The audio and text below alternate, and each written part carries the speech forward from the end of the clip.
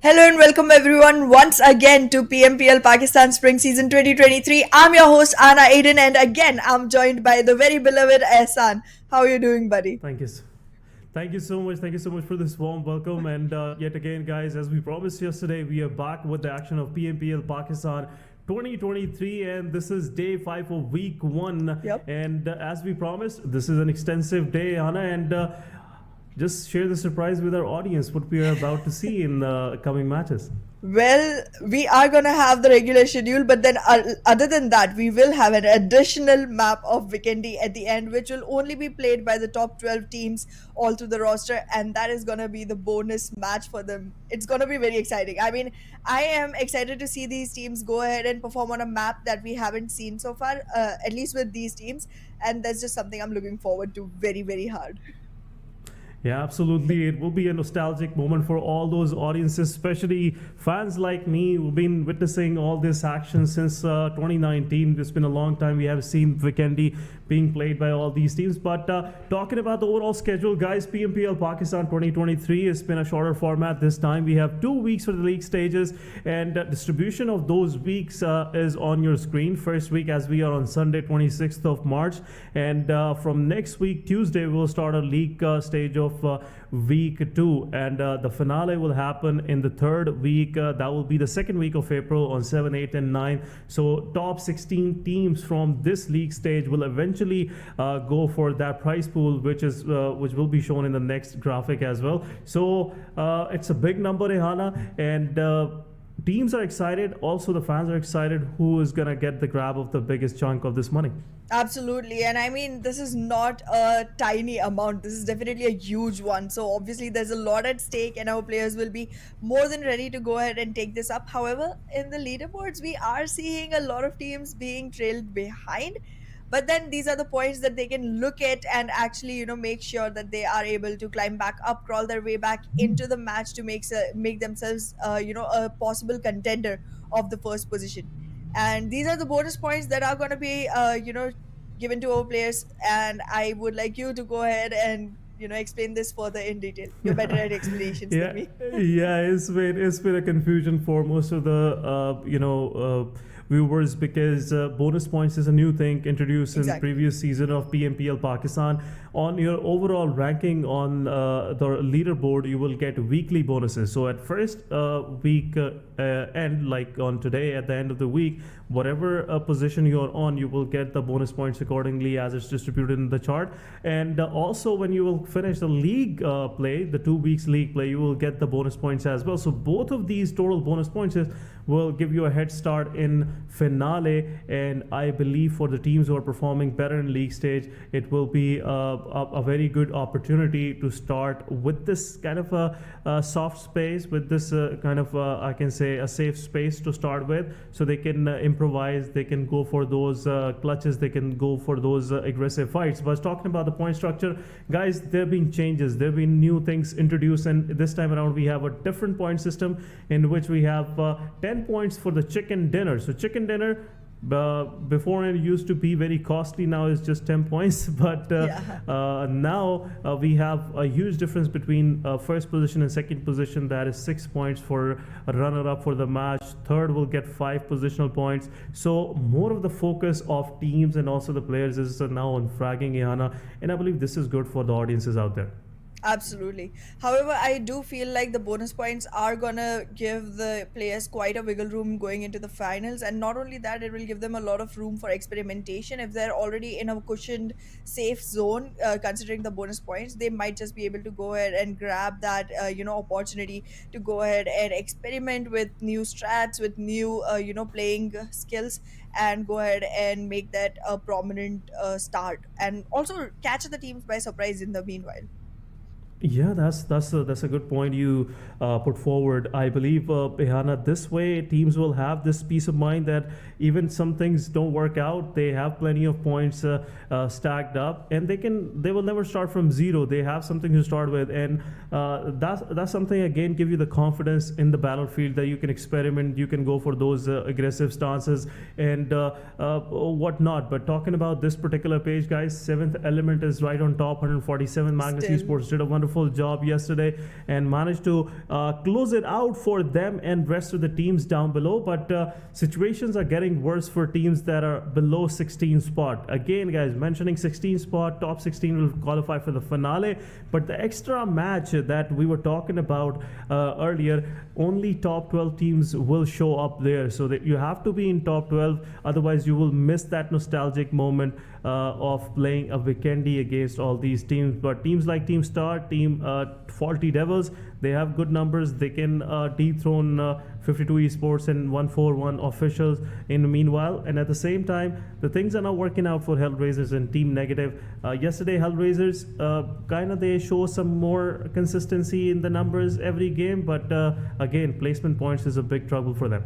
Absolutely. And I feel like for the bonus match that is going to happen, there is still a shot for Team H2E and the Grounders, because they're still in the line of 80s and they might be able to just, make their way through to the 11th or the 12th. But it does not feel like there's going to be enough opportunity for the ones behind them. Like all the way from 15th to 20th, these teams are going to have a really hard time. I do have hopes from the side of 141 official to just go ahead and make a big jump in their numbers, but the other teams haven't given me enough confidence to go ahead and say that, okay, yeah, these teams can actually make it to the top 12 by the end of the day. That's just looking really, really difficult, considering they're all the way trailing in the low 60s.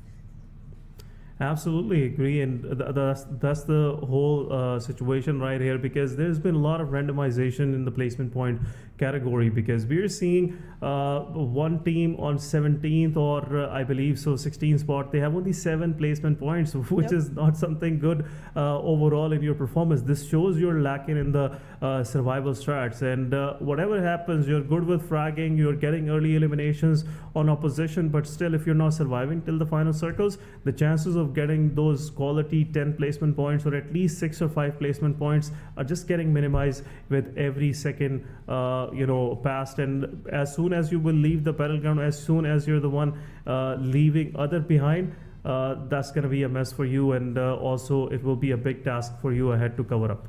Absolutely. However, before we start the day, we should definitely take a look at the video that we have for our audience, because they do have some interesting festivities going on in your region, and I am very excited to see Yes, how it's going. क्या let's बात go, है guys. बच्चों, दिल जीतने वाली game खेल गए। तो आंटी आपके साथ भी एक स्क्वाड अप हो जाए। हाँ आ जाओ। इस रमजान अपने स्क्वाड की गेम से बनो किसी की भलाई का मजबूत जरिया और खेलो सिर्फ दिल जीतने के लिए।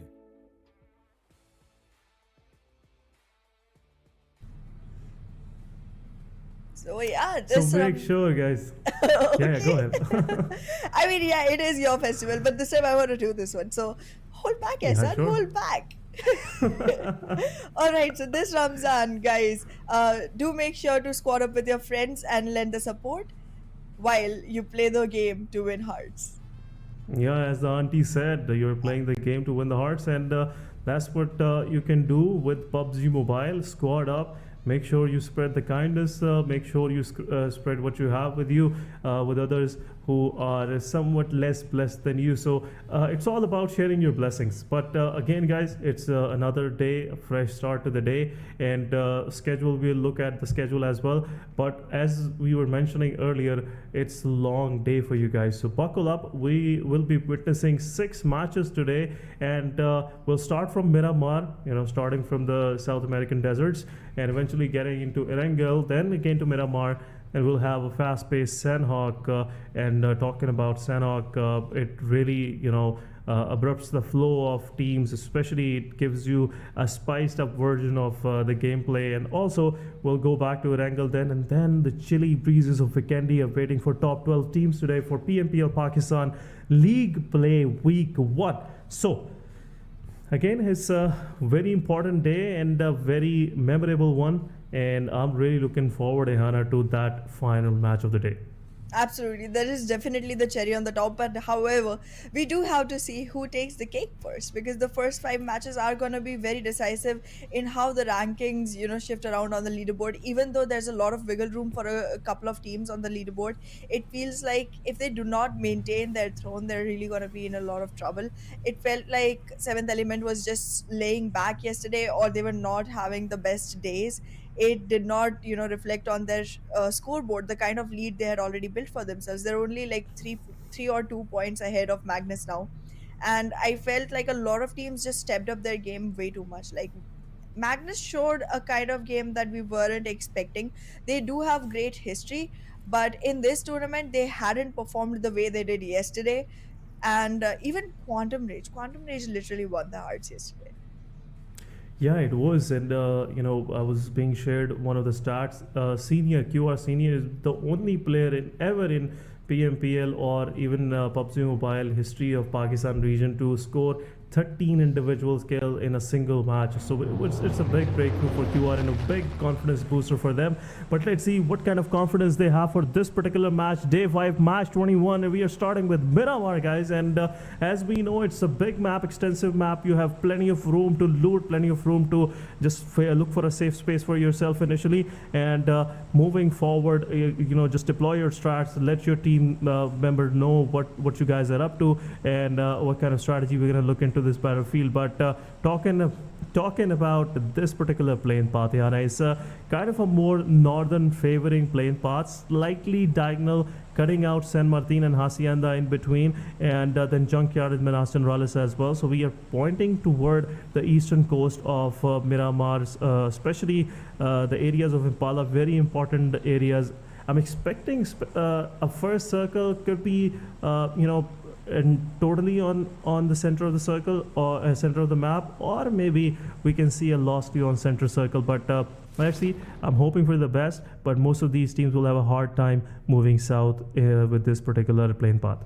Absolutely. And I mean, there are teams who are also going to be disappointed with this plane path, because I know there's a couple of teams that do like to go to prison and Los Egos. There are a couple of teams that do like to, make their presence in Chumacera. So they're all going to have to like either glide a lot or find a vehicle and make their way through. But yeah, completely opposite to whatever we were expecting. The circle comes in with another surprise, making the center almost close to La Giela. I feel like this is just going to be slightly difficult, specifically for the teams that chose to go northeast. Yeah, absolutely. And as we were expecting, Los Leons centered circle is slightly better, but the terrain, especially on the southern side of Landrela and Chumacera, is very difficult to maneuver. Your vehicles get stuck, so most of the teams will have a hard time, especially if there is a hard shift south moving into the circle. But let's see, these things make things more exciting for the viewers. For the once the teams are in difficulties out there, the fans, they're just loving it. They like to see the ambushes. Yeah. They like to see those teams getting thrashed while on rotation. But talking about this particular circle, I feel like it will close somewhere around Monte Nuevo or maybe south side of El Pozo, because these are the areas which are kind of more favored toward circle shifts. And H2E and Team TG, they are placed pretty nicely, especially in this first circle particularly. But Team Tough, they're spread out, they're looking for those vehicles. One of the guys, I believe Tough Jokers, have got a vehicle. Edgar is moving toward their top location, Chumacera. Aegon XI8, they are pretty situated in Los Leons. We are not seeing that same mistake by Negatives. Yeah. I believe Negatives is not playing in this particular match. Yeah, this is group E is sitting outside. But overall, Team HR, the ones they were committing mistakes, getting early drop clashes, they're not doing that today. So I'm seeing a lot of different changes on the first map, and I hope these changes work well for all these teams. Absolutely. I'm seeing Team NES being very, very scattered, and that's just something that's looking a little bit suspicious to me. I mean, it's not going to be a great result doing that. However, it feels like they were completely alone in that terrain, so it's not going to be costing them much. And actually, it is going to give them beneficial results as of now. But once they start moving in, if they're not close in together, they might be facing the grounders, and the grounders do have a bone to break with these teams. So they would definitely want to make sure that they capitalize on that, because the grounders are very, very close to actually making it to the top 12. So their eye will definitely be on all of those elimination points alongside the placement points that can be attained through the process. The funny thing is, I would like to correct myself. Negative Esports is still in the mix, Yeah. and they haven't made that mistake which we were discussing yesterday. This time around, they dropped themselves in La Cobriere, which is a very good move. Initially, you have this peace of mind to loot and just equip yourself, be prepared for the tough times coming ahead. But talking about the Grounders, they have this map under their belt most of the times, and it's a strong map for them. And if they start good, if they eventually eye themselves for the first page, at least top 10, or maybe at least get into top 12, get some extra bonus points. As we know, the standing of the final match will also affect your overall standing, so you have to make sure you get the better out of that match and eventually get more bonus points, because even a single point can help you qualify and give you a better head start. And eventually we have seen champions in making with only 1 point, so all these factors should be under consideration. And teams like the ones who are eyeing for the top 12 position, I would suggest them to eye for at least first page, because top 12 is risky. There are many contenders out there looking for the top 12 position, and even if you get a one bad match, it's done and dusted for you. You won't be able to make it there. Absolutely. All the way from 11 to 15, there's a lot of competition going on. And I mean, out of 5, if there's only 2 positions that can be acquired, it's difficult. It's difficult to make sure that you're going to stay there at the end of all the 5 matches that are to be played today, and in which you only have 4. Imagine this: you have a great performance going on for all 4 matches that you did play. Then the other team plays 1 match which you weren't playing, and then they just capitalize way more on that. That can literally, throw you off of the top 12. So yes, as you mentioned before, Asan, it feels like going for the first page is the better, idea. It gives you a good cushioning. It gives you a good room to wiggle around in, and even pass by if you have like 1 bad match, even though that's not something they should be relying on.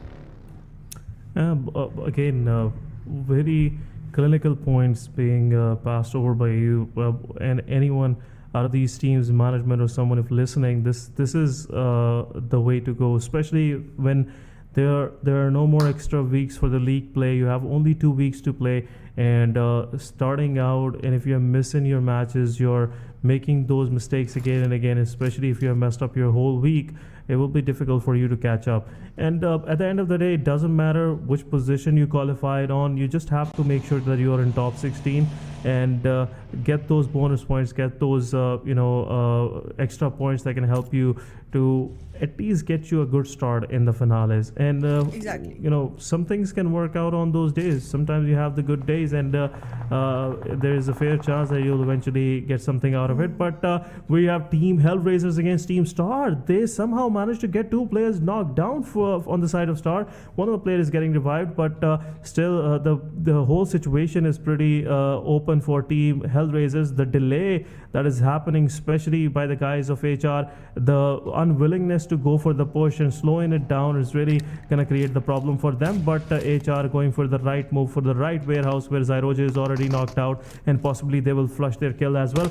On the other side, Team HR getting their first player knocked out. This should be quick. This should be pretty fast from the side of Team HR, otherwise it will be too late. Star Fury on the other side getting damage from the players of HR tier, but Fury threw the nade and killed his own player. The kill which Team Hellraiser was eyeing for, just trying to confirm that kill. Fury did the job for them, but it's Star versus Team HR, 3 versus 4 situation. Star have to do some wonders here. Now Team Hellraisers, whatever, is pushing forward. Now another player is down. Team Star is down to 2 men standing, and it's getting difficult. Star Fury with low on HP, he has to push, but Miracle on that position will give some damage to team players, and eventually Star will get something out of this worst situation that they are dealing in. But Fury is also down. It's down to Miracle. It's a 1v3 situation, and I'm seeing Team Star leaving for the lobby, because now the position is revealed. There is no way to go. He cannot leave that compound, and it's just a matter of few seconds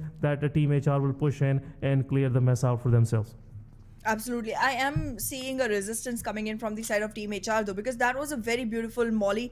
It landed literally on the stairs, and it was going to make sure that Team Star Miracle does not get an opportunity to go back up. He was going to be stuck on the lower ground itself. So it was a great moment to push in for. But well, they did hold back a little, trying to reset all of their players, and that just shows a little bit of underconfidence on the basis of their gun game. However, it feels like they are gonna be finding themselves in a more difficult position right now. But okay, they do go ahead, get the kill. It did make sense because they were like 3v1. But yeah, I mean, Team HR, they could have been a little more quicker to this one. Yeah, they should have been, but losing their player HRT, which is not a good move. They were in total control, and even in a situation where they're in total control, they're leaving their players like this and not giving the right support, and eventually losing that player. The guy was getting flushed right in front of his teammate, and the guy didn't even bother to spray. But anyhow, the result at the end is good. They have 4 eliminations in their back, which is a good start. But they just got themselves handicapped for the rest of the match. Now they have to deal every fight in a 3v4 situation, and if they will be lucky, they might come across any squad with the less than of a person advantage. But overall, I'm seeing HR just going for the survival strats. But now this whole area is kind of feeling the heat, which HR have just started. Now Team QWERTY, they are just moving in. They are looking for that opportunity to just find something moving and shoot at that and eventually get some frag numbers for them. They managed to get one of the players from Negative Esports. The guy was wandering alone. It is not a good time.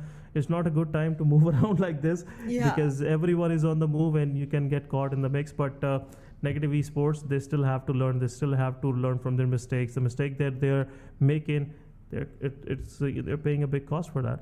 Absolutely, and it feels like they're still on the phase of experimentation, and I feel like all of your experiments, they need to happen in like scrims or something now, because this is too far beyond into the series for you to be going ahead and experimenting, because I do not see them sticking to a single drop location. They went to La Vendetta, they went to Impala, they went to Los Leones. This time they tried to go to La Cobreria. Like, I mean, you have different drop locations, you're trying to find the best thing. Okay, I get it, you're learning from your mistakes, but then how many more mistakes are you creating in the process of learning? That's definitely a cost you're paying for the team.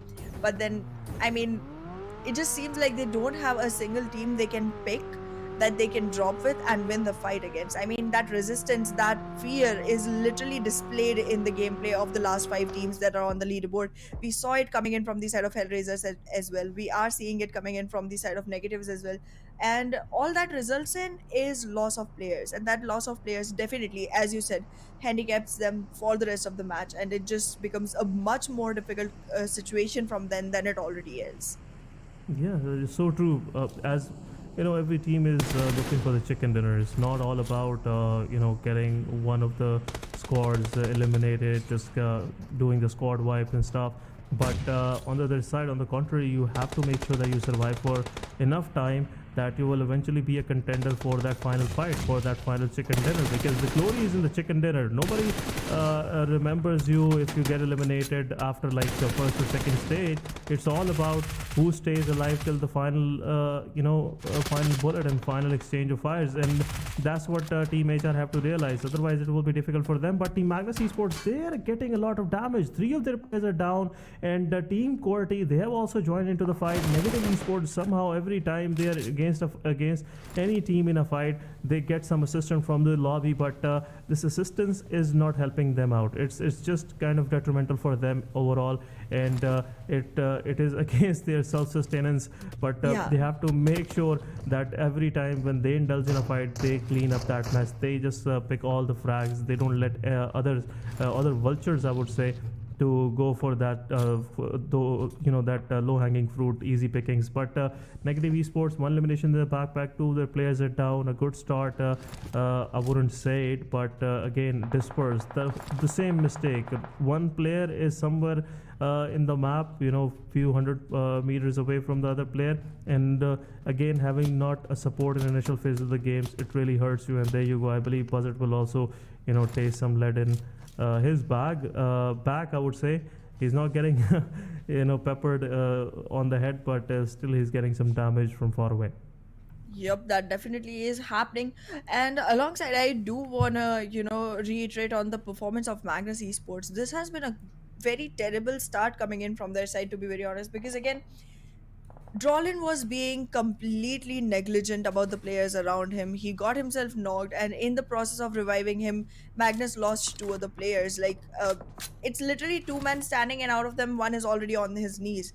Even if he gets back on his feet, there are a couple of teams, eyeing for that position now. There's Team Negatives, there's Team QWERTY. Both of them are trying to push in towards them, and this is just getting more and more difficult for Magnus Esports. I mean, coming up all the way to a position where you're literally about to dethrone a team and then just losing like this. I mean, if in this match they take no points at all, they'll be at a great loss, because this is their big chance of actually Yep. dethroning Seventh Element, because Seventh Element is not even playing this map. Like, the overall leaderboard that shows up after this one could definitely have their name on top, but it just seems like they're not in a position to make any good out of this. Yeah, but Magnus Esports on the other side, they will look for those, elimination points that Negative Esport has to offer. But Buzzet, the guy is busy saving himself. He won't be able to support his teammate during this, bombardment of utility. And there you go, Buzzet getting taken down from Negative Esports. I believe it was from Magnus Esports. Now Magnus will push forward. Dolin is full on HP. Guru Boy, he's just trying to save himself in this tough situation. But talking about this particular situation, we are seeing there are a lot of teams eyeing for that very warehouse. Team QWERTY is nearby, but there is a full-fledged fight breaking down between Team Freestyle and Team Tough. Haji with that utility can give some damage to Black, and this guy's just tracking Black with that utility. He was just waiting the moment it will be the right second, the right cooking time. The moment where Gordon Ramsay will be happy with him with the right cooked grenade, he will just throw it toward FS Black. But FS Black, the guy is good. The guy is good with the moves, and he managed to put himself behind hard cover, and that's where the whole situation will start. But a good nade, slight delay on the nade. It was not well cooked. It will just cut off his mask in the Master Chef. But FS Black, eventually someone else did the job, and Joker got the best out of the situation and got Black on his knees. Well, definitely Joker did go on his knees, but right now Freestylers, they are looking like they might not have enough opportunity to, go ahead and make sure that they survive through this one, because there's a lot of chaos going on around them. And look at that one. Tough is going to be punching in, and okay, they are able to manage one knock, but that's not going to result in much. There's another knock coming in from the side of TUF, and they will have enough time to even revive their knocked member. It's just not looking good for Freestylers. They're losing players one after the other, and it's only one remaining and no frags to their name. Yeah, but the bad news is Team Tough is getting knocks from Aegon XI8 as well. Haji got knocked, and in the process, Aegon also got treated with some of the medicine they were just serving to the players of Team Tough. And I8 also have one of their players down. Falak could possibly be the second one, but Joker, they have no pressure from the blue. They can wait for some time, and Joker will confirm the kill, will get back into the hard cover as well. But Falak's position is also compromised. Haji, unfortunately the guy bleeded out, and now is down to 2 versus 3, I believe. So 2 versus 1. Falak is the final surviving player, and M7 is pushing forward.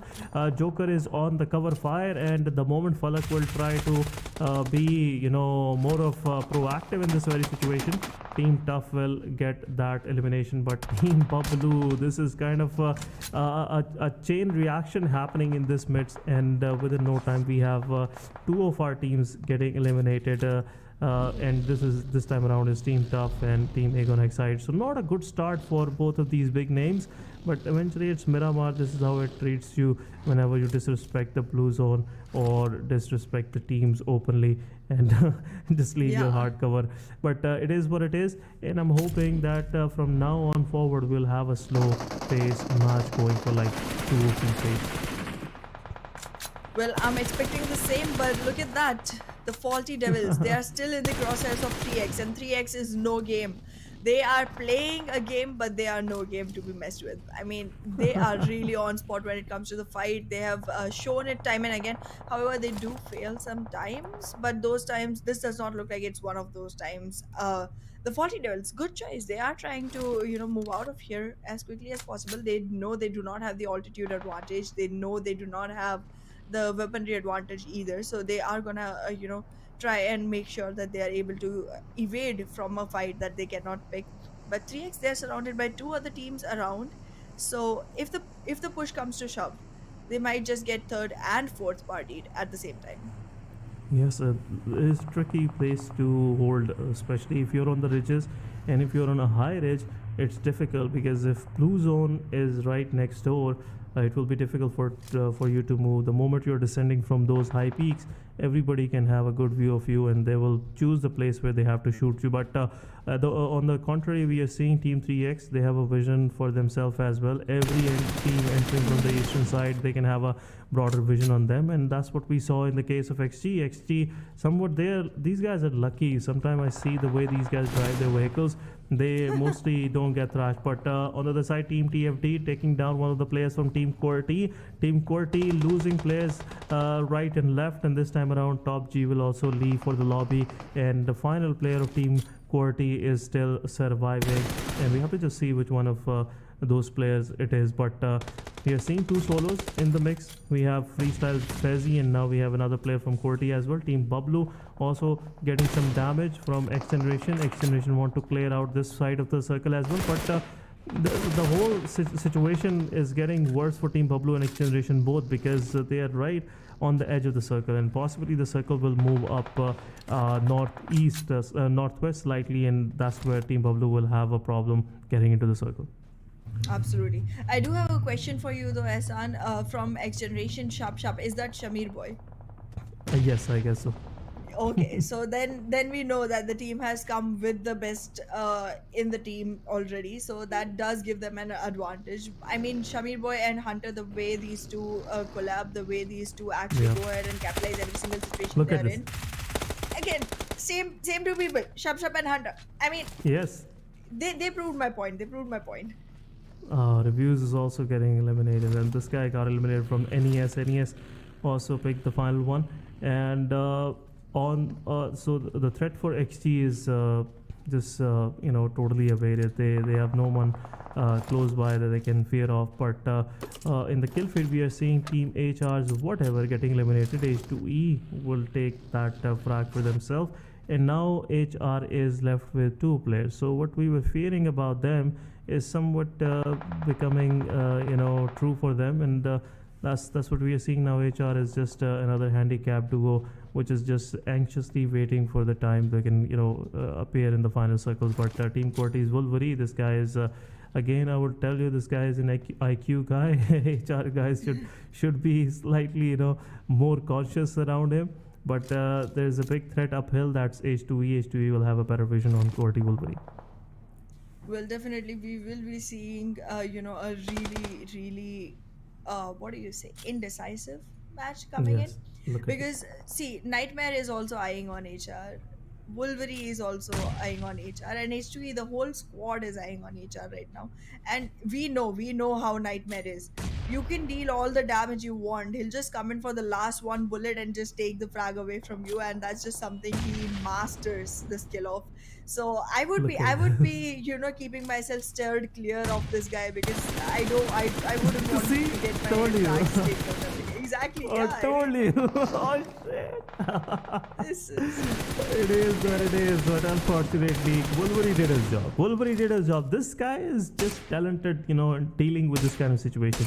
Whether it's a full-fledged squad, it's a duo, this guy can handle it all. So, again, big GG's to QWERTY Wolverine, the way he finished the final two players. The guy is sneaky, the guy has big brains. He knocked one player with a utility, second one he just sprayed him out, sprayed the soul out of that guy, and eventually making him leave for the lobby. But HR, again, close to the average performance, 4 points in this match as well. I would say they will get at least, or maybe 0 placement points, but they have 4 elimination points, which they are doing well so far for themselves. But NES and XGeneration is time. XGeneration, they have somewhat decided this is the day to just pull off those switches which they were having on the day one, and now they're performing pretty good. NES Mars, while he was trying to eject from this vehicle. Unfortunately, drop down, and this kill will also get served to Team XGeneration. Absolutely. I mean, Thug is just trying to announce that he is nobody to be underestimated. We keep talking about Hunter and Shap from the side of XGeneration, and now we have to shift our focus to Thug because he's doing a great job for the team. Already has 7 frags to his name out of the 8 that the team has collectively accumulated. So definitely doing the job that he has been assigned and doing it well enough. But H2E, are they gonna have a surviving shot here? Because NES definitely have only 2 players to their team right now, and Hunter is not even giving them a shot at survival. Look at that, Arif already on his knees, very soon gonna be inside the ground. But is it gonna be a frag that XGeneration is able to confirm, or will another team just go ahead and make it their point overall? Ooh. Yeah, H2E will do the job, and we have Vengeance playing today. Kian from H2E, another guy. H2E today they have Tarzan and Kian both on the front end, which I believe will bring some results in for the team as well. But they have a strong squad playing today. Rex is playing phenomenally, especially in the last few games, as I have noticed. So the only thing just we have to see is us stepping up, and H2E will be another squad hard to mess with. But H2E on the other side, they are getting scoped in from the side of XGeneration. XGeneration seems like they have a plan in their mind, and so far the execution is going pretty well for them. All of their 4 players are surviving. Psycho is slightly low on HP, but he will heal up himself. But H2E Asad can get a headshot. This guy is giving damage, and there you go. Look at that. Look at the way this guy is picking eliminations, especially Thug with that pixels, single shots, stab shots, and eventually taking 2 of the players down from H2E. H2E, after having a very good wipe against NES, now they are losing players, which is not a good sight for them. They have to revive their players ASAP, because before they have to revive the players, they have to make sure that they scout the whole area in front where they're about to leave for, and just place themselves wisely so they don't get third parties in the very situation. But Team TG with 3 of their players now have kind of a even situation for themselves again. XG is closing in. They know this edging compound on the circle will have a very good chance for them to survive in this open circle, and they will do anything for that, Ehana. Absolutely, they are trying to regroup so that they have all of their men close enough to provide the revival whenever it's needed. But right now it seems like they are going to be running on a lower HP count compared to the opponents that they are facing, which is the grounders. And the grounders, they are not stopping with the utilities. There's a constant rain shower of nades coming in from the side of the grounders. They're using molotovs, they're using grenades. It's all the throwables getting tossed right on the face of XG, and they are just not being able to invest in the fight other than revive their knocked players. Because I saw a couple knocked earlier, they were revived, brought back to a good 75 HP. Then you see another knock coming in. They're just being forced to use up all of their healings. But in the meanwhile, 3X is suffering. It's rare to see 3X suffer, but that is exactly what's happened right now. Yeah, it's a tough terrain to actually take a fight on. It's difficult for Team TFD as well, but TFD is doing a wonderful job. But another player down, and that's what it's helping Team 3X to push forward. But eventually TFD will leave for the lobby. They've been just evicted, given the eviction notice on time. But it's 8th phase of the game. XG, they are pushing forward. Team TG also low on HP, and Hunter is right next door. But Hunter will also get taken down. Chup is also down and is down to Psycho, and the third party will come in. Wow. H2E had their attention on this situation, and now it will give some time to Team TG to reset as well. So it's a 3 versus 4 situation. 3X is another squad, full-fledged. 4 of the players are surviving. They have the edge of the circle, and all of the attention of both of these teams uphill is on Team TG. So it will be difficult for Team TG if the circle leaves them, but they're wishing that the circle comes toward them. Otherwise it will be difficult for them to move into the open and eventually take fight, because either way, wherever side they choose, it will be difficult for them to hold on to, because the opposition will make sure that they're third party in the situation. But team 3x getting knocked out, two of their players are down, and this is where the situation will get difficult for them. Team 3x H2E is pushing forward. It's a 2v2 situation at this front, but revival is happening, so it's technically speaking it's a 1v1 against a 1v2 against comeback, and Asad is dropping those utilities at the right time, just minimizing the audio cues. This will help them actually to push forward, but comeback with his UMP is trying his best, taking one player down, second down, but two of the front end Zolters went in and did the job for the team, and eventually H2E will see the face of that chicken dinner. Is kind of an pretty evident now that team H2E with that kind of merit want to eventually grab their their first leg piece of the day. Absolutely, they might very well, secure the chicken dinner, and it would be a great start to our fifth day because we haven't seen H2E even on the first page so far. So them going ahead and making sure that they get the chicken is really gonna be a huge news for the guys and the fans that follow the team. But right now, the grounders, they are looking very concentrated onto the one single compound that they have in hand. It's just gonna be two players from their side. And once the nades start getting bombarded onto them, it's gonna become more and more difficult. Like they utilized all of theirs onto XGeneration, and look at that. Just as soon as it was time for them to actually invest in a fight, the moment they got out, they were picked out. And I mean, getting out of the compound literally means getting out of the map, because now it's a legit 3v1. How much can we expect here? Yeah, it's just a few more seconds for Evil Boy just to enjoy the last breath of Miramar, but eventually H2E will get the better of him, and that's what you do when you play with a plan. H2E with the right plan, right mindset, eventually got their first winner chicken dinner of PMPL Pakistan.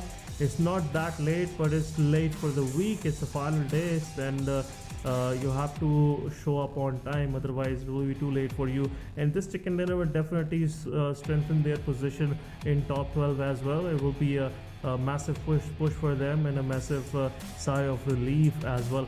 But winner chicken dinner goes to team H2E with 12 eliminations, and overall they are now on 8 spots, so they jump from second page to the first page. Good number of damage. I would say as a team number, it's a big damage. 2234 damage they have dealt on the opposition, but 22 points really helped them just swiftly cruise toward the first page, avoiding that situation of making up to the top 12 guys. But guys, we will discuss this in detail after a short break. Don't go anywhere, we will be right back.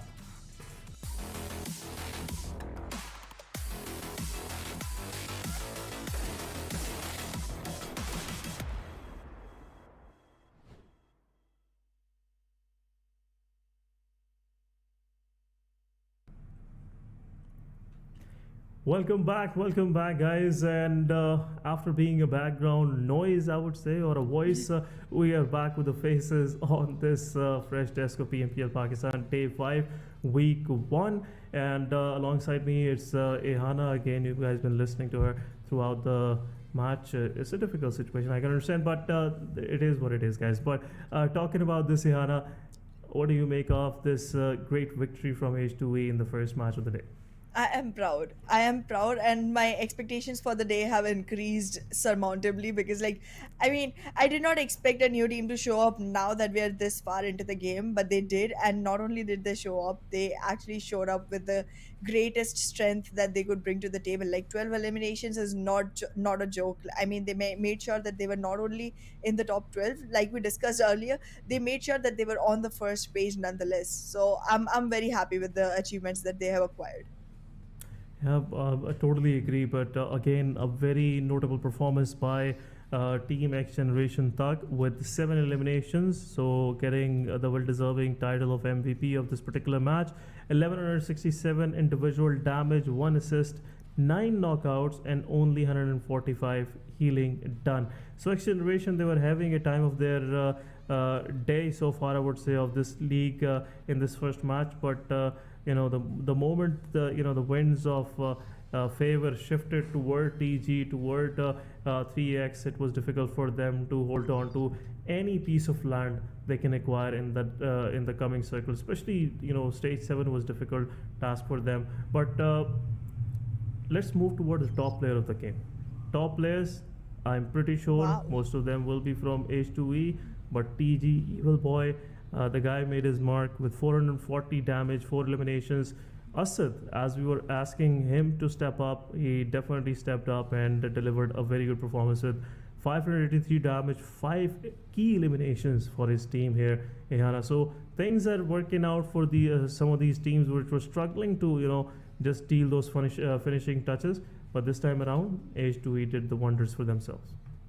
Absolutely, and I am very, surprised as well as amazed by their performance nonetheless. Because even though they had all 4 men standing, it was very rarely that we were talking about this team going all the way to the final circles, because it just did not evidently show up in their previous games. But the way they did it very on point. And as you said, it was the game that was planned, calculated, and executed accordingly.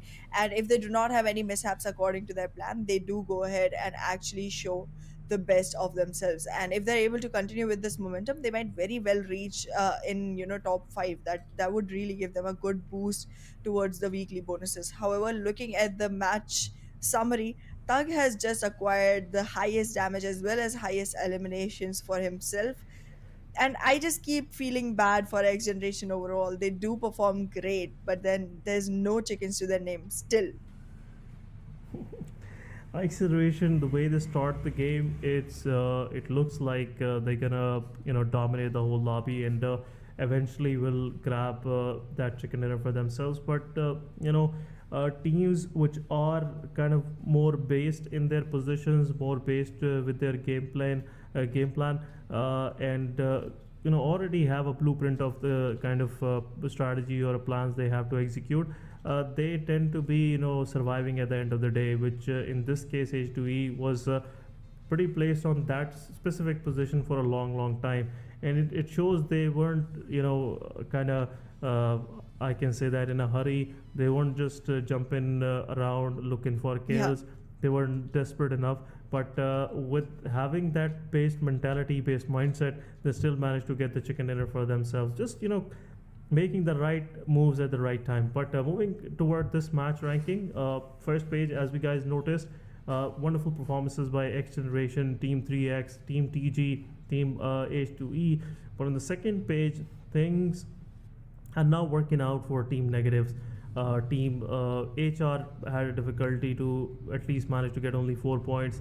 Talking about Aegon XI8, 2 elimination points only on Team Tough, and rest of the whole team got third partied, and also the final player got eliminated from Team Tough as well. So Miramar, not the one we were expecting, but as we were expecting a new moon to shine, we have H2E for us, the new heroes for the Miramar this time around. Absolutely, and I am gonna be keeping my eye out for the time that they play Miramar again, as we do have 2 maps of Miramar coming in today, and it's gonna be a great one to watch. Because again, as we see, Miramar claims to be one of the maps where we do get to see new contenders every single time. It's hardly a single team going on for repeated victories on Miramar, so I feel like that's a golden opportunity for our players to go ahead and make their mark. And look at that, there it is, Magnus Esports.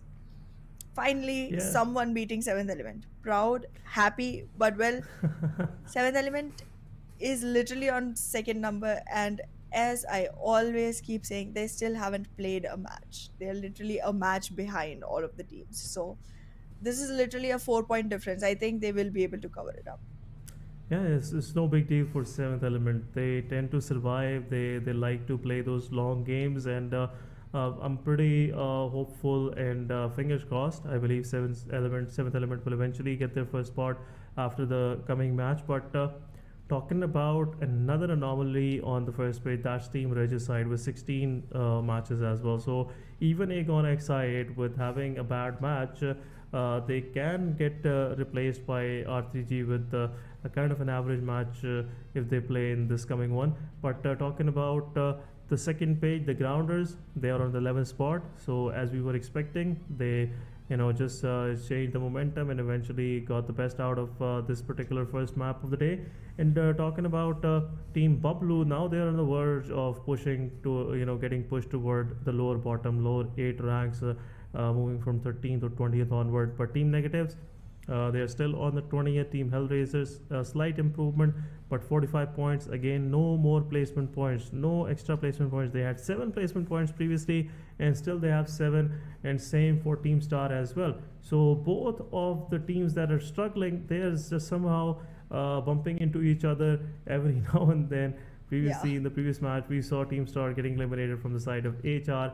But the only thing which I felt like is kind of holding back HR is their half-mindedness into the pushes. The way they were delaying the whole thing, and also end up losing one of their player. It's kind of becoming a weakness for them in full-fledged 4v4 fights. Absolutely. I feel like they do need a lot more metal coming into the game. But yeah, I have expectations from all the teams that are above 15 to make their way into the top 12 because they're not that far away. And I do feel like 1for1 officials, if they do get one good match, they will be able to secure themselves another dinner and, make their way back into the top 12. However, anywhere beyond that, still nada. You gotta impress me to make me even say that, okay, yeah, you have a shot. I mean, I am unimpressed by all the teams below 15. They are just not performing. Even actually, 1for1 official is very close to them in the overall points, but they do have a dinner. So I feel like when it's time, they do, make sure that they're shining bright. So I do have hopes from them, but everyone else is just trailing way far behind. Yeah, it's at the end of the day, it doesn't matter even if you have a chicken dinner. If you're losing out, Yeah. if you're not making those plays which you promised to deliver, at the end of the day, you will get kind of hindsighted by the fans, by the spectators out there. They will stop expecting great things from you, and eventually the whole, the boiling point that you have just set for yourself in the whole lobby, it will, go down, and eventually, you will be, I would say, pretty much hidden somewhere in the history books. So, talking about the day forward, we have our schedule on our screen, guys. Moving toward our second match of the day, and that will be played on Erangel. Erangel, Yes. another strong map for teams like Seventh Element, teams like Aegon XI8. We shouldn't be forgetting that. Team QWERTY, they have a good chance as well. Unfortunately, things aren't working out for them pretty well, but I'm pretty hopeful this time around they will, change, tweak few of these things and eventually get something out of these coming matches. But talking about this particular match, Group E is coming in, so let's see if they'll be able to grab their position, especially Seventh Element, and what else we have, what else R3G have for us today. But let's see, let's hope for the best, and fingers crossed. Absolutely. I am gonna be waiting desperately to see what happens on Erangel because Erangel is again the map that most of our teams have most practice on, and it's also a calculated map. You know exactly when to go where. I mean, if you've played the game enough, Erangel does provide a lot of opportunity to go pre-decided onto your rotations, onto your moves towards the teams, and also to picking which team to take a fight with. Like Miramar gets a little bit less calculative because again the distance literally gives a lot of opportunities to people take shots on you from a range which is unimaginable, to be very honest, and it's very hard to keep a scan all around, and in Sanhok it's just very random because people are so close by. But like Erangel is literally the most appropriate map to go ahead with a pre-planned game in. Yeah, and as I always talk about this, it's the default map. Every team start their competitive journey from this map, and every key strategy just gets formulated on this map first. Then you improvise, change it a little bit on other maps.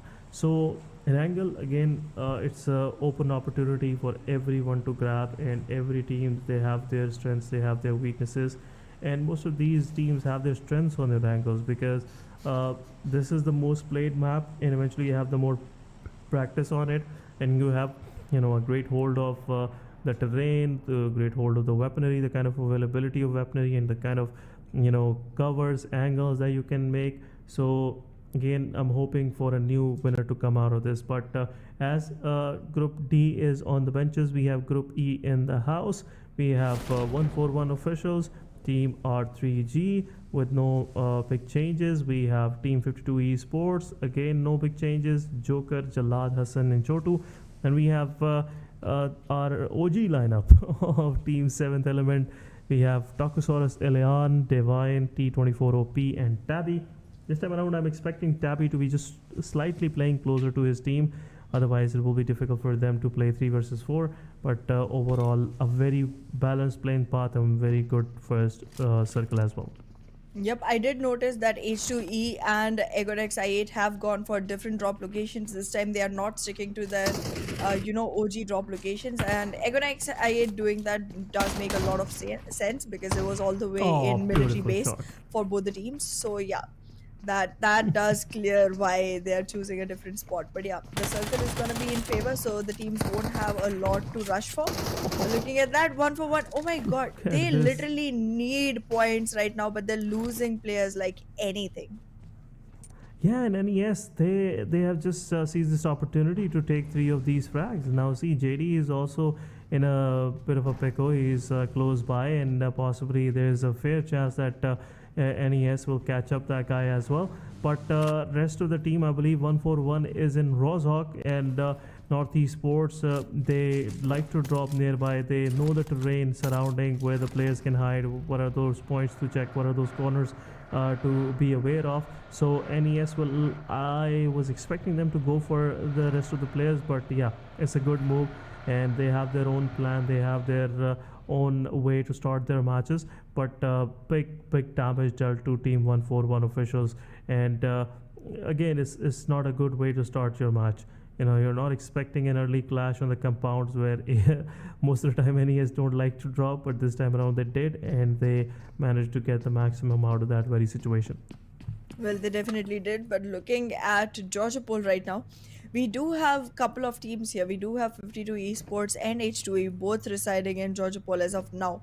But both of them have separate compound areas for themselves, so it doesn't seem like we're going to be seeing them clash as quickly as you would expect for teams that drop nearby each other.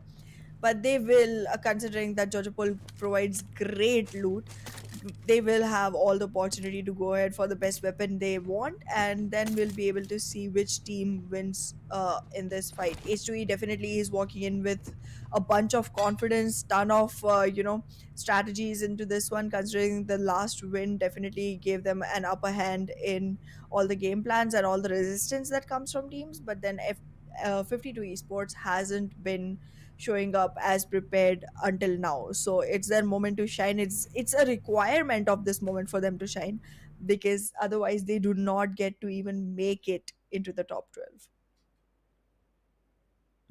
Yeah, even the mini goal for the day is to get into the top 12, because top 12 is where you want to actually end your day, especially your week 1 for the league plays.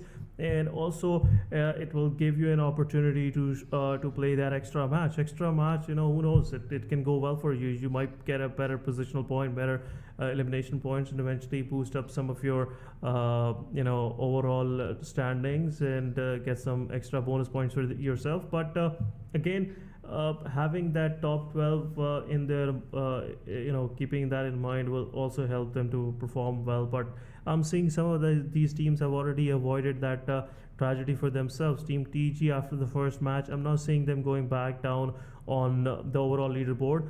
Also, H2E, the way they just cruised themselves on the first page, they have just evaded the chances of losing out on Vikendi. So the day have started good for both of these teams, but I'm hoping XGeneration, Team Freestyle, and especially Team Negatives to find slightly a better match for themselves. They need a good match, at least a top 3 finish with good numbers of eliminations. Otherwise they will start losing confidence, and it will be a bad week for them as well. The coming week will also be a bad week for them as well. So again, big hopes, big match, and seeing this, I would say there is a fair chance. Looking at the situation of any negatives, I can see they won't have a difficulty for themselves as Magnus is on the benches. They will have a fair chance to loot up Puchinki, look for the right place to hold the angles, and eventually gatekeep some of these teams like 3x, Team Freestyle, or maybe Team TG getting into the circle. But overall, very well balanced map. Kind of seeing a potato hill or possibly shelter, close to shelter finish, which will make things more interesting for the viewers. Well, we might definitely get to see that interesting end towards the next circles, but as of now, it seems like the grounders really need to pick up their pace and start moving into the circle. Because as I've talked not once but like a million times on streams, this is very important that you make yourself some real estate into the circle as quickly as possible. Otherwise, all the ground area is already occupied by other teams, and once you are the one invading, they already have an upper edge because they know exactly where to hold the angles from. They know exactly where to keep and keep a lookout on you from. It's literally the saying that we hear so often, that once you are the king of the hill, it's very difficult for someone else to enter in and shake that throne.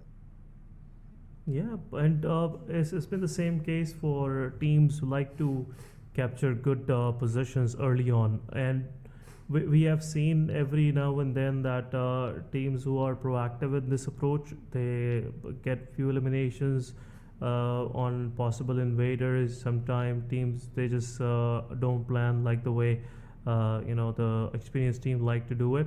But that's where you make the mistake and opposition take the maximum opportunity out of it. But talking about this particular game, the changes in the meta, the way players used to play it, and now if I look back 2 years from now, it has changed a lot. Most of these players, they have a lack of sense of staying together as a squad. Most of these players, they have a confidence, kind of I can say, or overconfidence in solo gameplays, which messes up the whole team synergy, which eventually messes up your results as well.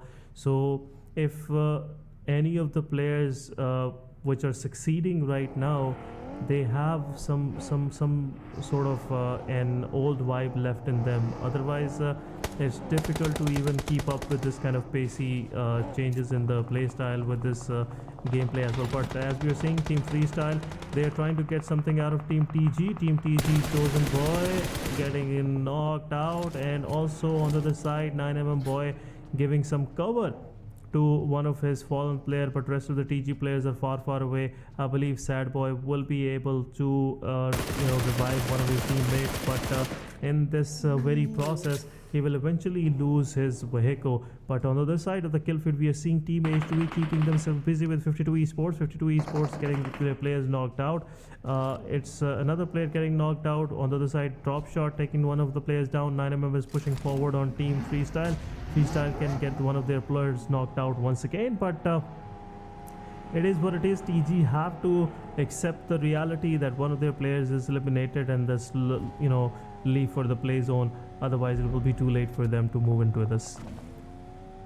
Well, they definitely do need to make sure that the safe zone is on their side, because again, healing is going to be very important, considering these teams already take a lot of damage. It's not once or twice. I've seen TG do this over and over. Not only are they losing their utilities on this, they're also losing their man count in the process. And well, freestylers, they need to start moving in as well. But again, TG and freestylers might come face to face one more time once they're back into the safe zone, once they're back into the play area.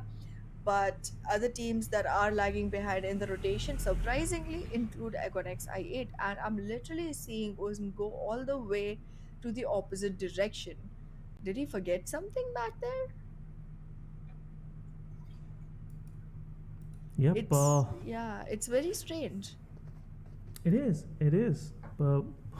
Again, these teams have to come up with something to deal with this kind of situation. But talking about the kill feed, once again, Team QWERTY keeping themselves busy. XGeneration, Hunter this time around being the victim of the situation, and the Vortex will take one more down, and this is that bell that Team QWERTY was waiting for, and now they will push forward and give that team a quick wipe. But Team TG, they are getting into an area where they haven't realized 3x is nearby, and on the other side, Team H2E took 2 of the players down from Team 52 Esports. Now, Team QWERTY, look at this. This is the way you push forward. There is no second thought in the mind. You just have one key plan, and thus you have to execute. Team QWERTY is pushing forward on the other side. 52 Esports also taking some players out from Team, I believe, Aegon XI8. Chotu on the side getting taken down from the side of Team 141. Nightmare taking down Falak. So what is happening with I8? I8 without even getting anything in the match, they managed to lose one of their players. But there you go. Team QWERTY is also, meanwhile they were pushing on the 2 players of XGeneration, they managed to find more of the players, and they took 1 player from XGeneration as well in the mix. Well, they are definitely going to be a hindrance for Quantum Rage as long as they realize there's another team in the mix. And well, Wolverine will be looking on to Quantum Rage right now. It's a good scope there. I mean, he has managed a couple of connections right there. But Team QWERTY, they would have to actually go ahead and make sure that they eliminate this team completely, because we all know Quantum Rage, if they are able to survive with all 4 men, it's a huge deal. They have great calculations on that point, and yesterday we saw the kind of domination this team can bring. So if you want to get done with them as quickly as possible. But in the meanwhile, freestylers, again, as we expected, are facing the grounders again, and the grounders are still getting grounded constantly. I mean, I think we already knew this was Look gonna at happen. this. What is happening with Team Negative Esports? 3 of their players are down, and Pinkman is giving a revive to Guru Boy, but Zyroje got taken down with his own nade. So this is Team Star versus Team Negative Esports. Both of these teams are struggling at the bottom side of the spectrum in this very tournament. But as we are seeing, Team Negative Esports, somewhat they got another player knocked down from Team Star, and they will pick all these players one by one. Look at this. What is happening? Is this some sort of oh my goodness, I have no words for this. But 52 Esports at the same time got eliminated, and another nade is also being thrown on the side of Team Star's final player Miracle. Somewhat the guy dodged the nade, or maybe the nade couldn't reach him. But the Team Negative Esports, good thing for them is they managed to get 2 eliminations. The whole team got reset again, and looks like I'm just watching a tier 2 or tier 3 scrims. Yeah, after seeing the performance of Team Star and Team Negative Esports. Exactly. I mean, they're trailing really far below on the maps, and that makes sense. But I mean, you are in PMPL Pakistan. You gotta make sure that you're at least giving something which makes us know that yes, you did bring in your best, and then you somewhere messed up at one point or the other, and that little mistake resulted in this. We're literally seeing blunders coming in for both of these teams, and not once or twice. It's been happening since the time they started playing this tournament. This is just not what I was expecting at this point. However, I still feel like if they do come back into their own forms, because definitely they do have a potential that brought them all the way here, so we might be able to see something great coming in from them. But look at that, Quantum Rage takes a shot onto XGeneration and eliminates the whole team out of here. Quantum Rage is still 4-man standing? How is it possible? They managed to get all of their players up, which is a good thing, and it's pretty astonishing as well for me and also the viewers, the way they were indulging in the fight against Team XGeneration. It was kind of difficult, I believe, for them, but XGeneration is out of this game, but it's Freestyle versus Team Aegon XI. 2 of the players from I8 are surviving. Team Freestyle, 2 of their players are been taken down from the side of Aegon, and they pushed on in a right way. I would say it's not a bad way to push, but somewhat 2 of the players of Aegon, the kind of formation they have, they managed to take the invaders, and now it's Black and Fazzy left. And if there would be one more player from I8, we could have seen a backward push, or I can say a response push on Team Freestyle as well. But it's a 2v2 situation now. Freestyle can't do much about it, and somewhat Freestyle have to get in the circle through A+B+C+D, or maybe they have to find another way. But seeing the situation, within no time we have two of our main contenders, top contenders, are out of this game. We have XGeneration out of this game. We have 52 Esports. I can't say top contender, but the way they started the game, it was looking like they had a plan for this match. But unfortunately, with only one elimination in their backpack, they left for the lobby. But kill feed, it's still ticking, it's still going on. R3G on the other side taken one player from QWERTY, and now QWERTY is left with only two players surviving and possibly one player left. Well, we are going to be seeing all of these teams get into a much tougher battle soon enough, because the circle is shrinking and the play area is going on getting smaller and smaller. However, the number of teams is still huge. We have 13 still on board with 41 players alive. It does not give a great average in total, but we do see that most of our teams do have all four standing, while some are still lingering with twos, and Team.The literally has one player. I don't know how they're gonna make it into this map, but they just have to rat it out, I guess. And that's literally difficult for Team.The, because they haven't been able to do this ever so far. Let's see how they manage it this time. But right now, Team NES is gonna make sure that they capitalize as much as they can onto 3x. But the problem is, very close in their surrounding are two other teams that have their eyes set on them. Yeah, it's just the phase 4, I believe so, and still you have plenty of space around. It'll be difficult for third-party teams to just close in and take a fight full on. But 7element on the other side, they are trading utility on Team Freestyle. Two of the players from Team Freestyle were surviving, and now it's only one surviving. But a beautiful nade from the side of Black.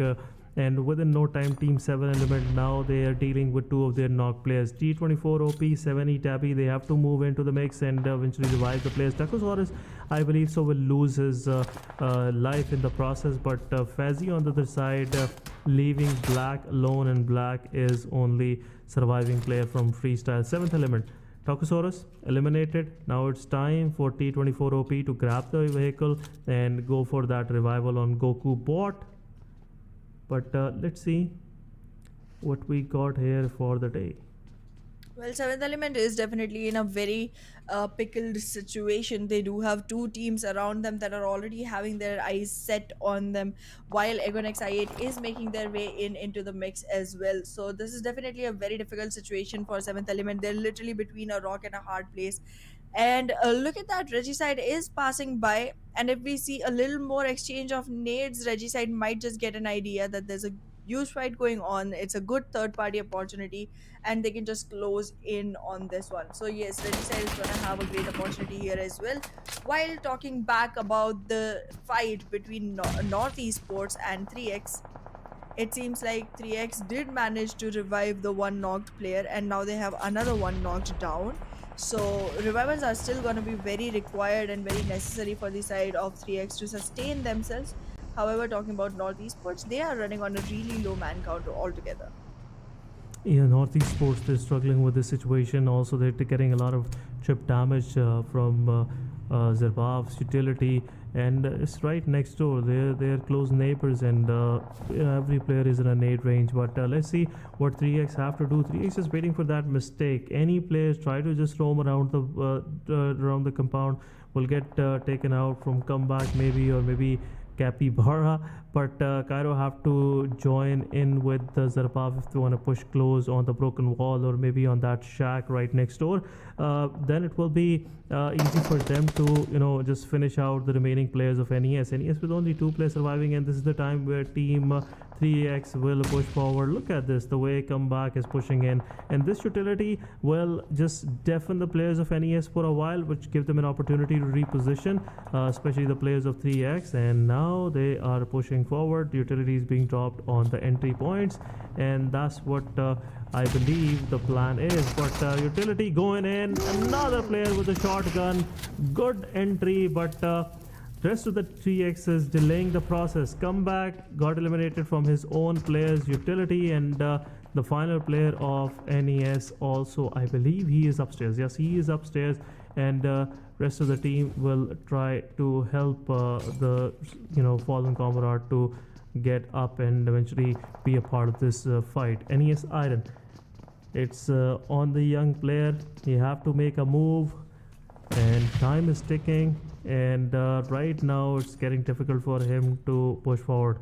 The only fear Team 3x players have is the guy has a shotgun, and if you can push forward and he somehow manage to get you knocked out, it will be difficult for the team to just follow up and revive you on time, and you'll get thrashed out. So they have to just do something with the utility, otherwise it will be difficult for them to push forward. Absolutely, they do need to flush Iron out of that cover, because that cover is working out well for Jesus. him, but they're not gonna flush him out of the cover at all. They're just gonna flush him out of the game altogether. I mean, 3x is just saying easy peasy right now.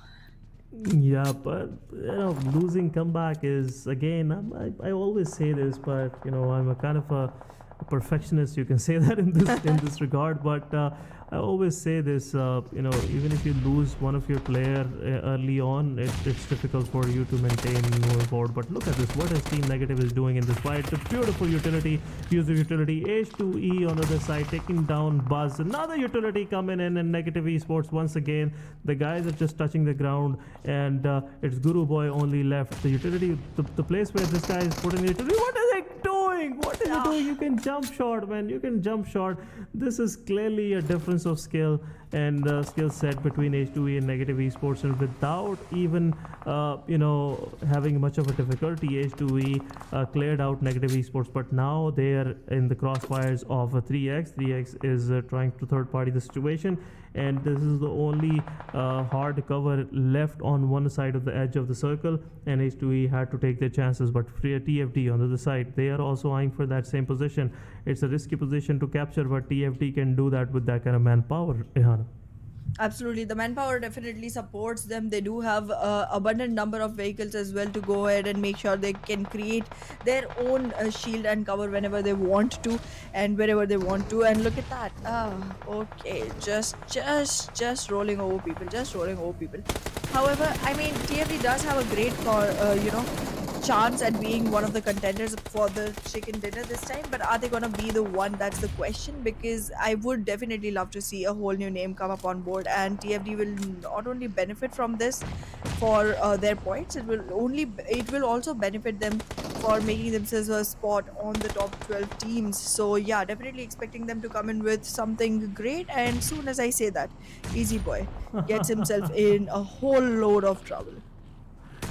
Yeah, TFD, Easy Boy is down on his knees. Roshan somehow knocked himself, and this will delay the whole process. R3G was planning to push forward across the road. Yeah. This road is the only divider which is saving TFD at this very moment, but Silent low on HP. Easy will get a revive. It's a 4v4 situation once again, but again, another knockout. Leon with that utility took down one player. Uzam also backstabbing Team TFD.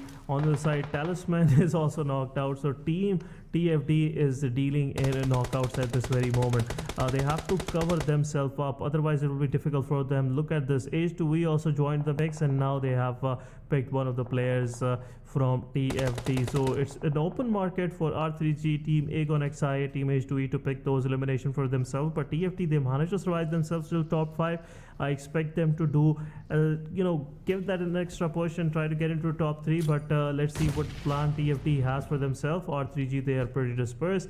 Now it will make difficult for TFD to use the utility on point. Otherwise, it would be easy for them. But Easy Boy with the nade taking another player down. And I believe this time around, Team TFD's Easy Boy will manage to confirm his skill. But it's difficult once again. Aegon XI on the wings is making difficult for R3G as well to push forward and cross the road. Absolutely, but in the meanwhile, Zarbaf is definitely securing some points for the team, and 3x is looking just as strong as R3G right now. TFD, I am losing my expectations from this team as time passes, because I'm not only seeing their name being the faulty devils, I'm seeing them make as many faults by themselves as well. So yeah, it's not looking good for them. However, H2E still cannot count them out of the mix, because even though they have only two players surviving, they have them at a very strategic, at a very, convenient spot to actually go ahead and make sure that they capitalize on third parties on a multiple number of teams, and not only pick a few people off, but also equalize them and contribute towards the final circle. So they are definitely looking like a team that can contend it, but RPG about to lose it all, about to lose it all. Yeah, R3G, they had an aggressive push, but unfortunately, this delay in the push resulted for a better positioning for TFD. TFD managed to get a great hold of the situation, and they somewhat defended their place. And also in this process, Easy Boy will also get revived, but this is Aegon XI8 for them, and the moment Freestyler will fall, it will be difficult for Team TFD to just hold on to this, but Talisman will confirm the final elimination. R3G is out of the game, and now what we were asking for, Team TFD is delivering. They are in top 4 and could possibly be in top 3 as well, but Aegon XI8, their attention is getting diverted. Two of the players are surviving with only 3 eliminations in their backpack, and they have to deal with different enemies on different fronts. As we can see, H2E is also close by. They can be a problem. Uzum can also get knocked out. Freestyler is looking in the wrong direction. Every time this guy is shooting in the grass, he is somehow unable to connect any of his bullets. But this time around, he did the good out of the situation. Freestyler knocking down I8 Uzum. IQ is the solo survivor. He also got attention from Team 3X. But look at this guy with that headshot landing on H2E, and H2E possibly will also leave for the lobby. But they had a very good match overall. Well, they did, but they are gonna have to go back home for now. We will see them again in another map, but right now it seems like, okay, I just gotta reiterate the point. A two-man squad fighting with two different squads. Why? Why? Tell me why.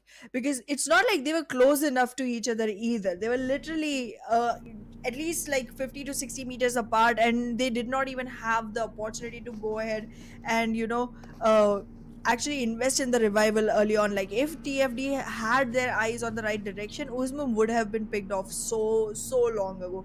Like, as you mentioned, Freestyler was never looking in the right direction. If he was, Uzman wouldn't have any chance at surviving, and Aegon XI8 would have been shown way home already. However, they do have some luck in their favor, but that's not the only thing that you require to win this one. Yeah, absolutely. Again, I would say Team TFD is, trying their level best to just keep their heads above the water, but 3X is really planning to, put these guys in deep waters. But TFD, Freestyler, I must say, boy, your vision is kind of impaired slightly on the battlefield. You are unable to spot the right players at the right time, but Cairo will do the job for his team and will eventually take down the players from I8.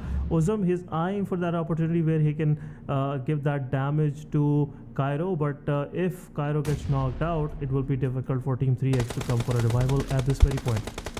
Absolutely, but it doesn't seem like they would need to as much, GG's. because again, oh god, okay, Aegon XI8 is already out of the mix, so it's just 3X versus TFD. I do want to see TFD take a chicken because they haven't had one yet, so it's time they feed themselves. But then again, the numbers are almost equalized. There is no revival possible right now. Nobody can go to Cairo, as you mentioned earlier, so it's just a 2v2. If they are in the right mind, if they are looking at the right direction, they might. Okay, please own. Please own. You gotta thank it. GG's TFD. TFD did win it, but thanks to Playzone this time, because like that fight didn't look like it was going their favor. Freestyler was again not looking in the right direction, but in any case, kudos for that yum chicken that's gonna be arriving onto your dishes now.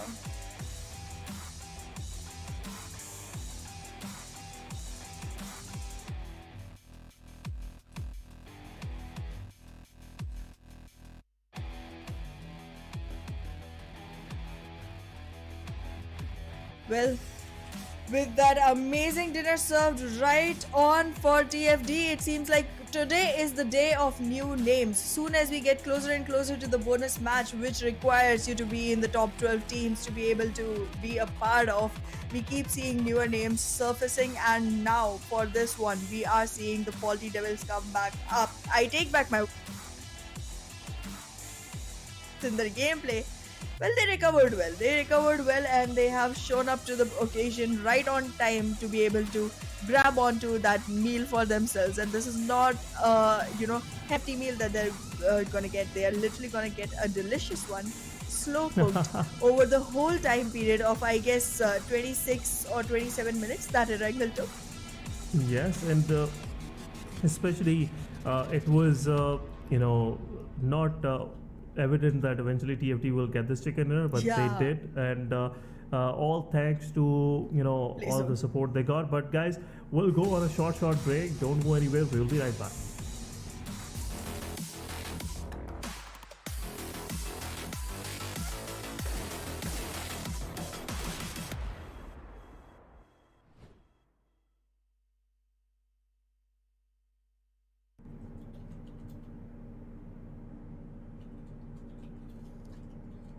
Well, Welcome welcome back, back. guys. Okay, your turn. It happens. Go for it. It's okay. It's okay. So we are back after match 2 for day 5 PMPL Pakistan 2023, guys. We are witnessing this live action with me and Ehana, and as we witness another history-making moment in PMPL Pakistan, and that's the chicken dinner from TFT. Yesterday we were rooting for team H2E, and today we have team. I believe. I'm sorry. Yesterday we were rooting for team. What was that team? I just forgot the name. It was right on top of my mind at this very moment. But somewhat a new name popping up. And Yes. previous match we had H2E, and this match we have TFT. So it's the day of comebacks. It's the day of uprising stars, new stars shining up and showing up to the altar. So that's what we are seeing. But Ehana, wonderful performance. Somewhat freestyler wasn't looking the right direction, but they managed to grab that chicken dinner. Thanks to Playzone. I mean, in today's match, I do want to see Playzone being the MVP. Okay, never mind. It's not Playzone. Yeah, it's Saf from TFD, but I believe Saf is talisman, right? The way this guy crews his team, especially against team R3G, the R3G push, this guy was the only, that hard barricade which helped them defend that position, and eventually wiping out the remaining the 3 players from R3G, which is kind of in itself a great individual performance from Saf. But 7 eliminations, 377 healing, then we have 807 damage, 6 knockouts, 27 minutes of survival, and eventually getting that tasty chicken dinner for the team, which it was much needed from TFD. TFD, they were struggling on the second page, and now what we are seeing is after this performance they will have a confidence coming into coming matches, and eventually will translate into something good for them.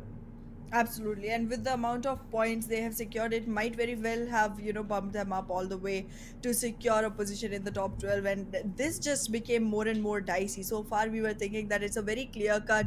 Look out. There's hardly gonna be a couple of teams that get swapped around, but it's looking much more different going on to the battlegrounds, because every single time we're seeing a whole new team shine, and not only shine, they're literally glimmering, they're literally glittering all around, and that's a glow that they're carrying for themselves going into the very, very important map of Vikendi. Yes, and even if you have this kind of confidence in the start of the day, you will have better matches coming forward. But why not? We are talking about this guy Cairo with 1113 damage, individual damage with 4 eliminations, so 3x with this performance that they were able to pull off in the second match of the day. All credit goes to Cairo with this kind of splendid performance with 4 elimination in his backpack. Also, Zabuff was very clinical with his 3 eliminations, 710 damage. And we have Noki from R3G with 4 eliminations, but Uzum keeping himself busy, even losing 2 of their players in the initial of the game, they managed to get into the top 3, and that's what we were expecting from Aegon at the start of the day as well. But first match didn't went like they were expecting, but this time around they managed to get into top 3, which is kind of a good omen. We can consider it moving forward into the competition. But Talking about match summary, it's TFD and 3x summary, and also in highest healing down we have Tarzan. Someone H2E is keeping themselves relevant. Rex on the other side with 384 healing. So these were the two surviving players, I guess. So in the final moments from H2E, Rihanna, which were just struggling to just hold on to the back of that. I believe busted coop. It was that vehicle which they were trying to take cover in behind. Well, yes, they were definitely looking like the last two surviving from the side of H2E, and they did not, show up to the occasion the way I wanted them to. But in any case, they did, acquire themselves a good position overall in the match. So let's just take a look at the rankings of this match to find out who stands where. And well, there it is, as expected, all the way on third position. Did beat Agon XI8 because thanks to their elimination points, it's just three. So it is so far I would say a very good performance from H2E. H2E previous match 22 points, this match 13 points. So within two matches they managed to grab a hold of a good number of points, and now they'll be sitting pretty nice on the first page, possibly on 7th or 6th position. But Regicide in their first match 10 points. Again, a very good performance. Talking about Agon XI8, they have the 5 placement points but only 3 elimination points for themselves. North Esports on the other side, 4 eliminations for themselves. Freestyle negative esports, even with that kind of performance where they were making huge blunders, I must say, sorry to use this word, but it is what it is. I don't have any other options to go with, but they made huge blunders, especially against the fight and against the fight with Team Star, and also when H2E were pushing, they were just making every mistake in the book. But 7th Element, again, 4 points for themselves. It is not an ideal situation for them, but Ehana will give them a pass on this one, right? I mean, I feel like Magnus didn't play this one, so 7th Element is still gonna go ahead and claim the first position nonetheless on the overall ranking. But that's just about it. I get it, you're on the first position, but how many passes do we give them? Like, already gave them a pass on 4 matches yesterday. It's going beyond the point of giving passes anymore. I feel like they are, just saving their energy for Vikendi because that's just gonna give them extra boost in the points. But still, I feel like staying on top through the league on the week as well makes a lot of sense. Yes, and again, this is a big statement for from your side to the opposition that you are doing wonders. But look at this huge difference. And a new claimer of the first spot. We have 3x Esports with 157 points, and all thanks to Cairo and Zerbaft for making the team to at least survive till the top 3 positions, and that's what really translated into this victory. But as we're seeing, Quantum Rage also trying to creep up and slightly trying to close into with Magnus Esports, but the kind of performance Magnus Esports 7th Element and 3x had, it's making difficult for teams below 3rd position to just keep up the pace, because 130 points and then 151 is a huge difference. You have to be consistent for 2 of those matches. But slight changes on the second page. We have the Faulty Devils coming up with the one chicken dinner. They are on 15th spot now, 141 official. They are also going down with their 68 points. 52 Esports on the other side, they are also struggling with 67 points on their end. But Hellraisers, they missed the previous match, but Team Negative somehow they are close now to Hellraisers with only 1 point difference. But this is not helping out, I must say. Things aren't changing much on this very page, and I want to see especially Negative Esports to step up. The way they started this PMPL, we were expecting, we had high hopes from them, and now making these kind of mistakes, these kind of basic mistakes. Why are you jumping? Just toggle out your jump and climb button. They have 2 separate buttons on your layout, and also you can do a jump shot. Why you're just climbing up the window, which is kind of scary when you have one button for both of these thingies. Game decided for itself when you have to climb up, but this time around it is what it is. But Negative Esports, they could have done better in that very position. You see H2E, they managed to get in top 5 from that position, but Negative couldn't. But it is what it is. But we are, Ayana, moving forward to our next match, which is again, in this case, are we going on Sanhok or are we going on Miramar? Miramar. Miramar again, guys. And should we expect anything from TG, or this time around you think like it will be a repeated script? H2E will again try to get that first position. Okay, so here's the thing. I want a new team. I want Yes. XGeneration to have a chicken. That has been my wish since day one, the way I saw them perform. I am expecting great things from the side of Tough as well. They have improved a lot through the series, but they haven't secured any chickens yet. And if they do, they will be able to make sure that they, make their way into the top 12s. And I do expect the Faulty Devils as well to show up to the occasion and make sure at least that they are able to make it into the top 12. They're still on the 15th position.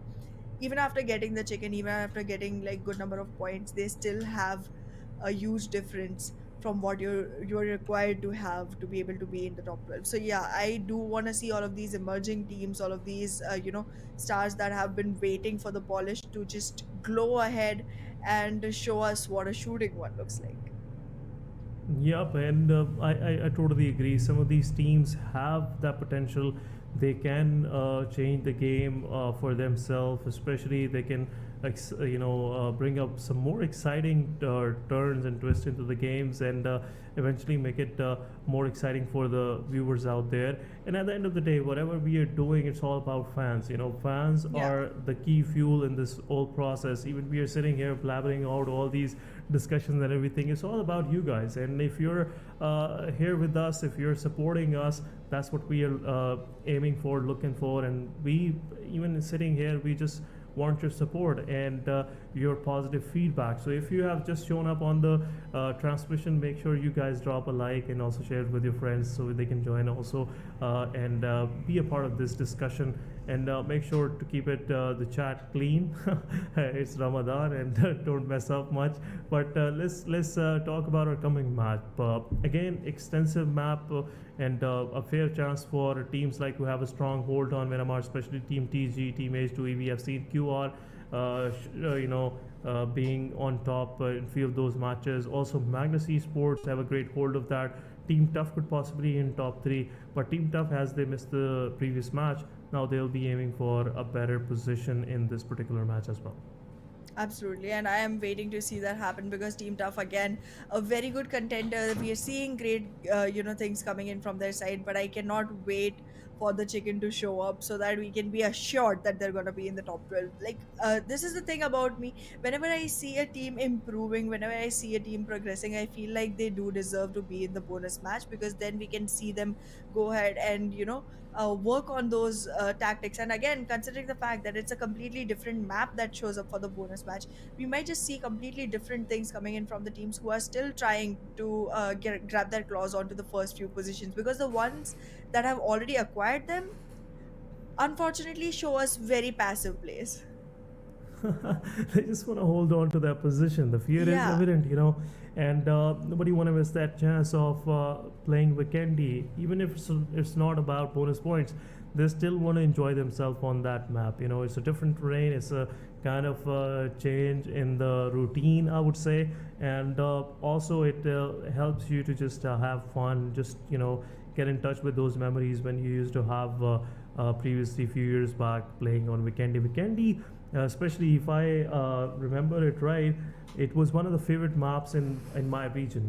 There were a lot of good players. They used to practice on Vikendi. It was an extensive map, and the kind of weaponry was available. It was unique to the map, and most of the guys, even myself, used to play it very often, right, alongside Sanhok.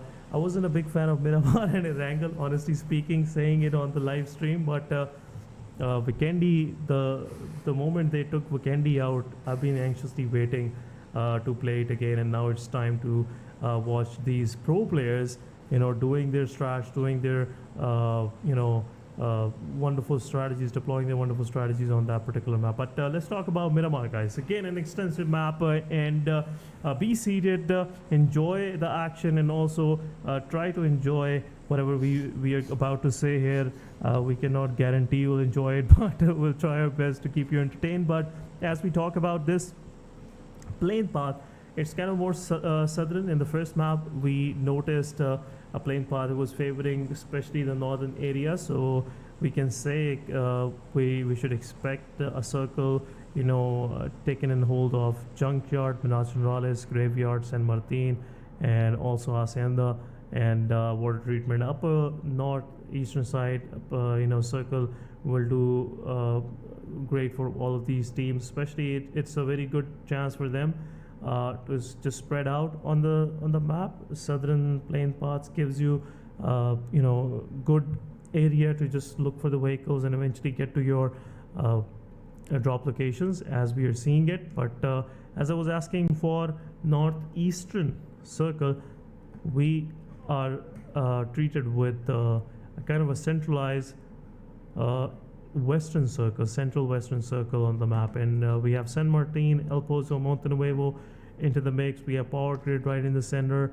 We have 52 Esports in Picado. They have 3X as well, accompanying them in Picado. So we'll possibly see some early skirmishes breaking out on just to claim some ownership on the few of the vehicles out there. Well, yes, we might see some early clashes coming in, and that's exactly what I'm waiting for on a map like Miramar.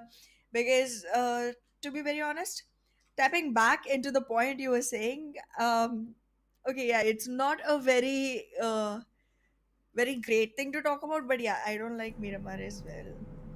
I mean, I have different reasons. They have nothing to do with the gameplay. All the reasons I have is I want greener maps so that I can just lie down and hide.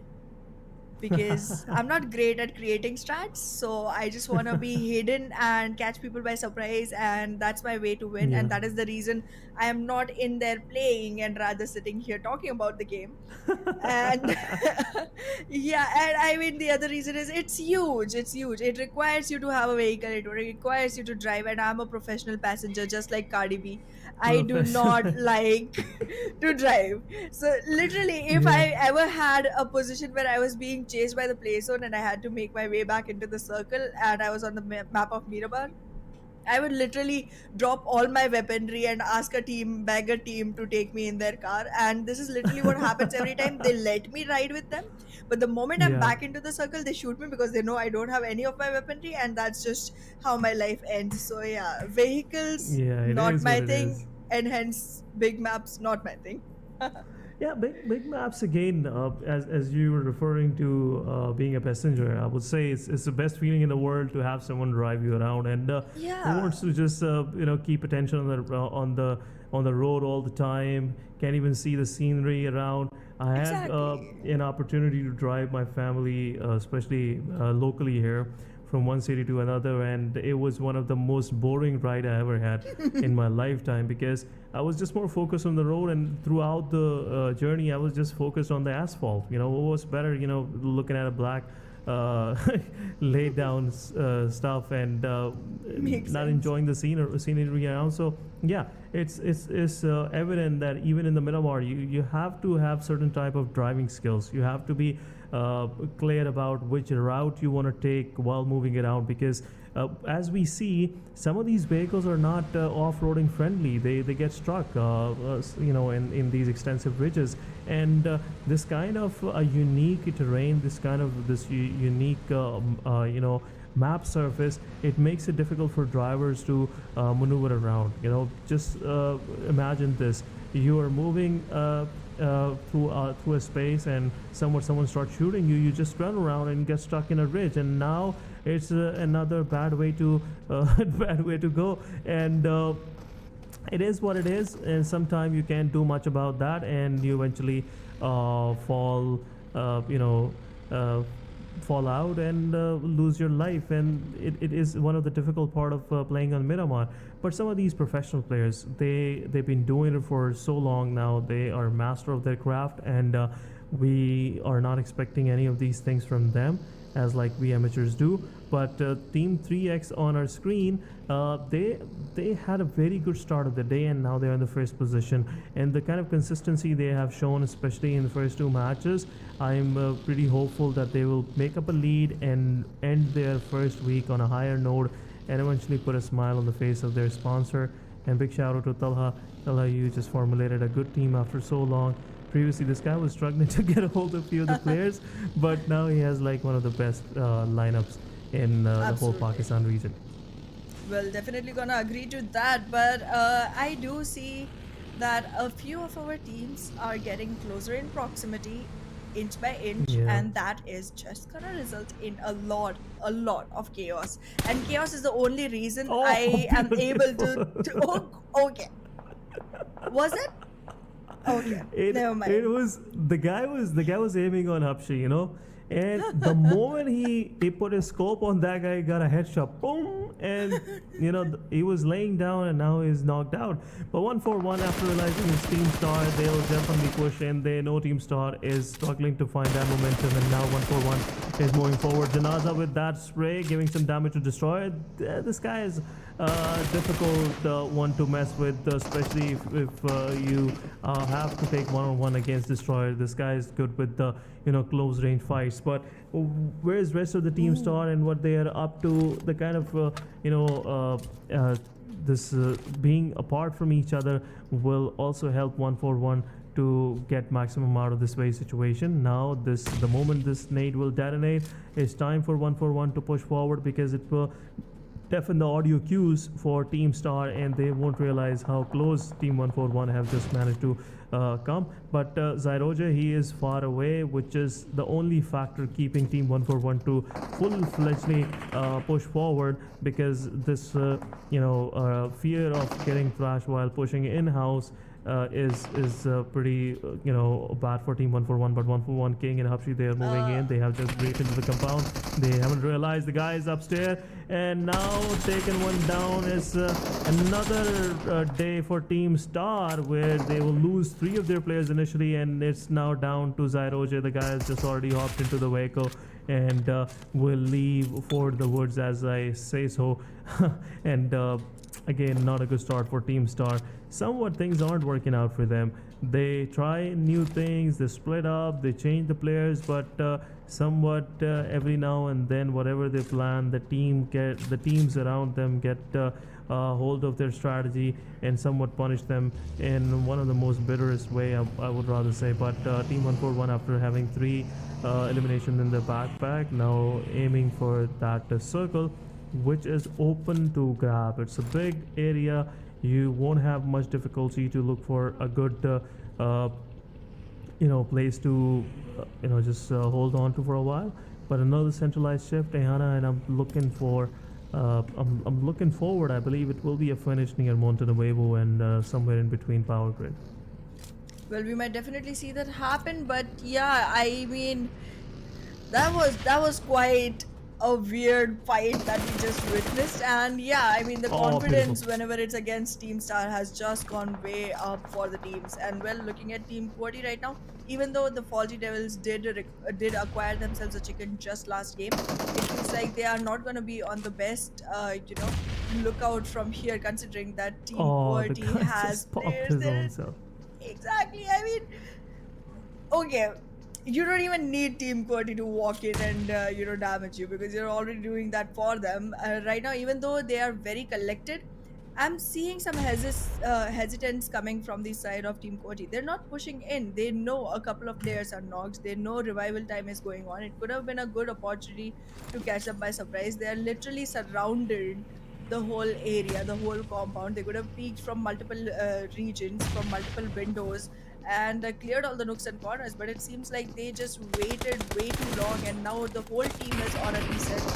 They might be able to take this fight well enough. I was thinking in my mind what Wolverine's Molly were gonna do for Team TFD, and I got the answer. Molly took down Freestyler. Now their team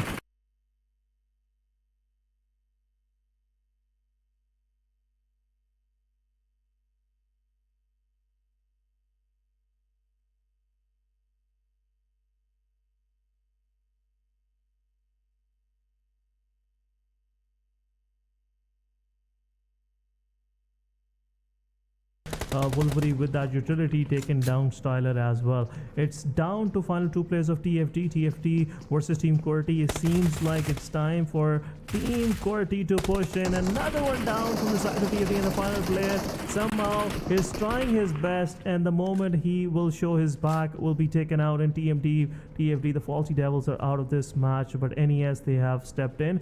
They have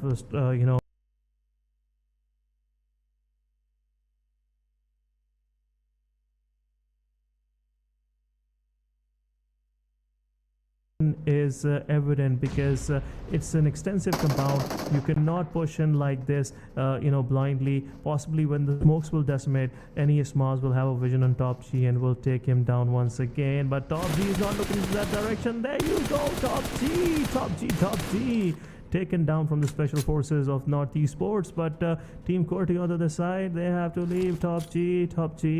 It will be difficult for QWERTY to revive him, but I believe Mars will confirm the kill. But QWERTY has more responsibility on him now, but the utility will take out Top G and NES with one success in this third party. But Blue Zone is pressuring. Mars on the other side got eliminated from Voltrix, and NES also losing one player while trying to get something out of this fight. Exactly. I mean, I see the Blue Zone literally sweeping by, specifically on a map like Miramar. It just feels like it's way too faster. However, currently it feels like Hellraisers are in a good position. They can literally camp out for any teams trying to rotate around them. And if they do it successfully, they might just have a few points for themselves that can help them climb up on that leaderboard, at least a little bit. I still do not see them in top 12 just yet, but yeah, any climb is better than no climb, because in the end you do have weekly bonuses as well. So do make sure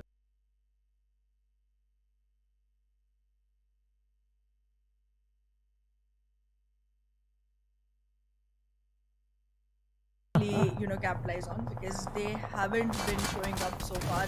So I'm happy with that, but that's not enough. Yeah, it's not enough. Seventh Element, they have set up the expectation bar too high for us, and now everyone out there, every fan is rooting for a Seventh Element win.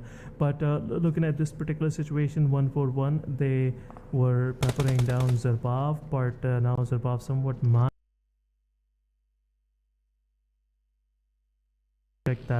that vehicle, that monster truck, but he got revived. Now it's time for Habashi to take some taste of that same medicine, but Habashi will get tracked out. 1-4-1, they're pushing forward, they're pretty close. 3x got stuck with that vehicle. It's not a good sight to have, but comeback is giving some backup cover to the players of 3x, which are knocked out. Capybara taking down King. It's down to the final players. Now 3x have to push forward, otherwise it'll be too late.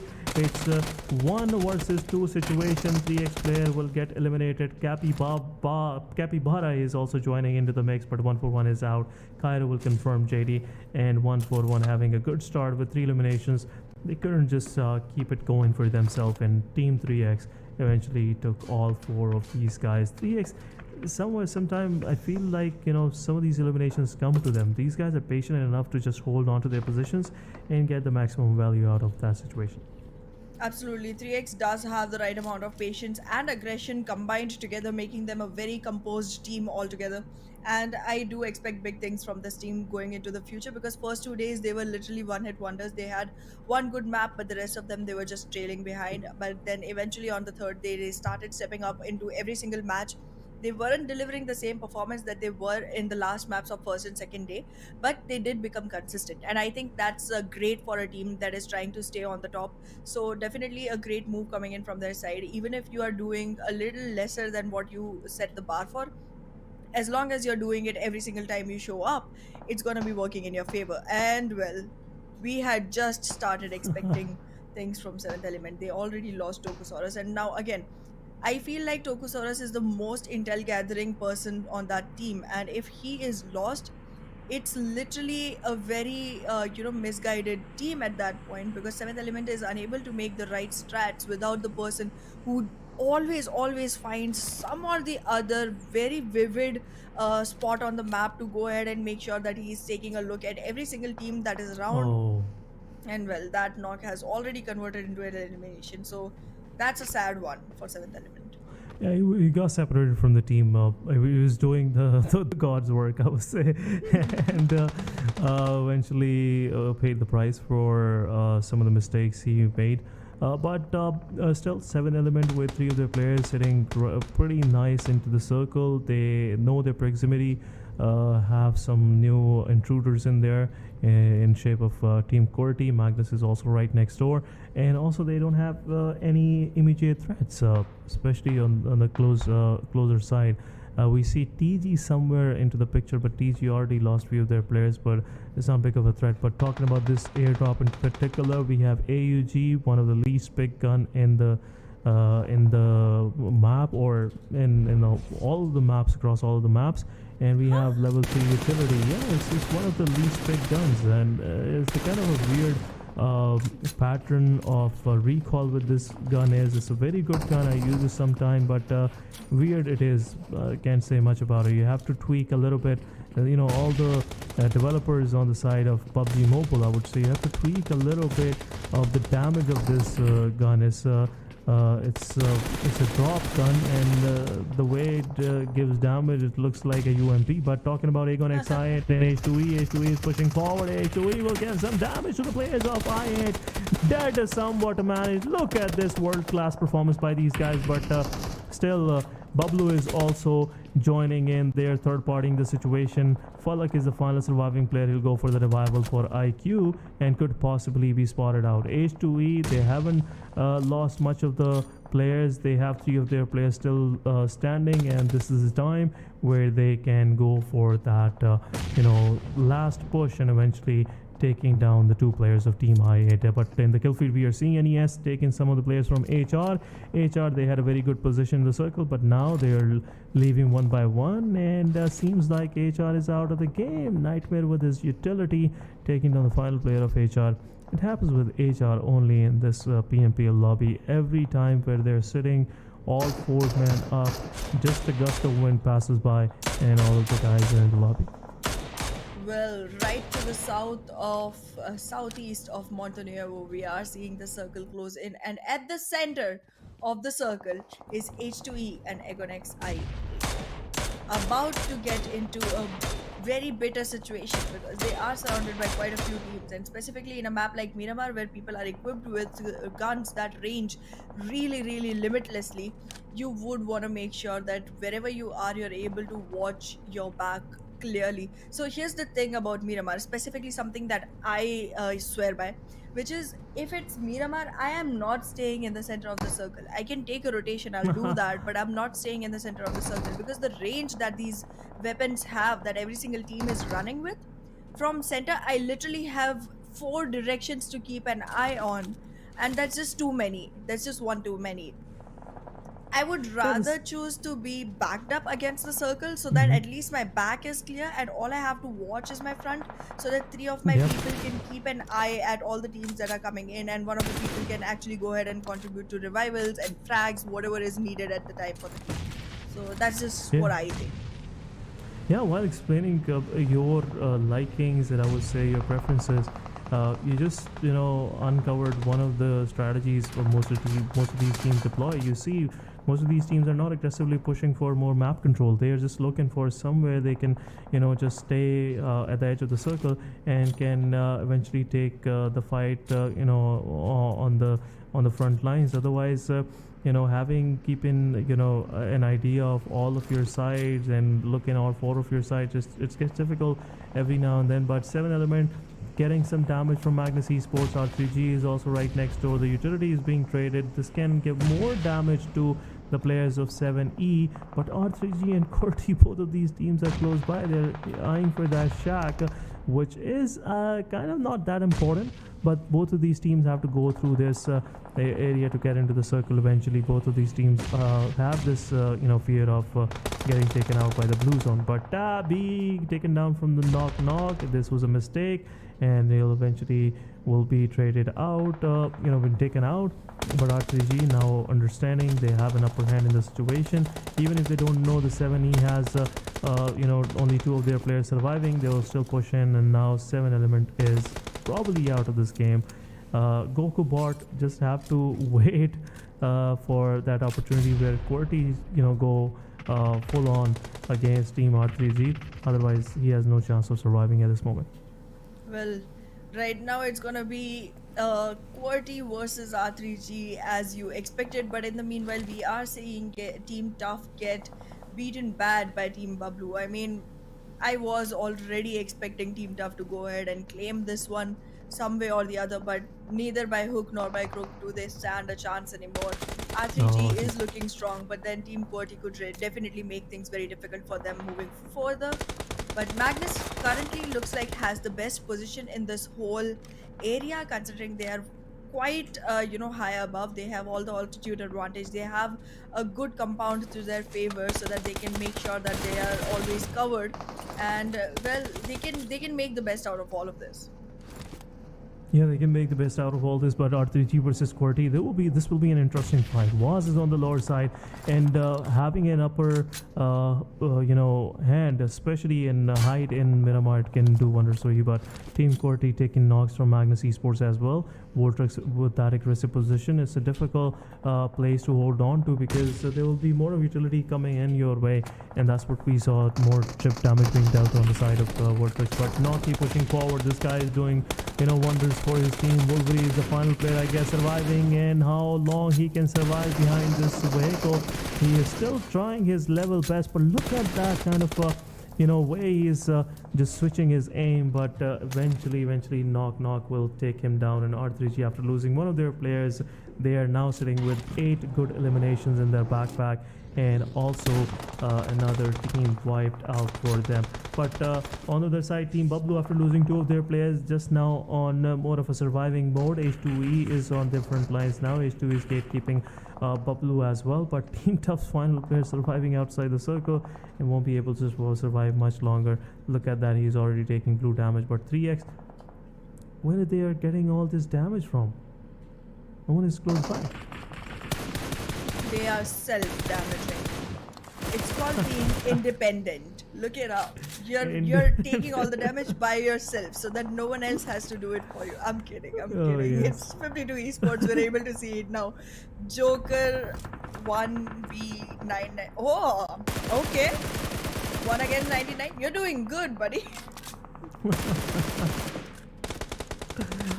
Joker been taken out from play zone. Now it's 3x versus 52 Esports. Cairo gave good amount of damage to Joker, and also 1 versus 9. Yeah, he's the 100th. So talking about this particular Joker, we are witnessing a lot of Jokers in here. But talking about this particular one, Joker 1 versus 99. This guy is pretty devoted toward his gameplay. Look at that 52 Esports banner on his back. Back wall, so it's just showing up how dedicated he is toward his gameplay. But it's a 3 versus 3 situation against 3 versus 4 situation against Team 3x. 3x is just wrapping around this ridge, this hillside, and they will eventually be a gatekeeper for 52 Esports, because 52 Esports at some point have to go through them, or possibly when the moment they will be abandoning this high rise, they have to descend down, and that's where 3x will meet them with their open arms. But seeing the situation, H2E is again set for another top 3 finish. We are left with 8 surviving teams. Zyroje, the guy who was left alone in the initials of the game, is still surviving, solo survival with only 1 elimination in his backpack. NES on the other side, only 2 surviving players, but 52 Esports have no idea what 3x is preparing for them at this lower side of this hillside.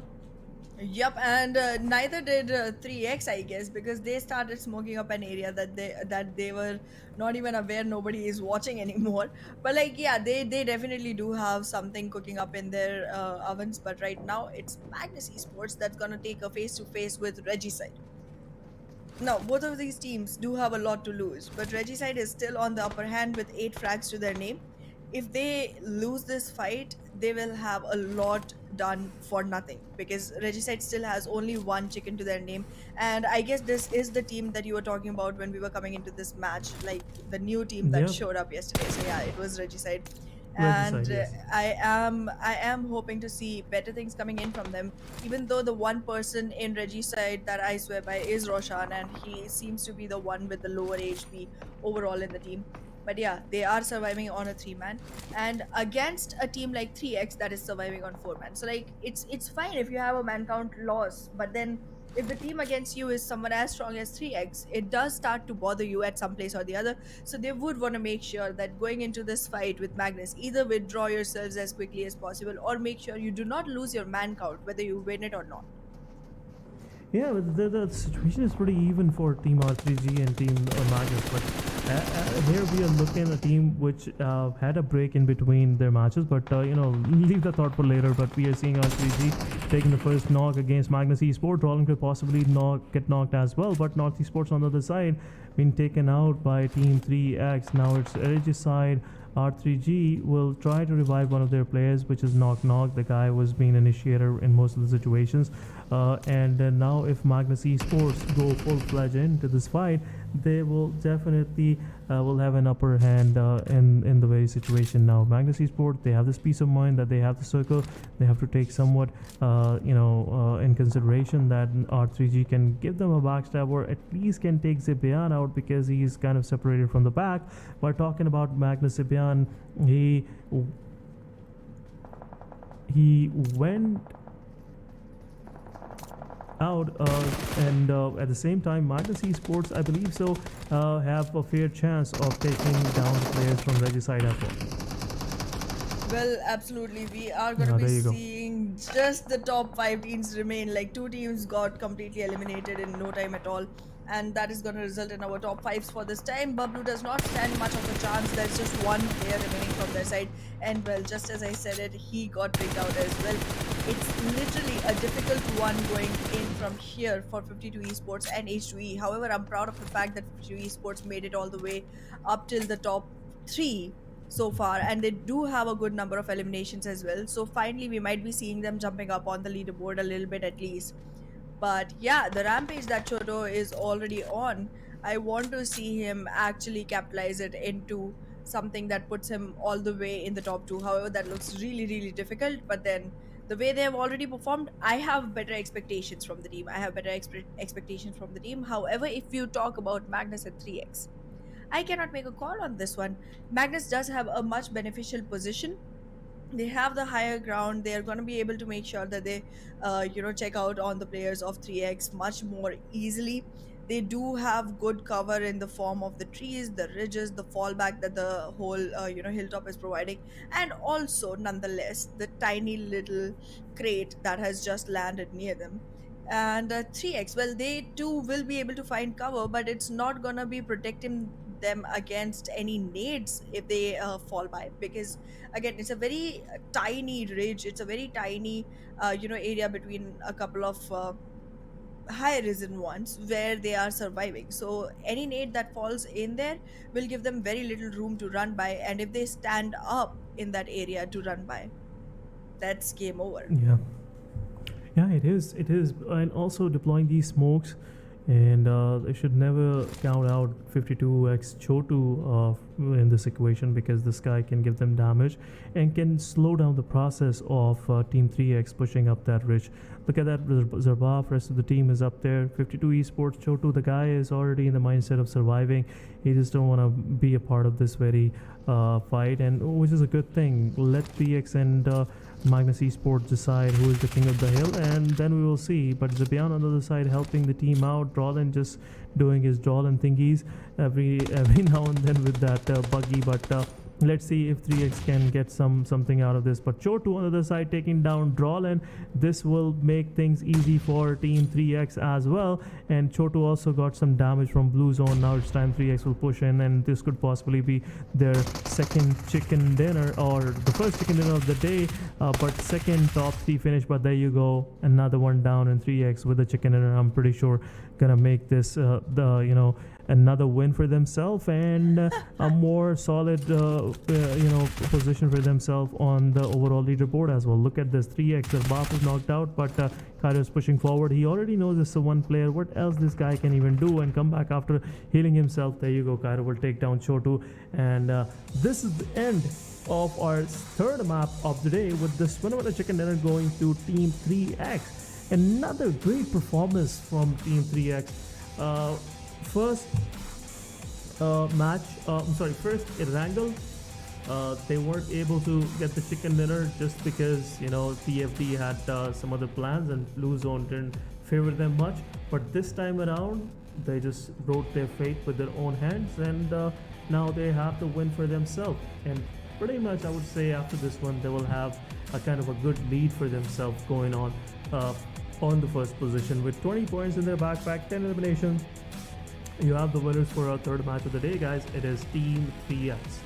Well, it was a revenge victory. It was a revenge victory because I do remember the spot when 52 Esports was high up on the top and 3X was literally stuck in that lower area, completely in a bad situation, and then they just came back up and made sure that the last team they eliminated was 52 Esports. So a great game coming in from the side of 3X, but we'll talk more about this revenge right after this short little break.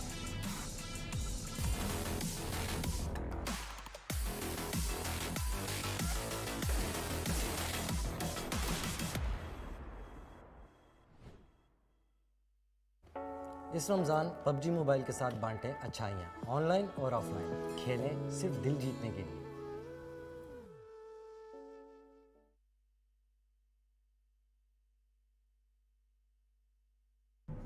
Well, welcome back to PMPL Pakistan Spring 2023, and I'm your host Anna. Alongside me is Ehsan.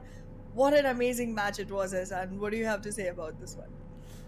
Yeah, we have seen some of the best fights so far for the day, and especially the fight against R3G first against coming up against 7th Element, and then Magnus Esports versus R3G. I was counting on R3G because they were having all these things going for themselves, especially the way they were having that upper hand with elimination points, and also they were fresh out of that fight against Team QWERTY and Team 7th Element. So they had, all the blood flowing through their fingers, everything is warmed up. But Magnus Esports, they catered the whole thing in a very disciplined manner, in a very professional way, and eventually making themselves in top 3. But look at that backstab from Chotu. The moment Trollin fall, and it was the end of Team Magnus Esports. Their whole attention was on their IGL, and 3X sees the opportunity to strike at the very right time. But guys, we'll move toward the MVP of this particular match, and as we were expecting, it could be from 3X, but it is from 52 Esports.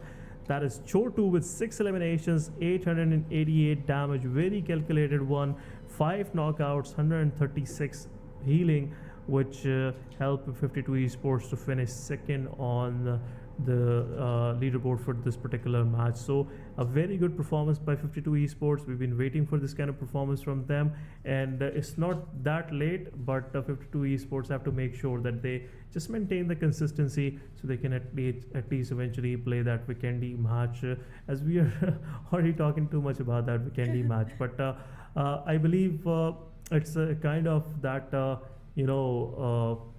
thingy that everybody wants, so we're just promoting it full-fledged. Well, yes, I mean, it does have a great impact on the overall points that need to be showing up from the side of these teams, and well, it's also going to be beneficial for walking into the finals. And we're talking about the benefits. These are the top players that gave the most benefit to their teams. We have 2 players from the side of Magnus Esports, one from Reggie's side. Both teams could not make it to top 2. However, Choto single-handedly made sure that 52 Esports acquired that second position, which is going to help them quite a bit going forward because they were lagging way too behind on the leaderboard. And well, 3X just going to continue with the domination, just going to make sure that the throne does not get taken away from them anymore. Yep, and 3X Cairo, this guy, as we noticed in that Erangel match as well, the way the kind of damage this player dealt on the opposition, we saw the intent is pretty clear by the players of 3X. They just want to come in, give that damage, break you down physically and emotionally as well, and just take the victory away from you. And that's what 3X is doing right now. Talking about this particular match summary is 52 Esports, Chotu with highest elimination, highest damage, highest assist goes to Zarabaf, and healing done from QWERTY's Voltrix, which is kind of very unique. It's very rare Voltrix doing this because this guy is just too good with the assaulting, front end, push into the teams and taking that first knock for the team, giving them that entry. but this time around he was the one getting a lot of damage, and also did a good number of healing, 494 healing. But talking about this particular match, 3x again with 20 nice. points, 52 Esports with 14 points, Regicide with 10 points. So consistently Regicide is playing, especially previous match 10 points, this match again 10 points. Magnus Esports with 10 points, so it will also put a lead in front of 7th Element as well. QWERTY with 8 points, North Esports, H2E, another consistent kind of performance, I can say, above average, 7 points. Team Bublu with 6 points. So far, things are working out for H2E, North Esports, also for Regicide, the way they are performing, Yana. Absolutely. I mean, I am very happy seeing a lot of new names coming up here on the first page. We are seeing 52 Esports, Regicide, North Esports, H2E, all these teams literally who were like on the lower side of the second page. They have come up back on top towards the match, and they have delivered the performance we were expecting. However, 1-for-1 official, no, not giving us what we asked for, not giving us what we asked for just yet. 7th Element, slightly disappointing, but then again they do have quite a lot of wiggle room. Agon XI8, I feel like they are literally on their way to the second page now. Yeah, kind of. Though there is a big possibility after this particular match, they will eventually fall onto the second page, and this is not a good sight for all the I8 fans out there, because they want their team to be in top 3 at least. And so far it's not working out, but I'm pretty hopeful. They have played 3 of their matches for the day, and next one is their final match for Group A, and it will decide their fate whether they're gonna play that extra Vikendi or not. But let's look at the overall leaderboard. Let's see where I8 is standing, where those major changes that happened after this previous match, and seeing those changes, 3x have 177 points in total, with having 16 points lead on top of Magnus's 161. Then we have 7th Element with 153 points, Quantum Rage with 130. There's been no change in the numbers of Quantum Rage, I guess, so they weren't playing this particular match. Yep, they weren't playing this match. Yeah. So Regicide on the other side, after 18 matches, they have 127, so they are definitely looking to dethrone Quantum Rage from 4th spot. H2E, great performance, great consistency. They are on 6th spot with 125 points. But seeing the numbers from Agon XI8, Ayana, we can still take our words back. I don't feel like they will drop to the second page, but things are getting interesting, because as we can see, the Grounders with 93 points. If they play, the Grounders have also one more match left for the day. So yeah, I'm seeing possibility of freestyle dethroning, or maybe tough dethroning Grounders from the 12th spot. Well, that might very well happen, and well, I do have expectations for 52 Esports too now, because they did deliver really well this time. It was though only one person surviving for the placement points for them, but it still looks like they are going to be able to make some more claim in the coming games. So I am not giving up completely on them either, because the Grounders have had a very rocky performance. One time they do good, they literally take the chicken, and then again they've fallen back. Like in this match itself, they had literally 0 points. That's just unacceptable, specifically considering that you're literally the 12th team. You have no wiggle room whatsoever. You want to solidify your position as soon as possible, because this does not look like something that can trail along a long way, considering they have just one match left, and right after that they will literally be seen either in Vikendi or not at all this week. Yeah, well, it won't be a good sight for the Grounder fans, but again, this is what they are. They have just managed to aggregate for themselves so far in this whole league play, and any position they hold is something they deserve based on their performance. But few changes we just witnessed on the lower bottom, especially moving from 13th to 20th spot. There's been a slight shift of the positions, but not any major changes. Negative Esports still struggling with those numbers. HR, they are trying to find that momentum, which is kind of for now it's not happening for them. But we are moving to our final match for Group A, and the 4th match of the day, which is Sanhok, a fast-paced map, and I'm pretty sure everyone out there is been anxiously waiting for this particular map. Also, I can see the excitement on the face of Ehana as well. Ehana, you're excited for Sanhok? Very much. I love the map. I've already said it a lot of times. I'm gonna say it every single day because it is gonna be there every single day. And Sanhok is the way to go. Okay? You cannot tell me otherwise. I'm not gonna listen because Sanhok is the best map there is. And it's just beautiful. And I don't have to It is. drive. And no matter where the plane path is, I can literally go to my own drop spot, that is Paradise Resort.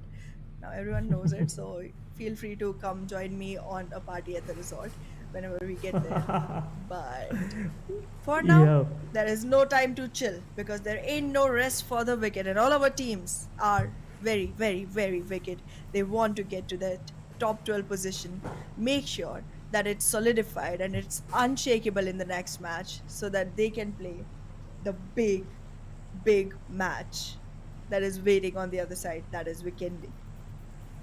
Yeah, the final match of the day by plane path, dissecting the map diagonally into two big halves, and seeing this, I believe Group B is sitting on the benches this time around. It's the final match for Group A, so TFT, TG, Team Star, Aegon XI8 is the final match of the day for them.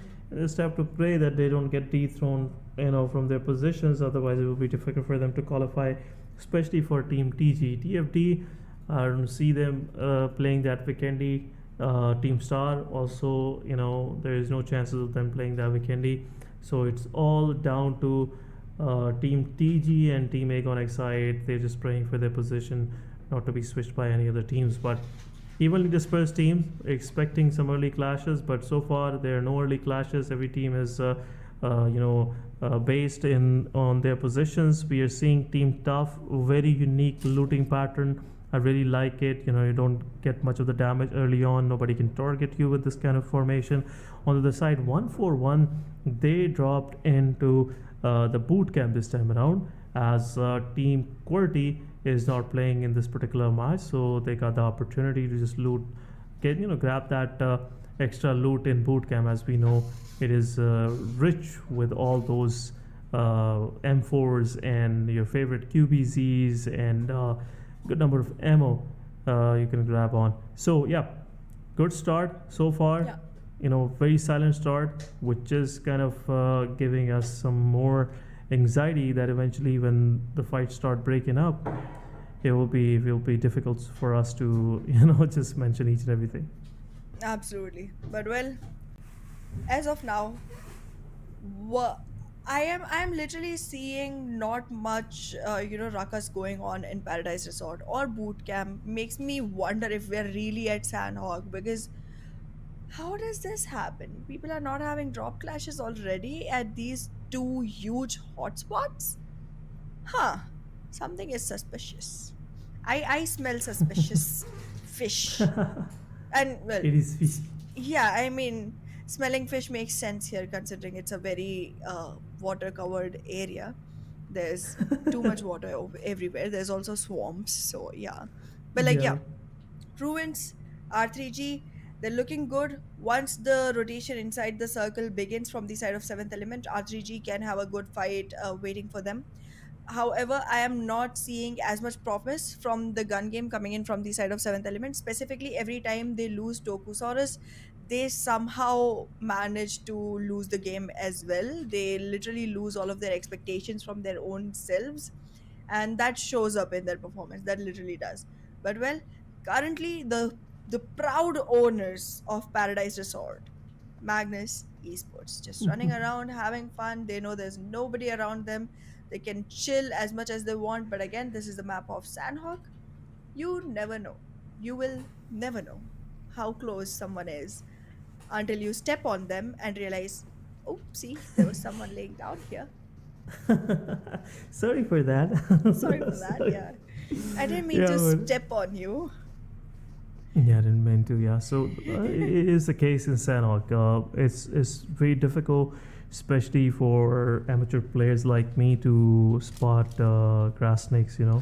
And some of the most poisonous snakes happen to be in Sanhok. Yes, So which including is which is not a good thing to have, but this is the beauty of Sanhok. Sanhok is full of surprises. You get premium loot, and now you're ready for those battles early on.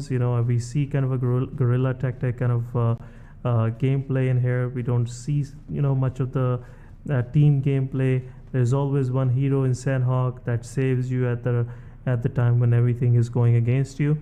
So that's been a beauty of Sanhok since day one. But I still remember, Yana, the day they introduced Sanhok in PUBG Mobile. It was season 4. Okay. And previously people knew that Sanhok was a map on PUBG PC, but the day they had it on Middle East servers, Yeah. everyone was trying to get into Sanhok, and we used to have like 8 to 10 minutes of matchmaking wait, which is very rare in Sanhok. Very rare you get like this kind of wait time. But it was so dense, everyone was dropping on bootcamp. Everyone, like within 10 minutes the match was over. Chicken dinner, game over. And I still remember that. But let's see how difficult it will be for Magnus to spot Haji, which somewhat Starboy was trying to sense his surrounding, to see maybe someone is laying down close by. But Haji could be a big problem for team Magnus Esports. Magnus Esports, they are trying to get hold of that hillside, as we were discussing previously, right next to Painan, because this is one of the favorite location for most of these teams. Painan, as we know, Bablu likes to drop there. Bablu always, once they are done with the loot, go up the hill and they try to make a setup for all those teams out there. But this time around it's Magnus Esports already deploying the setup, taking their positions.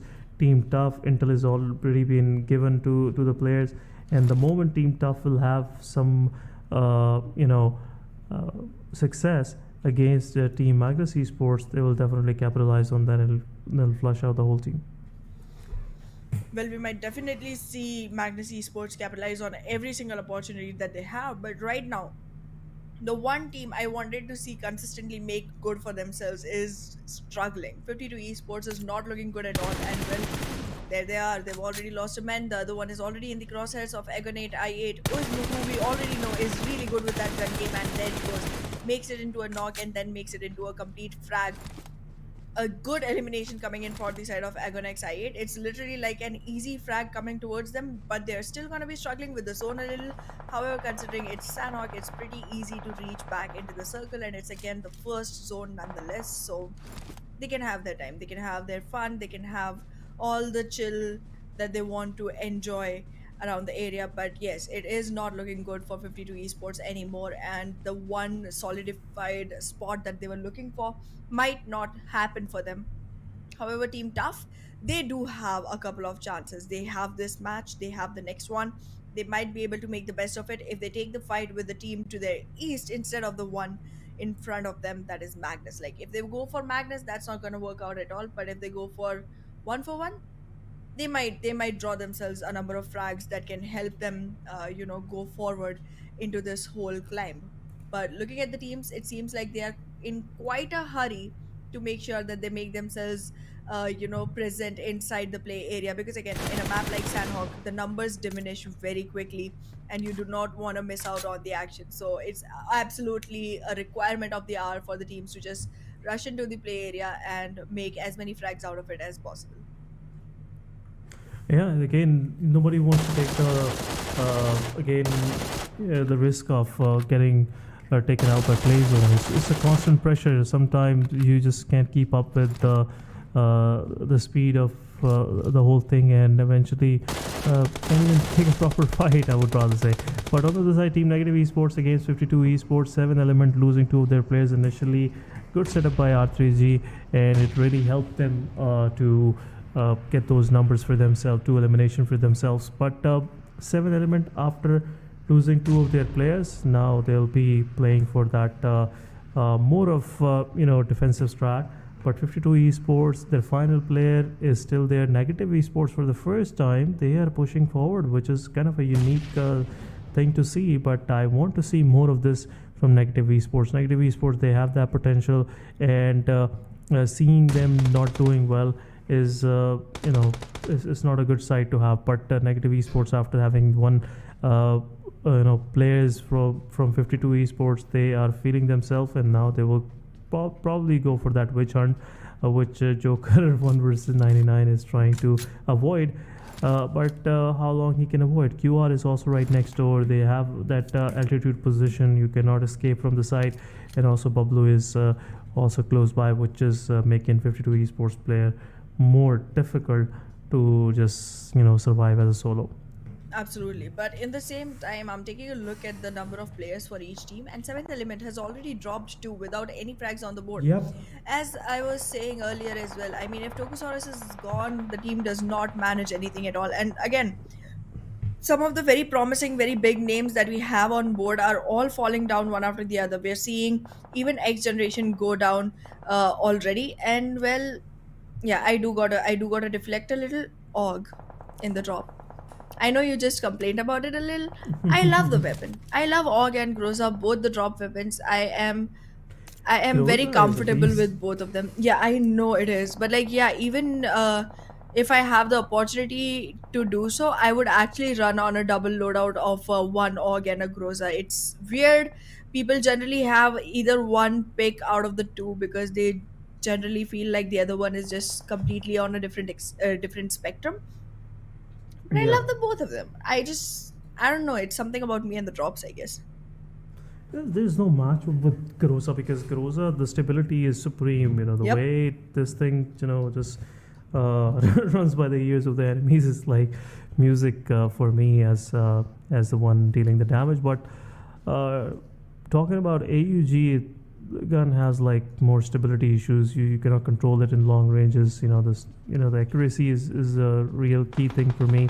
I'm a player who likes to play, especially with the guns that are stable, can give like tap shots. But talking about tap shots, we are just seeing a spray from the side of Team Magnus Esports on the player of Team Star.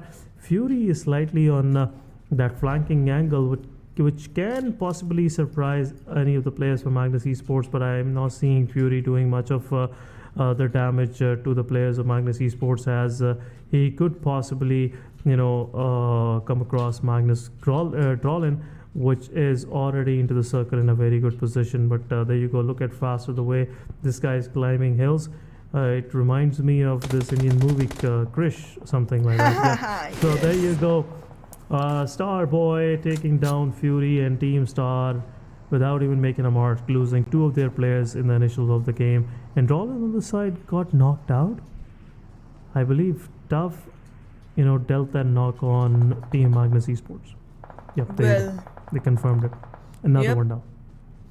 This is not looking good for the side of Magnus. I mean, they do have a couple of frags on their boards, but that's not gonna make it enough, because again, the race literally happens in the mid and the top wala race is much more aggressive, because you want to make sure that the throne is yours, because being in the top 3 just fuels that aggression way too much. And look at that, Aegon XI8 again, one more time, losing players, and that to who?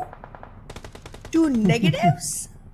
Okay. Yeah, to Negative Esports, but I was about to point out Negative Esports lost one of their player, Buzzer, to 52 Esports Joker, which is not a good thing to have. The guy is solo survivor. Why are you taking chances against that guy and leaving one of your players against him? But as we were talking about this, Team Star left for the lobby and an early finish for them. On the other side, IQ solo survivor and 52 Esports Joker, another solo survivor. QR Halsey will possibly go for that search operation against Aegon Exide IQ.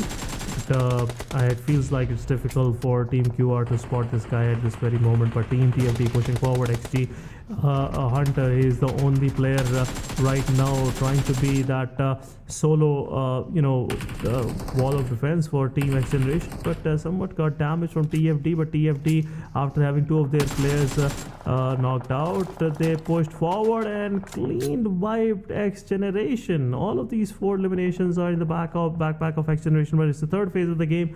They cannot revive their players, fallen comrades, and they have to somewhat just resort in saving themselves at this very moment and eventually heal up and move forward into the circle. But IQ, after giving away his position, now players from Q are pushing forward, but that was a splendid shot, I must say, on Senior, and now Senior is waiting for that revive eagerly.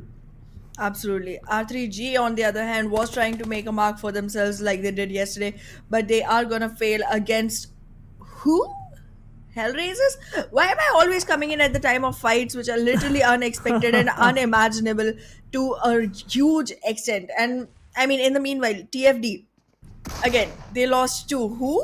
The place. Okay, no, that's not unimaginable. That happens all the time to TFD. But yeah, Yes. going back into the game, Magnus Esports currently they do not look like they're in a very optimal position. Even though they have two men standing, that's just two. That's too little for a team to be able to make a good mark in a map like Sanhok. However, it feels like 1-for-1. Hubchi definitely has his eyes set on the compound that they're holding. He's going to make sure that he takes care of all the surrounding areas as well. Because, again, as you said, Sanhok is a map of surprises and anyone can pop out of anywhere. So, every single, nook and corner needs to be checked constantly. But Magnus, on the other hand, they are going to be making sure that they have enough smoke cover to be able to move across from the compound they're already holding, but they have zero idea of the positioning of 1-for-1 official. The only team they are bothered by right now is TFD. This is gonna be a pleasant surprise. Let's see how pleasant it is. And so far, it's not looking like that. But TFD, after having a good fight against Team XGeneration, two of the surviving players also being taken down from the lobby. But 7 elements keeping themselves busy. Two of their players have 3 eliminations in their backpack. Magnus with 2 surviving players. They are just trying to break the morale of the players of 1-4-1, which is someone in this somehow in this match got some of the momentum going for themselves. But Zipian with that Molotov, he's trying to push forward. He's doing anything possible, but there you go, beautiful utility following up to and they will also possibly spot the Star Boy as well, which is taking cover of a border at this very moment. But Hapshi on the other side taking a knock from Negative Esports with 2 of their players surviving. This is something extraordinary. I was expecting them to have 3 of their players up, but somewhat they never disappointed me in losing their players, and now they're surviving 2 of them. But there you go, Starboy confirming the final player from 1-4-1. 2 of the kills go to Team Negative, and 1 kill goes to Magnus Esports Starboy. So Magnus with their solo survivor. Team TG's players are trying to keep their players safe from the wrath of Bablu, and Bablu Wasi confirming the kill of Chosen Boy as well, so leaving Team TG down to 2 man. So as we were saying, they will definitely push up to the Painan Hill, and here we see Team Bablu up on the hill, and they are picking up frags from this high position. Well, Team Bablu does have a great positioning for themselves, and specifically Vasi, he's finding, already on the upper edge of the hill, but then also finding another rock to climb up on to have even more altitude advantage, even though I don't know what use it is going to be to him, considering the fact that the play zone has already shrunk a lot, and everything that is inside the play zone is already in his, view from the hill itself. However, the team is definitely going to make things difficult for the side of the grounders, and the grounders will have no more ground to come up on. They are going to have to find themselves not surviving anymore after this shot, and that it is reviews just shutting down the complete team, and that's the elimination of the grounders on the 8th position with only 1 frag. So that's like a total of 2 points. Not good. Yeah, but I'm seeing one interesting thing is that 7 element, they are pushing forward. They have taken down Team Bablu Pikachu. Bablu is down to 3 men. It's a 2v3 situation. Could be something that 7 element can handle on their own, but Tokosaurus is still surviving.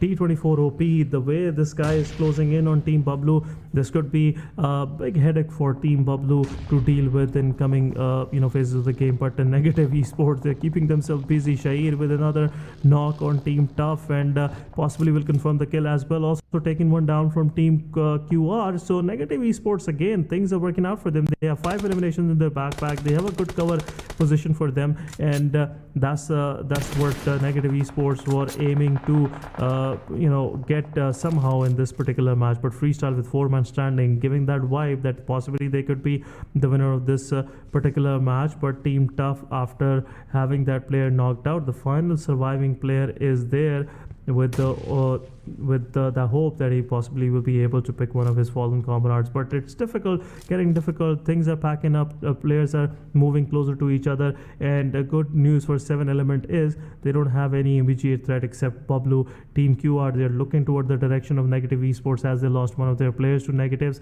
So it's easy for 7E to just slowly and steadily creep into the circle for themselves. Well, 7th Element definitely has a much advantageous position compared to the rest of the teams, and if Team Bablu is one that they are able to pick off on, they might definitely have much of an upper hand into this fight going forward. Even though we are still seeing 6 teams surviving, there's very little hope for Negatives or QR or TUF, to be very honest. Out of all the ones that have only 2 players surviving, 7E is the only one that we can have hopes from. And well, look at that. Just as I was talking about these teams, Tough already lost Haji, and now it's all on to M7. I don't think, will get the chance to go ahead for any revivals, and the Blue Zone will already shut Haji down, and there he goes. Tough loses M7 as well. Freestylers, they do have all 4 men standing, but their performance has declined quite a bit since their chicken. So I am not expecting huge things from them. But I am expecting something at least. But however, it seems like the circle, the altitude, the weaponry, the aim game, none of it is in their favor as of now compared to the rest of the teams. However, when I talk about the rest of the teams, the Negatives are not included. Not just yet. Yeah, Negative somewhat managed to, just be in top 5. QR is pushing in. They're close by, and it is also, giving that tingling feeling to Negative Esports, which is not a good thing to have in this phase of the game. It is, just taking away the opportunity from Negatives to take few players from Freestyle, but having Bablu taking care of that is something we would like to see.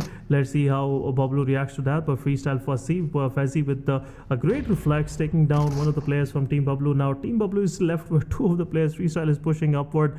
Drop shot will also get healed up, and in the meanwhile, Team UR will confirm the players of Team Negative. The guy was flashed, and still he managed to take down both of the players of Negative. This is the kind of level of expertise seniors have. But Teen Wolf Bablu taken down, and this is where Team 7 Element wants to push in. Just want to confirm the final few players of Team 7 Element. But look at this. Last player is confirmed, and Freestyle, they are just going for that chicken dinner. They are still looking for the final player, but here you go. They spotted and confirmed, and the chicken dinner goes to Team Freestyle. This is day of comeback, guys. This is the day of new stars rising up from the midst of the darkest nights, and that's what we are seeing. Team Freestyle doing for themselves. Another great performance by Freestyle, but close to the average one, I would rather say. The kill numbers is only 10 eliminations, which is they can do better than Sanhok, but they survived with 4 of their players, which is wonderful performance by their side.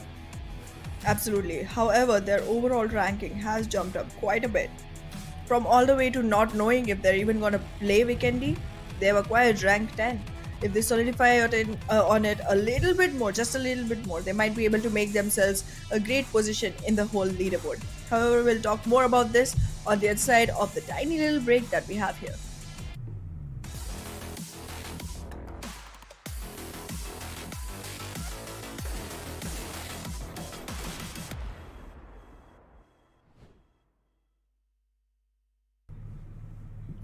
Welcome back everyone to PMPL Pakistan Spring 2023, and we just saw a comeback match for the side of Freestylers. How are you feeling about it, Ehsan?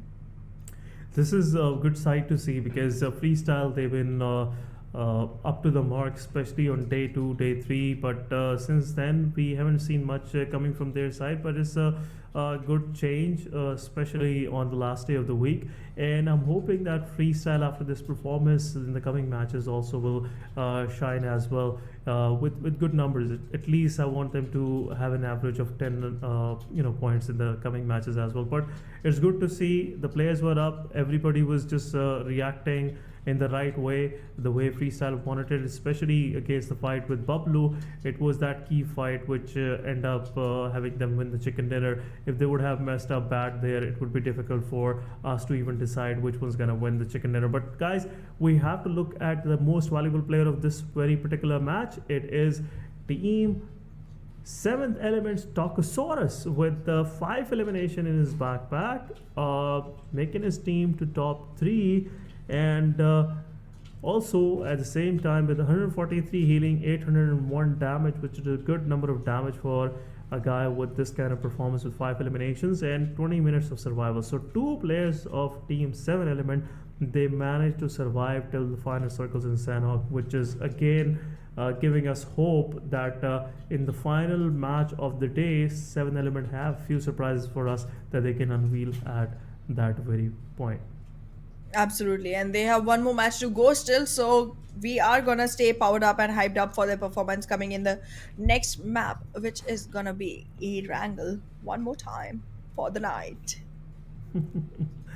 Erangel, as we all know, is one of the key map where we Yep. can expect anything to happen. And right now, my expectations are just pointing toward Freestyle having a consistent performance, or maybe we could see a final winning match from 7 Element, just reclaiming their Yep. first position once again. But 3x is making things difficult for Magnus and 7 Element as well, because the way 3x managed to have that lead of 16 points, it seems difficult for any other team out there to just get something out of these coming matches. But talking about the top players of this particular match, we have Aleon.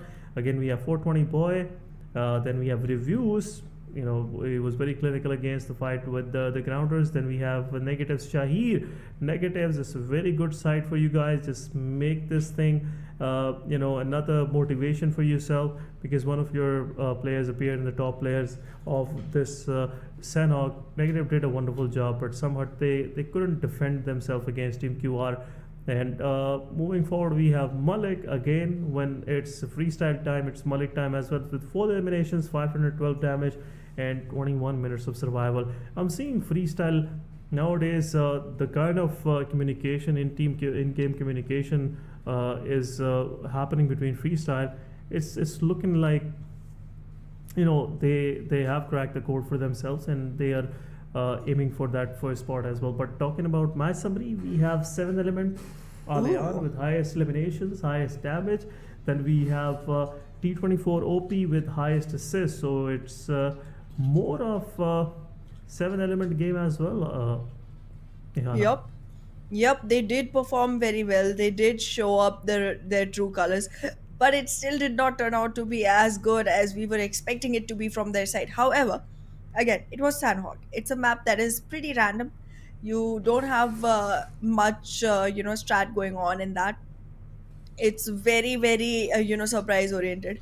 So I feel like in Erangel, if they continue the momentum, we might see them take another chicken, because again, 7th Element nonetheless is the Erangel king as of now. They have like 3 back-to-back victories on Erangel. It's just amazing. Yeah, but it's been initially we were saying that Miramar is their strong map, but they That's proved the us first wrong. map, yeah. They got the victories on Erangel. Now very good match on Sanhok as well. So it's kind of a more balanced team. And one thing we didn't notice much in the lineups, if you have noticed, QR have Divine playing for them today, and Goku board is playing with 7 Element, which is another mystery I will discuss with you post show. But Okay. it is what I noticed in the second match of the day. But let's see how the management let this thing slide. But Hellraiser on the other side, again 0 placement points, 3 elimination points for themselves. Regicide with 3 points. Not a good match for them, but they still have another match left. Aegon, Excite with their final match, only 3 points. XGeneration with 2 points in this match. Grounders in their final match with only 2 points. 1-for-1 with 1 points, where they had a whole control on Magnus, especially in that moment where they had Zibian knocked out as well, but still they somehow let that thing, slip through the cracks of their hands somehow. But talking about overall leaderboard, let's see what changes we are going to witness after this Sanhok. Ooh. Here we go. It's pretty much looking the same, but the gap between Seventh Element and Magnus now stays of only 2 points. Only 2 points. And Agon XI8 now has no chance of making any groundbreaking discoveries, groundbreaking scores, because it's done and dusted for them for the night. However, they are not going to be much threatened because other than Team H2E and XGeneration, who both aren't delivering their best in consistency, we might just see them sticking to top 12 in any case. So we are going to see them again in Vikendi, but it's a good break that they require and need. Oh my god, if you think about Group E, Yep. all the teams from Group E that are going to make it into Vikendi have 5 matches in a row. Wow. Tiring. Which is again a good opportunity for them to practice before that 1 day break that is going to come between week 2 league play and week 1. So again, 5 consecutive matches. Talking about this Sanhok, it changed few things on the second page as well. The grounders won't be able to participate in the coming match. QWERTY, they improved themselves and now they are aiming for that first page. Team Tough have an opportunity, 52 Esports have an opportunity to get to the top 12. Also, we can possibly see Faulty Devils, but there's no chance. This is kind of a far cry for them now. But let's see what happens in the final match of the day, especially final match of the league play of this week 1 for PMPL Pakistan. But we have to see which 12 teams going to show up on Vikendi and experience that chilly battleground and just give some taste of that lead to their opposition. Well, we'll definitely see that, but I am more excited to see who from the from the ones among 11 to 15 shakes grounds for the other teams, becomes a difficult hindrance for the other teams while making their way into Vikendi, because that's going to be really interesting.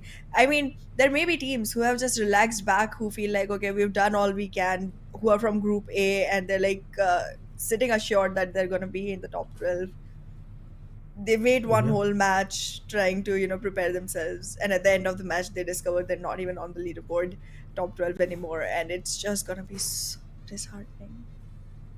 Yeah, except Aegon Excited, I don't see any of the teams from Group A going for the Vikendi. All of these teams are on the second page, True and that. most of them are struggling. And seems like it's as you said, done and dusted for those Yeah. teams. But let's see who is that final passenger that will show up, in the carriage for the Vikendi. The moment we will, leave for the final match of the day. But seeing the situation, I feel like some of these teams have momentum for the day. Freestyle, a good performance after all.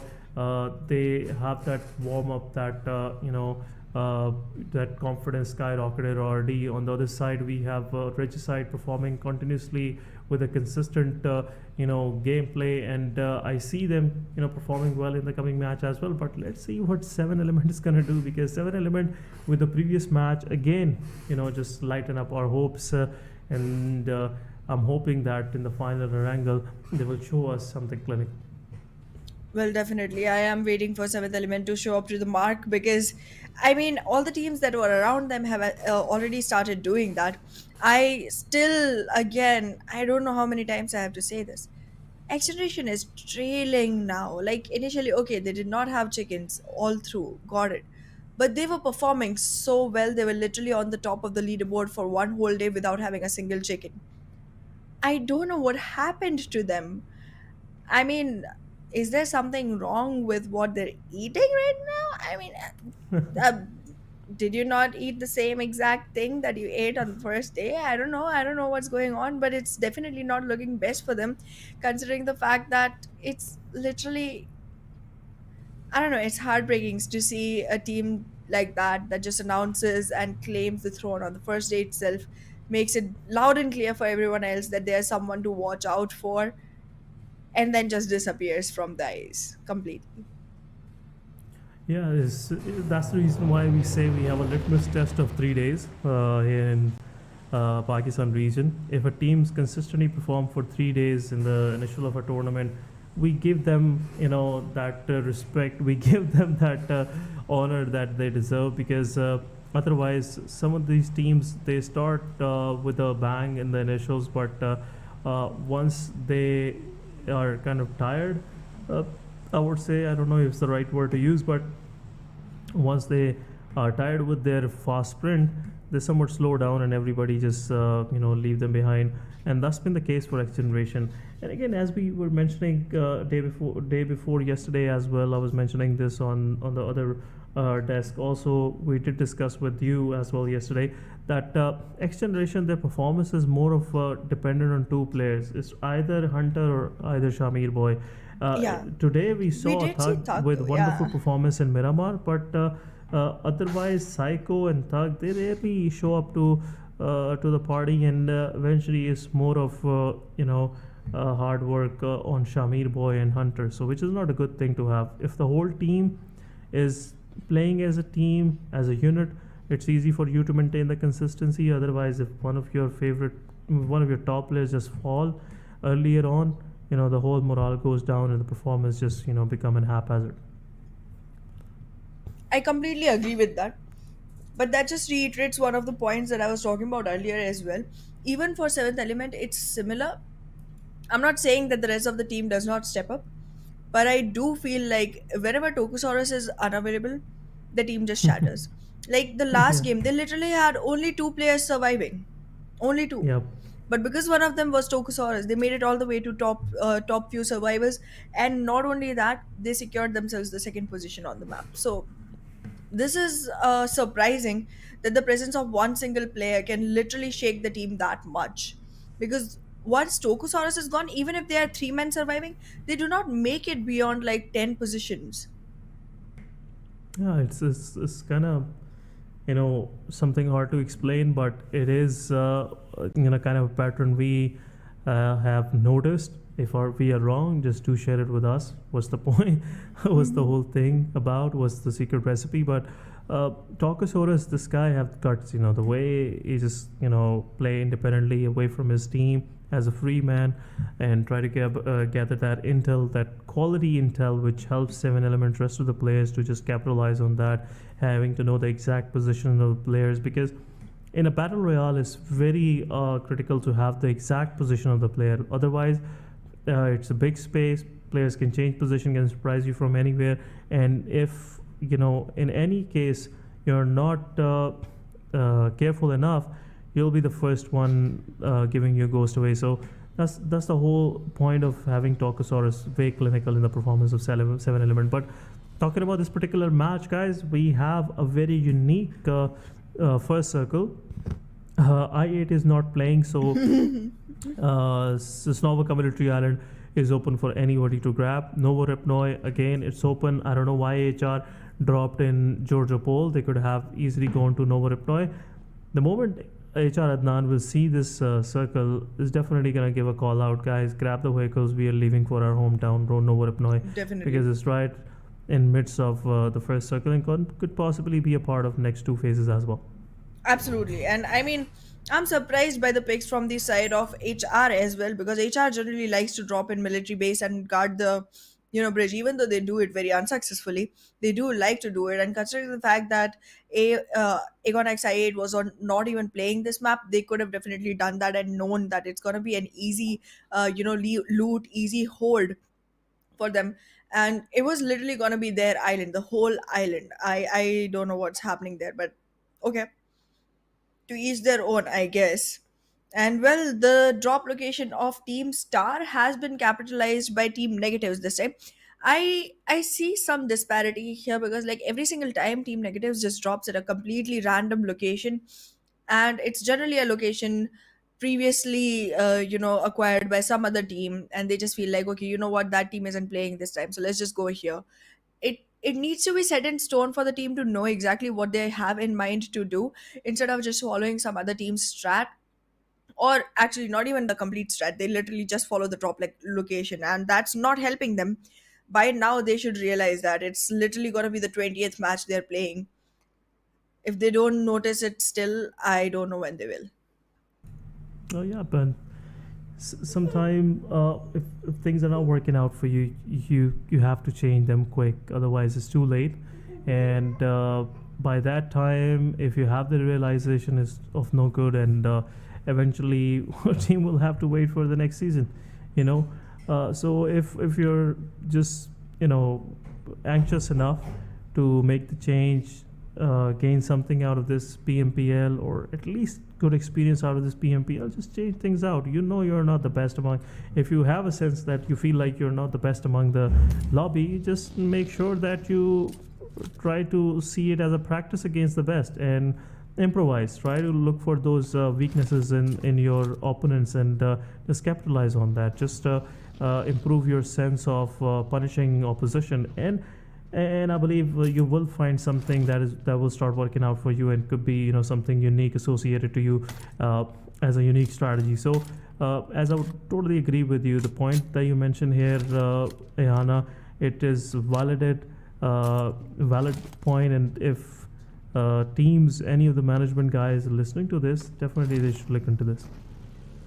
Well, yeah, I mean, we do need assistance on that one. However, looking back at the teams, QWERTY, pretty separated. Doesn't matter though. Team Bablu, already Pikachu is on his knees, has no support around him whatsoever, and 52 Esports has a golden opportunity to actually make sure that they get a frag. Literally being on his knees, Pikachu is still making it difficult for 52 Esports to go for him. They could have literally finished him in no time at all, but they're gonna let him stay there to bleed out on his own, not capitalize on his loot if he has any. And I mean, they don't know that Bablu isn't around, right? I mean, we know it, we can see the map. They can't. They should have charged in and made sure that they confirmed it into a kill. But in any case, they got that one. Kudos. But yeah, I still Yeah, feel like they should have gotten it by themselves instead of just waiting for the guy to bleed out. this is what happens when things are not working out for you. You're not doing well. You see your points, they're not the one that you expected, and it happens to you somewhat in your subconscious that you don't feel that confident anymore, and you don't make those moves which are pretty obvious. Everybody can see it. You should have done that, but you don't get the courage to just go for that. Yep. But let's see what 52 Esports have. Previously, we saw them shining bright in Miramar, and this time around it's Erangel. 52 Esports, they have the stronghold on this map as well. All of these guys in their previous teams, wherever they used to play, they were pretty clinical on this map, and now I want them to perform as a unit, especially in this final map. Just give it a go. Just see it as the last match of the week, and just enjoy yourself and make the maximum out of it. Make life difficult for other players around you. But Yeah. XGeneration, Team Tug, XGeneration Tug realizes NES is close by. The guy just changes position right away, and he has that support. That's the reason why he is just dwelling here. Otherwise, they will be pretty quick. This guy would have left for the shelter area, and now, after realizing, getting the intel that there is one more team close by, there are more angles being generated on this guy. It's good decision from Tug to just move on and go for another place to hold on to. But NES on the other side, Snow is playing today, which is again, let's see what NES will get out of this. But it's a good side to see the veteran player playing. He's been the IGL of this side for so long. I'm sharing this information just out of my admiration for the guy. Otherwise, NES were doing wonderful with their previous combination. But let's see what Snow has to offer to the team. Absolutely. And I mean, if NES does make it to the top 12 teams and goes for Vikendi, having Snow on your side makes a lot of sense because, like, Vikendi is a snowy map. Well, well, I am seeing a lot of teams trying to make their way back into the circle. I'm surprised by the way the moves are coming in from the side of freestylers. They're going all the way to the military base. I have no idea why. Maybe they'll change their route eventually. And yes, they started to. The play zone is chasing them. 52 Esports, one player is still all the way in south of Pochinki. However, he does have clear route to himself and a vehicle in hand. But freestylers might just get a chance to, shoot their shots on him and make life difficult for 52 Esports. However, talking about 3x, things are going to get a little bit difficult. Just a little bit, but things are going to get difficult. While talking about the inside of the circle, the Novorepnoy bridge is being left all to itself. There's no guarding going on there because the teams, I think, do not expect anyone to be coming from the side of military base. So let's see how many teams 3x is going to be able to capture by surprise. Yeah, because the plane path, it was making thing pretty clear for most of the IGLs that the kind of plane path it was. There's a very rare chance that someone would drop this far south on the map. So it was something R3G didn't set up for on the other side. Also, we saw no one is just camping the bridge, which is a good thing for Team 3x. They have the premium loot now, and now they will move toward the circle as well. But circle is about to take its first shift. We have lost two of the players overall in the lobby. One Paplu Pikachu, and the second one is from Magnus as well. So Paplu and Magnus are the one dealing the damage initially in this particular match. But otherwise, we are seeing, it's everything is peaceful. Nobody's going for those early skirmishes, and so far the kind of circle it is, there's plenty of space for everyone to grab onto a good position to hold onto, or at least have a better cover for themselves. But south side, there's some migration happening. 7E, now they have to leave the farm area. They have to move up slightly up toward the shelter. But let's see which place they will be able to capture from themselves, because this is the last match of the day, and team 7E wants to get maximum out of it. But NES Nightmare versus Magnus Esports. Magnus Esports, after losing one of their players, rather than going on a defensive mode, they are going a little more offensive and charging in, giving some damage to the players of NES. But NES, with this kind of spread out formation, it will be hard for Magnus Esports to pinpoint the players and eventually wipe out the whole squad. Definitely, NES is going in for a very, crucial strategy here. Having the spread out definitely is going to make it very, very difficult for Magnus Esports to make sure that they're able to, launch their nades in the right direction and cause enough damage to actually put NES on the back foot. Right now, they haven't done so successfully. So we are going to be seeing NES still surviving. And I feel like there's going to be a lot more aggression coming in from the teams towards the top side, at least in this map, considering the fact that they already know they're going to be in the top 12. Now, all they want is to be there on a better position so that the overall rankings give them a beneficial, lookout onto the bonus points that come in for the weekly league positions. So definitely going to be seeing much more aggression coming in from the top teams. Even the lower teams are going to try and make sure that they are able to take away as many points as possible from the side of the other surviving teams that are going to be able to make it to the top 12, because many of them do know that for them it's already done and dusted. However, the ones that we are seeing in this particular matchup, there's very few who cannot make it into the top 12. There's very few. Yeah, but 52 Esports getting the maximum out of the situation against Team Freestyle, but Tough is also trying to pick the knocked players from 52 Esports. 52 Esports, after losing one of their players in the process, now they are backing up and will go for the fight once they are done with the freestyle knocked players. Malik is the only surviving player on the freestyle.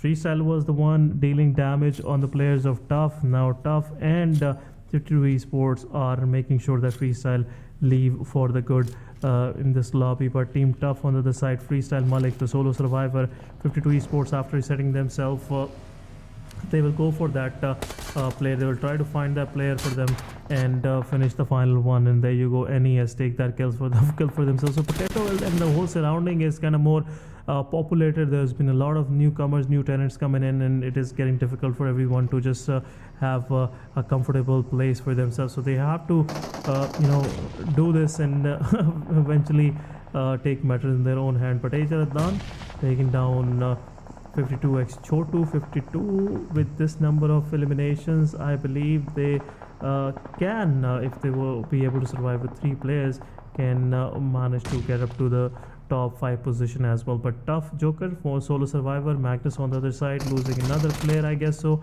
The team is far away, but Pablo is pushing on Magnus player. Zen is the final player surviving, and reviews is making way difficult for Zen to get a position to hold on and heal, and that's where Bablu will confirm that kill as well. So Magnus is left with only 1 player, and it's time where Bablu will confirm this kill as well, and Magnus will be with a solo survivor. Well, Magnus is definitely going to be looking, from the outside in on this match. At least they are going to be able to revive one of their players, I feel like, but that's about it. And I guess, well, yeah, they did revive 1 player, so they have 2 standing for themselves. But Choto is already knocked, and the zone is coming in onto him, so Choto is not going to have enough opportunity to make sure that he goes ahead and supports the team the way we want him to. So there comes his elimination, and it's a single player surviving from the side of Team 52 Esports as well as of now, because there's another one on the knees already. The whole area around Quantum Rage has turned into a fire pit. Oh, they still go into the fight and make the best of it. That shotgun really helped them on this position, and Divine is just gonna be able to make sure that he makes the best out of it. But no, he gets shot from a long distance. Good shot. Woo! This was Yeah. good, yeah. It was good, but let's see what HR have in the book for Team QR, because seems like after Divine, it will be difficult for Team HR to save Tias as well. The guy is already solo in the mix, and let's see how difficult it will be for Team QR to push onto him. Tia is low on HP, and now Tia is down. QR will revive their player. Divine on the other side is already been taken out, so it's a 2v2 situation against HR versus Team QR. But HR Masabi, he is pushing forward. HR have enough of this. It's been a long while they have dominated in a fight, and now they managed to confirm all the players from QR. But oh my god, the nightmare is not getting over for HR. The moment they do something clinical, they wipe out a squad, they are left with only 2 players, or maybe in a position where they get third parties and eventually get eliminated. Well, in the meanwhile, Tokosaurus has been knocked down. Tabby is gonna arrive on the occasion to try and save him, but RF is still standing from the side of North Esports and might be able to create more difficulties for the team of 7th Elements. However, if the revival is possible and is done in time, they will still have play zone to face. It's not going to be a long distance, and well, I feel like Bablu is Tokosaurus out. has already come all the way in alongside Tabby. But yes, in the meantime, Bablu was taken completely out with only 3 points for themselves. Yeah, but I believe so. Tokosaurus revival is made possible by Tabby. 7 Element, the guys are very good with picking up their fallen comrades. And if 7 Element keeps on doing like this, I'm pretty sure the guys will have a brighter future ahead of them. But talking about the particular situation, NES having Snow by their side, the confidence is on a different level for these guys. The way these guys are picking eliminations right, left, center, it shows that NES are here for the business, and they want to give a difficult time to the players of HR and Team 7 Element. But where is HR now? HR, 2 of the players still surviving in the same compound, and how long they will survive there, because the moment they leave that compound, it's a risky one. There's a lot of open area around it, and it would be difficult for them to find a hard cover for themselves. But XGeneration pushing forward to H2E. A beautiful nade from Rex. H2E, they are doing wonders, but let's see if this nade will pick any of the players. But another nade going in. It was difficult for Alpha Boy. Asser taking down Alpha Boy, and the final player from Another Alpha Boy is there also. H2E Rex will take care of the final player of XGeneration. And another jump shot. Beautiful jump shot from Rex. And oh, what a close call. But it was a very clinical performance by Alpha Boy, I must say. Now it's time where Asad will push in. Tarzan also low on HP. Tarzan have to join into the fight, otherwise it will be difficult for Team H2E to survive, because 3x is also eyeing on the same position. Well, absolutely, but there is not much time that XGeneration is gonna have for the reset. They are going in for it. Alpha Boy has recovered completely, but XG Hunter is definitely gonna have nades tossed at him. HR has, however, withdrawn from the fight, so it's only H2E that XG has to worry about, and it's a very equal fight in matter of compounds and matter of man count and every way. So it feels like HG still has a chance of surviving on the map. However, I am surprised by the maximum number of frags coming in from the side of 1-1, even though they're surviving with only 2 players on their side. It's not going to be very beneficial towards the end of the circle, but it's still something that they can hope on, still something that they can pray on. But yes, 7th Element, the only team still surviving with all 4 members.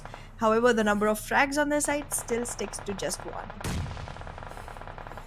Yep, 7 Elements still 4-man standing, the only team with that person advantage. But H2E versus XGeneration, the fight is not getting over. H2E still wants to get those players eliminated. They just want to clear their surroundings out.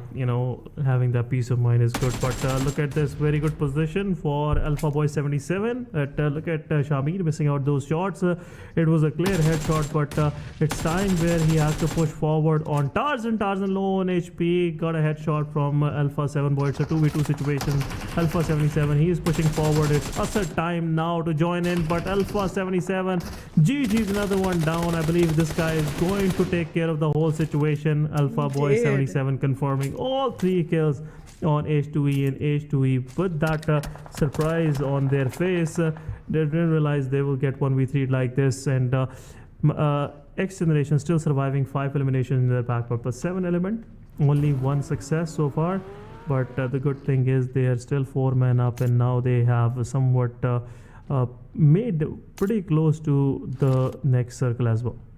Absolutely. XGeneration, I did notice one more time what you had already mentioned, that it's generally Hunter and Shamir Boy, and it's still those two surviving from the team and making sure that the team still has frags. And Shamir Boy is the only one who has actually collected frags overall for the team of XGenerations. However, Magnus Esports, Hellraisers, QWERTY, all 3 look like they are in deep puddle right now. It does not seem like they have any opportunity of coming back up and actually participating into the fights that are going to be more substantial for the teams, because again, they have a huge man count loss and they're still fluttering around with 1 frag each. The only team with 1 frags that is still in a good position is 7th Elements. Other ones are not looking as good. However, I am not going to give up on 3x or XGeneration or even North Esports just yet, because all 4 of these teams do show very promising gameplays. They have good number of frags to themselves, and they are going to be able to make sure that if they are able to invest on even 1 frag on the side of 7th Elements, they can convert it into an advantage for the team. However, for now, 7th Element is involved in a fight against XGeneration. It's going even Steven, because they both have taken 1 frag each from each other's lobbies, but it's still an advantage for 7th Elements because they have 3 men surviving, while XGeneration on the other hand has just 1.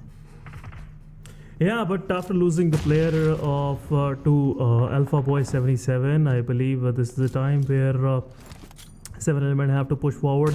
It's the only solo survivor. Alpha Boy 77, don't give him much of the time to revive himself and eventually be that thorn in the eyes of the whole 7E. But pushing forward, let's see what Alpha Boy 77 has got for all of us, and eventually 7E will take care of that, and XGeneration will leave on the rank 8 with only 6 elimination in their backpack. But 7E losing their player is not a good thing to have. This was something I believe the team should have covered and at least watch that angle from where their player got knocked out. But 3x, now it's time for them to push forward on HR. 2 player surviving. Adnan taking down Capybara, and also Adnan giving more damage to other two players of Team 3X. Come back, taking more damage as well. Masabi is being clinical, but the nade from Zarbav taking down, not leaving his position. And now Masabi pushing forward. It's a 2v1 situation, and no comeback will take care of it, and HR will leave at the 7th spot with only one elimination in the backpack. So script is, just repeating itself again and again. Even if you have wiped out QR, you still have only 1 point in your backpack. The rest of the kills were confirmed by someone else. Well, yes, we are seeing a lot of people capitalize on each other's, damage, and that is how we saw Nightmare, be one of those sneaky players. However, right now, oh my beautiful. God, he has been Groza. able to, yes, he definitely very well shut Magnus down, and right now, Zibian is going to be the one man standing tall for the team. He does have the capabilities of actually going in and converting this fight to his advantage, but he do not has the HP to support that, no healings to support that either, and there are utilities that can be used from the side of North Esports that are going to make it very, very difficult for Magnus Esports to even survive right now. There comes a nade soon as the door opens, and then it will blast out.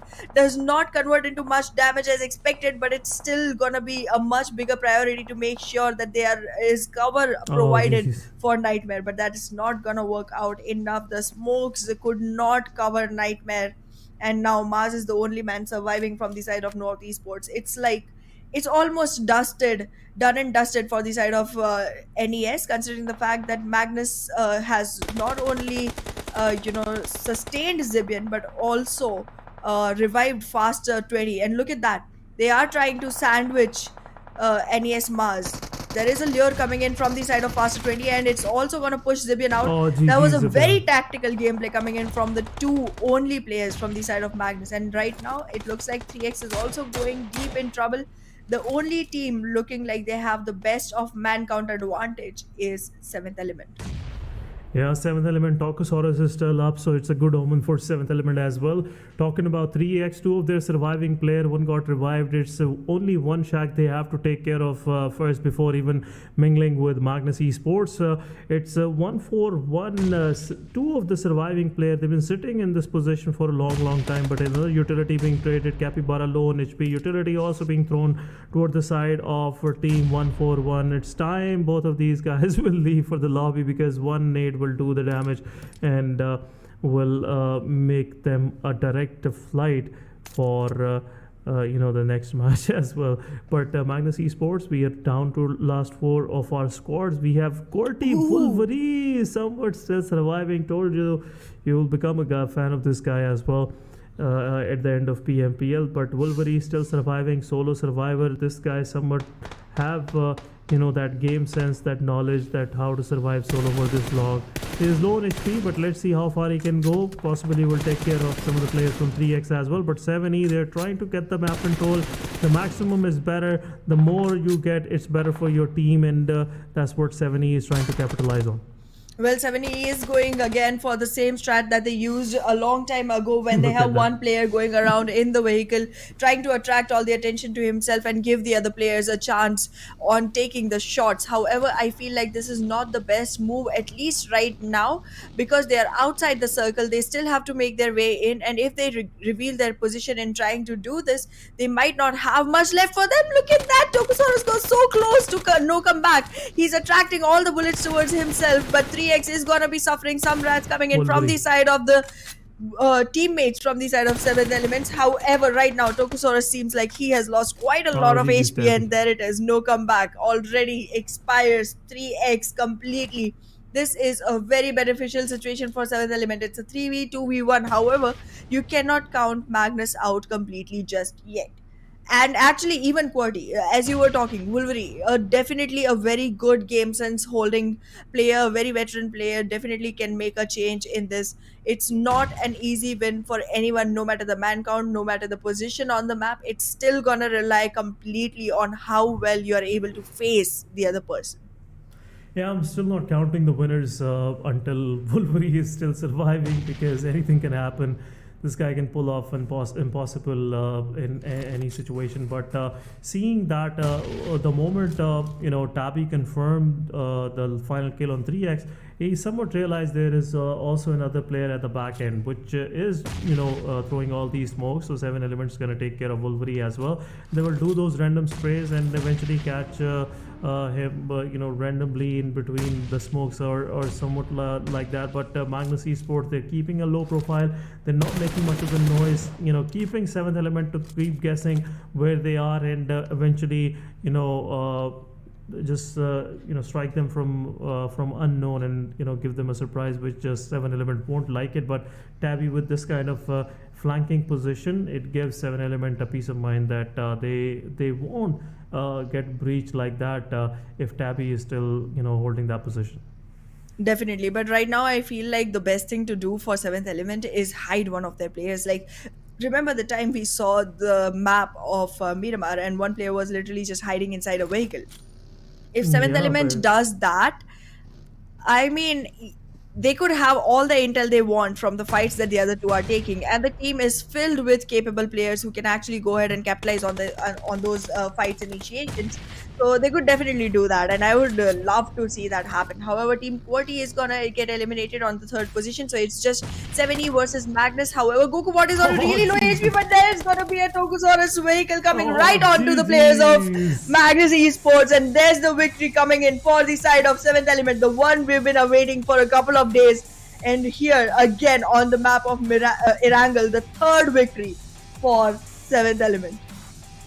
Yeah, good number of eliminations, and dealing with the final 2 players of Magnus as well. Also, Wolverine, which was kind of more of a headache for the whole surviving pack of both of these teams. But GGs to Team QWERTY, Team Magnus Esports. It's a great performance, but a big GGs to Team 7 Element to just keeping the whole composure throughout, and at least ending on the 2nd position overall. They haven't captured the first position, but 7th Element with this kind of performance in their first PMPL, it's always been a worth remembering moment, and I'm really enjoying the whole journey so far 7th Element has, and their fans are in making, the way these guys are playing.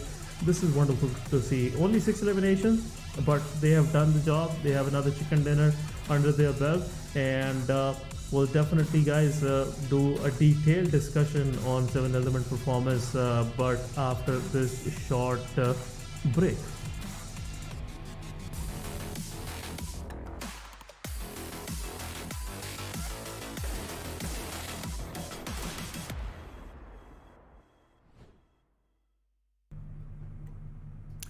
Welcome back after this short break, and you're watching PMPL Pakistan 2023. That was our final match of the league play for the week 1. But as we were discussing at the day start, Ehana, we are going to go into the Vikendi, which is top 12 teams will play in that particular match. So I'm really excited for that. And before we go into that, just give me your thoughts on 7 Element. We've been waiting for this moment, and they have just delivered what they promised. Well, they did definitely deliver on the promise, but look at this. The MVP still goes to Shamir Boy with 6 eliminations, and that was very well done. But yes, I do love the strat coming in from the side of 7th Element when they just take a vehicle, run around in the open, and make sure that they're attracting all the fire, collecting all the info, and then just capitalize on it by the rest of the team. It's great, it's well performed, and even it's not even new anymore, and people are still getting struck by it. So it just feels like a foolproof plan so far. So yeah, very proud of 7th Element. They finally gave me what I wanted. Still waiting for that coming in from the side of XGeneration. So yeah, I'm gonna look out for them in Vikendi. Yep, and let's see what we have for our top 12, because definitely we'll have a look on that in the overall ranking as well. But MVP, definitely the guy, just wiped the whole thing. Yep. away, especially in terms of H2E. Three of the guys from H2E were standing, and this guy just pushed in blindly and confirmed all three of those kills. So big GGs to Shamir Boy with the 855 damage, 6 eliminations. Also 141 official JD with the 6 elimination, 525 damage. So 141 in this particular match kept themselves busy for the whole match, particularly, especially I would talk about JD with that kind of damage. And as we were, discussing different fights, we had an eye on the numbers of eliminations. Team 141 had like in the mid of the match, I believe, so in the third or fourth stage, they somewhat managed to confirm the eliminations on Team Bublu. They wiped out the whole team. Then we have 3x Zarbaf and Miracle surviving for the team with 7 elimination in total from both of these guys. And why not just mention about Wolverine with the 3 eliminations, 513 damage, 28 minutes of survival, and very clinical, I would say, survival. Those 5 points definitely not going to change much, but the guy did his job. He survived his team to the top 3, and I hope this will really help QWERTY fortify themselves in top 12. Well, absolutely. Let's see how the match summary looks this time. It's okay. It's very weird. We did see a lot of Seventh Element the last time we came to match summary, even though they weren't the one winning the chicken dinner. This time they did win the chicken dinner, but we are seeing none of them up here.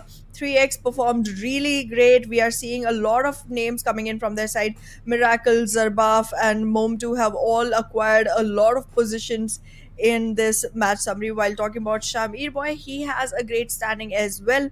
However, from the side of 7th Element, Alien hasn't disappointed either. He does have a couple of spots here and there. Yeah, 3 eliminations. So out of the 6 elimination team, 7th Element was able to get for themselves. 3 of them came from Tokosaurus. So again, his performance is the key turning point for his whole squad. But talking about the particular match ranking, we have 7th Element with 16 points. We have 3x with 10 eliminations in their backpack. So they were keeping themselves busy with 14 total points. 141 also with 8 eliminations, 11 points. And rest of the teams were in single digit, and also especially 8 points total aggregated by Wolverine with 3 of his elimination points and 5 placement. So that's something totally, I would say, was done by Wolverine for Team QWERTY in this particular match. But XGeneration with 6 eliminations, and all of these 6 are coming from Shamir Boy. I don't know what rest of the XGeneration is doing, but this guy is single-handedly carrying the whole squad. Absolutely, and not once but a lot of times. Like, out of all the ones that we have seen here, I feel like it's just once that we saw Thug perform, and the rest of the times it was just Shamir Boy solo single-handedly going in and making sure that the team still gets enough points to survive through the match. However, I do want to say that it does take a lot of support from the team as well for a player to be able to go ahead and take that many frags. So not undermining their role in the game either, but they do get picked off pretty quickly. So yeah. Okay, 52 Esports not that far behind. They do have the 9th position to themselves, but it's just 3 total points, so I don't think they have any opportunity coming into the top 12. So tata to that thought. But yeah, we will be seeing good names in the top 12, well deserving names in the top 12. We saw a lot of teams step up, and that just made me more and more excited for Vikendi to come, and I cannot wait anymore. No more. Yeah, and the top 12 teams definitely, as you mentioned, are the most deserving ones to play the Vikendi match, because it's been difficult for any of the teams out there in PMPL Pakistan 2023 first week of the league play to just keep themselves consistent. It was hard to maintain, because even the dominators like 7th Element, they couldn't keep themselves on the first spot, because it was difficult. Every now and then there's a new name popping up, and which keeps things exciting, and also it makes it difficult for the existing dominators to keep on dominating, because at the end of the day, every time there's a new surprise for you. But let's have a look at overall leaderboard. We'll definitely discuss the positions of top 12, and we have top 10 on our screen with 3x with 191 points, 10 point difference with 7th Element, and Seventh Element having a 5-point difference with Magnus Esports. So a very good close for Seventh Element, 3x Magnus Esports for the first week of this league play. Quantum Rage nowhere close, 30 points, almost 33 points difference for them. Regicide 130 points, 5th spot. XGeneration with 130 points, 5th spot, and then onward 6th spot. Aegon Excited couldn't go down much. They were like on 6th, now they are on 7th spot. H2E, very good improvement. At the start of the day, they managed to get the chicken dinner for themselves. Team Pablo and Team QWERTY, somewhat they managed to creep in for that extra Vikendi match.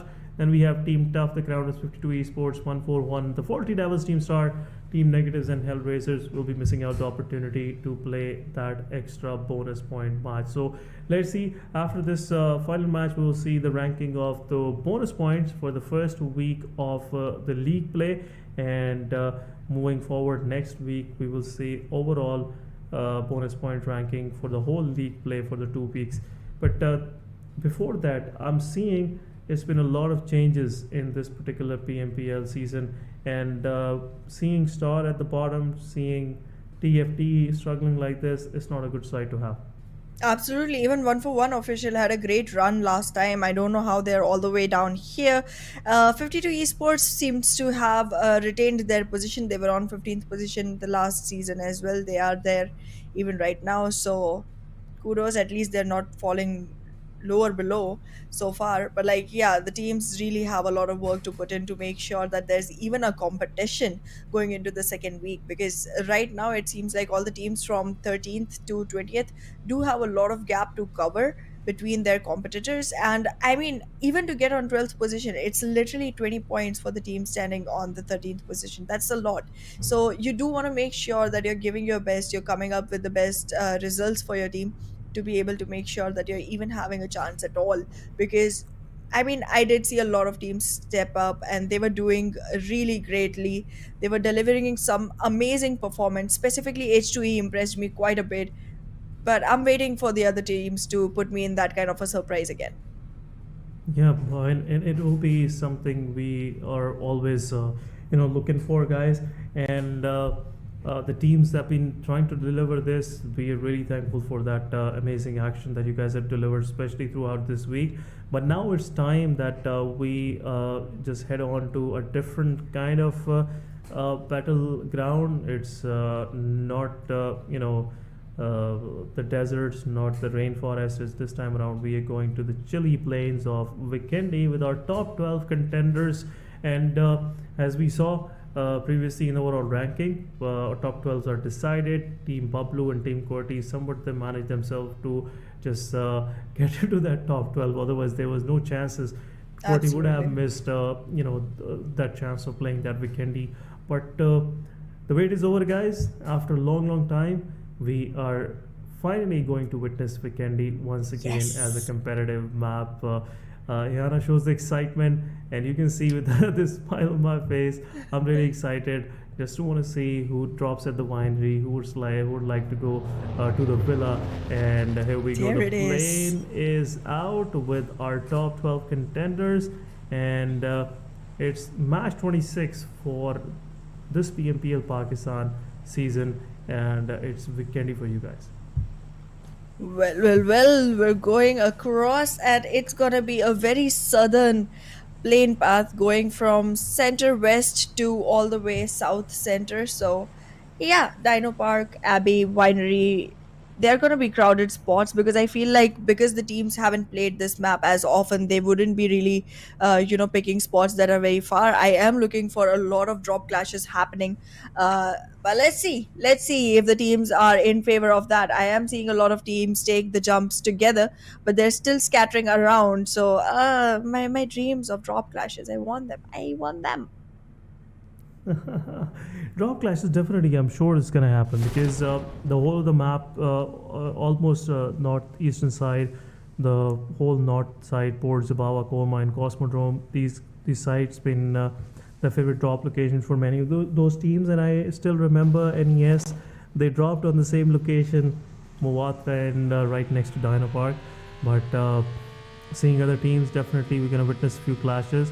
No one is going to the villa, which is something really surprising to me. I wanted to see at least IA to drop there. It's a premium location. Everybody would love to go for those early fights, but no one is just opting in for early fights. Everybody is looking for those extra bonus points. But let's see. There you go. Early fights. We wished, and it's been delivered. It's QR Divine versus Team Freestyles. Malik is giving hard time to the players of Team QR, but the freestyle rest of the team is also nearby. Helsky on the other side being traded, so it's Malik on one side and Black on the other side getting traded out. So it is what it is. Let's see if the full fights break in. I believe it's a 3v3 situation, and would love to see both of these teams sticking horns against each other. Well, definitely would like to see that bullfight begin. However, the ones in the red might just be in a little more danger if we talk about bullfights, to be very honest. And QR is the one in red, so they do need to be a little more careful. However, currently it seems like they have the more advantageous position. However, FS does not seem like they want to give up on this at all. They are literally going to be very, very cautious, considering the fact that this is going to give them bonus points. Bonus points are literally going to be something that the teams are really, really eyeing on. It's a single match, and in a single match, the best position you get, the more bonus points you get, and that literally translates into being your initial points going into the grand finals. So just reminding the viewers one more time, this is one of the very, very crucial matches for the teams that actually make into the bonus point match. And again, the teams that do make into both of these are going to be really happy by their performance and are going to have a lot of upper hand going into the finals. So definitely the teams are not only going to be looking at winning this one, they're going to be looking at making sure that they're aware of how the rest of the teams are playing on this map. Probably this is going to be one of the one most viewed maps as of this tournament, because teams are definitely going to want to go back and check out where each team was, what they were doing, just to make sure they know how to fight it the next time this shows up. Yeah, and a very good point that you just made. I am definitely sure, because it's been a long while.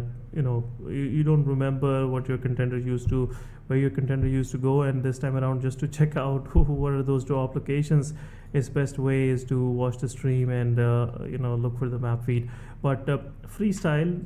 There's just a standoff between both of these sides. Divine already left his team members, and he is going for the loot across the road. But talking about the way freestyle wanted to start this, I would love to see this fight happening, because this is both of these teams, they have a relatively good performance in both of these previous matches, and now if either of these teams get eliminated, it will be interesting to see how much is it left, and who's gonna eventually make it to the top three of this particular match. But R3G on the other side, very good performance, very consistent performance throughout the day. Unfortunately, last two matches they weren't that good for them, but overall it was a good day for R3G, and the big success is somewhat they manage themselves to qualify for this special match. Well, definitely we are going to be seeing all of the teams that did qualify into this match make the best of this match. But so far, the cold start, I mean, it does reflect the weather of Vikendi, but I want to see the heat of Miramar come into this. I want to see the action of Sanhok come into this. Again, it's a tiny little map, so we are not seeing much coming in yet from the teams, even though the expectation was really, really high. But yeah, okay. All right. See, this is one of the reasons I do not drive in game. If I were driving, drop shot would have been dead. Like, I run over my own teammates. It's just I don't have a license for in-game driving. IRL, I'm good. I can say that because you don't get to see me IRL. So yeah. Yeah, that's again another personal opinion. I'm not sure if I have to agree with this or not. But I'll definitely, take this on your face value. But talking about the particular situation, freestyle just disengaged, which is not a good sign. As a fan, I wanted to have this thing happening. I'm not a good man. I'm not a good guy, in that terms. I want people to just take a fight. But on the other side, we have Team XGeneration, Alpha Boy 69 on our screen, and on the other side, we have Alpha Boy 77, which is Chamil Boy. and Shamir boy has been playing so good for this particular week, and it's been helping a lot to help XG rank better in this overall ranking. Otherwise, it will be difficult for XG to maintain the consistency. But let's see how far this dynamic duo will take XGeneration. On the other side, Thug getting knocked out from Team QWERTY, but Alpha Boy 77 is there, so there's nothing to worry about. But Alpha Boy 69 has an angle, and let's see if that angle will help anyway to just take dish out some damage, especially the players of QWERTY. I'm seeing Wolverine on a very good position, but let's see if he will be able to stop that revival. But anyhow, it's Alpha Boy 77. Revival will definitely happen. I mean, that's an essential one. They do need it. They do need it because like Shamir boy is literally carrying the whole team on his shoulders. I'm not undermining the gameplay from the other side because again, I mean, he could have died. He made sure that he gives the revival, and his teammates are gonna make sure of the same for him. So yeah, it's not like the teammates are not doing much. It's just that his gameplay is showing on the charts a lot more. But look at Roshan, the patience and the perseverance coming into this fight. He's not giving up. He knows his position is very concealed. He knows that he can make the best out of this fight. But even when the whole team has confided themselves inside the compounds, he is not giving up. He's watching all of the angles one after the other, making sure that he's able to take a good look at every single person from the side of XG. The moment they're out, they are out. Yeah, R3G is a big distance for XGeneration to just scan the whole area and see where is that guy who's just poking them every now and then with that AKM. It's kind of humiliating if you get a AK headshot from that long range and you get knocked out because with that 4x and AKM. It's very rare to land a headshot on this kind of an extensive distance, but North Esports and H2E, they are pretty close to the villa, and let's see if H2E is planning to push into this. But seems like every fight that is about to happen, somewhat by any divine interference, it it gets disengaged. But in the kill feed, we have XGeneration versus Team QWERTY. It's happening. XGeneration taking down two of the players from Team QWERTY, which is not a good side for Team QWERTY. Top G is knocked out. Chief will possibly also get knocked out, but Freestyle is also pushing forward. Freestyle on the back can give a big backstab to the players of Team QWERTY. Hunter got taken out.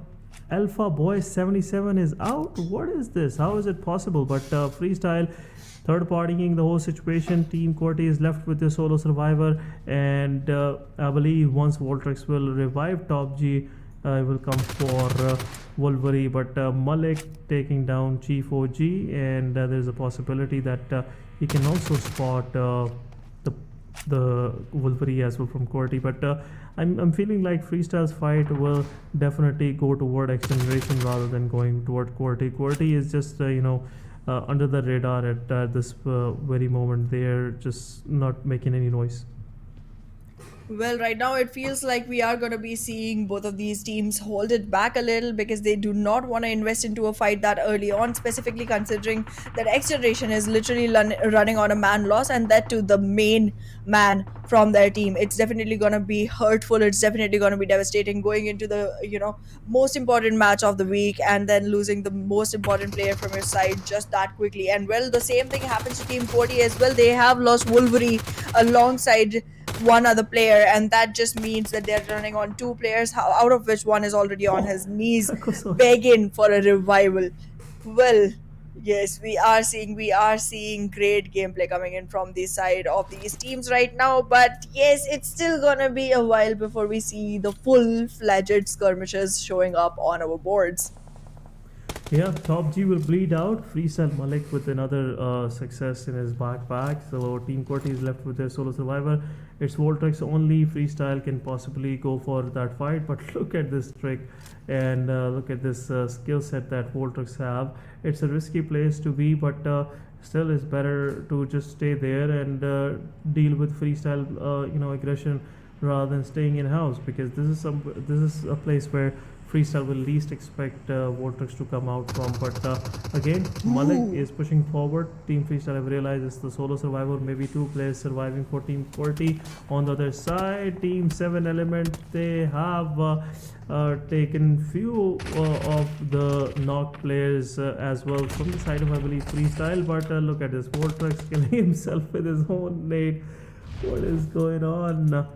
But 3x on the other side, again, Magnus Esports versus 3x, another knockdown. Zen with that clinical nade taking down 3x. 2 of the players are knocked down, so it's time for Magnus to push in and just finish the mess they have just started. Well, definitely Oh, they are good, using mate. all of their throwables coming in, and well, Zerbaf has already been on his knees Team and is now up. all the way on the ground. Team Magnus just looking really strong in this match. They've already cleaned up the whole squad of 3x, and with 3 eliminations riding on top of the whole leaderboard as of now. But Aegon XI8 still has to show their colors. They still have to show how good they can be, specifically considering that their run hasn't been as good as everyone was expecting it to be. So yeah, I definitely want to see them go ahead and acquire really good points in the bonus match that they have been given the opportunity to be a part of. And I mean, this is where everything comes down to. This is what everything boils down to. So your performance has to be top notch coming into this match, and if it isn't, then what are you even coming into this match for? Yeah, because again, this is a big difficulty for some of these players to just set their eyes, because it's a different kind of terrain, different kind of color grading, especially on the battleground. So it's hard to just see from where the bullets are flying toward you. So again, every fight in itself is very unique on this map, and I would love to see, those blind pushes coming in, because that's been the beauty of Vikendi overall. There are so many compounds. The reason why Vikendi was taken out of the maps, competitive maps, was the only reason because there was so much hard cover available for the teammates, team players, that it never happened that someone would have a chance of fighting, and everybody was just staying in their hard cover. There was no fight happening.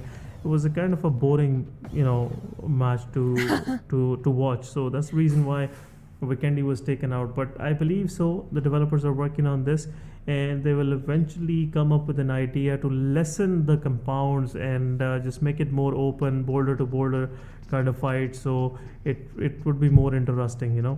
Everyone having Absolutely. hard cover is not a good idea. Who will come out to fight? And it will be just blind pushes until unless blue zone would push you forward. Another issue with the Vikendi app, I feel like it's been fixed, was like 60 to 70% of the first circle used to make out in water.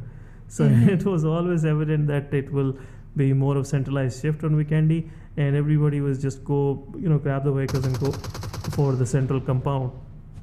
And Makes it was sense. again difficult for all of the audiences to keep it interesting for themselves. But seeing in the kill feed, Magnus Zibian taking down Aegon XI8 dead.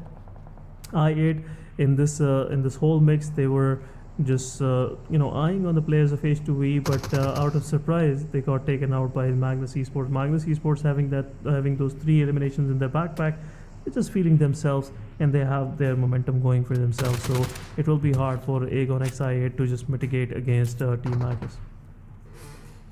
Well, we'll see how it goes for Aegon XI8, because so far they do have all of their men standing, but how their standing is going to look like in the overall leaderboard of this map, that's what matters the most, because it doesn't matter if you have all of your players on board as long as you're not surviving long enough, as long as you're not getting enough frags for yourselves, because that positioning matters way too much when it comes to the bonus match that we're on to right now. Vikendi again being one of the maps that is very crucial and very new for all of the teams, specifically against each other. It makes it even more difficult for people to actually be able to read what's going to happen next. It's literally like walking into Sanhok, because things are going to be pretty random coming into this map, specifically for day 1 when the teams first face each other. And it might just become as as tricky for the week 2 as well, if the names on the board change a little and we have like 3 to 4 new teams showing up in the top 12. That would definitely make it difficult for the ones that have been here before. But yeah, I mean, the teams definitely need to make sure that they are safe off the blue zone, because I cannot say it as often as they need me to, because you're just wasting your utility, you're wasting real estate, you're wasting your time trying to chase yourself out of the blue zone when you could actually be inside the circle taking frags and making sure that you have elimination points to yourself. But yeah, H2E currently does look like they are trying to scan out the whole area. They are pretty scattered around in this tiny, compound area where they want to make sure that every single person that they are able to see turns into a crate nonetheless. Yeah, with 7 Element on the other side, they decided to push on the compound of XGeneration. They're getting third party from R3G as well. And Alpha Boy 69 is the solo survivor. Alpha Boy 69 throwing the nade on Tappy, and the kill got confirmed as well. So it's a 1v2 situation. Tokosaurus with his utility, he is going to deliver that utility as well to Alpha Boy 69. But so far seems like Tokosaurus can also get knocked out with the trader utility. Alpha Boy 69 will go for that revival, but as long as they're comfortable, I'm not seeing T24 OP just going to participate in this particular fight with Tokosaurus.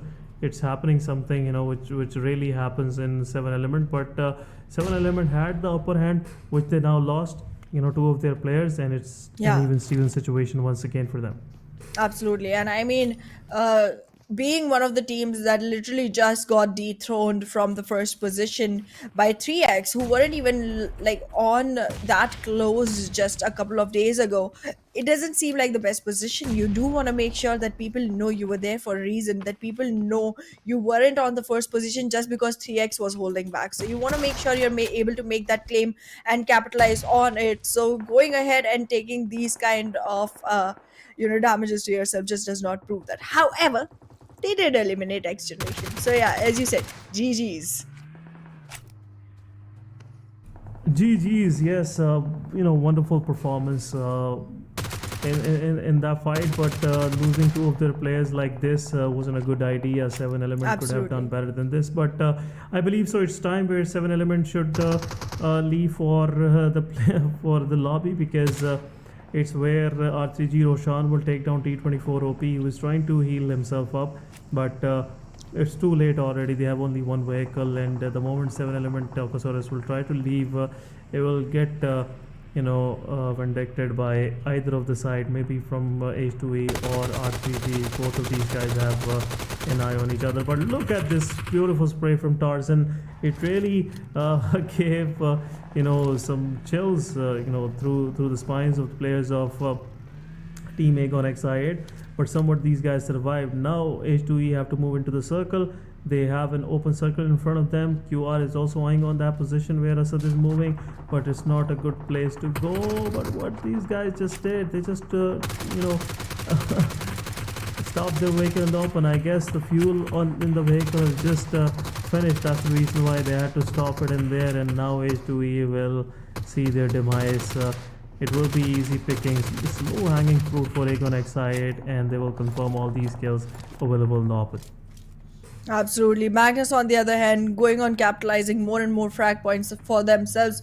Quantum Rage is completely out of the boards, so that makes it just the top 7 teams surviving. Now, right to the north of Castle, there's going to be a circle that is half water, half land. So definitely going to be a much smaller one than the teams expect it to be. However, the number of players already looks a little low on the charts. It's only 21 players surviving in 7 teams, so on an average it's just 3 players per team, to be very honest, and that just does not look like the best position for the ones that do not have 3 on their charts. That just means that they're gonna lose 5 out of 7 fights. That's just very big number to go up against. But yeah, freestylers are going to be trying to make the best of the situation. Only 2 players surviving. They've already knocked one player from the side of Reggie's side, and there's going to be another beautiful nade coming in from his side. He's making sure. Whoa, okay, that's 1v1 if I'm not wrong. And right now Faizi has a great position, trying to confirm the frags, but no, he's gonna miss out on Roshan, and Roshan makes sure that the frag goes to him with 5 elimination points. Team Freestylers is gonna be eliminated themselves. Oh my god, R3G, what did you guys just do? Roshan against, as I was saying earlier as well, he's one of the players from the side of Reggie side that is showing up really on point whenever required. However, Magnus Esports is still on the Oh game my goodness. with only 2 players now, though. I mean, in a jiffy, they literally lost half their team. So right now, Agon XI8, Regicide look like the strong ones. However, as long as Zibian has his feet on ground, it's not a day over for Magnus. Yeah, it's not a day over for Magnus, and they will make sure that they will confirm the kills on NES. Mars is still not revived. NES Snow have the shotgun, and Team Bablu is right next doors. And there you go. The nade will do the job for NES Mars and Snow as well. The nade coming from Pikachu confirmed NES Snow, which will again ring the bells for Team Magnus Esports. Now they realize that someone else is also there, but another utility being thrown from the side of Zibian.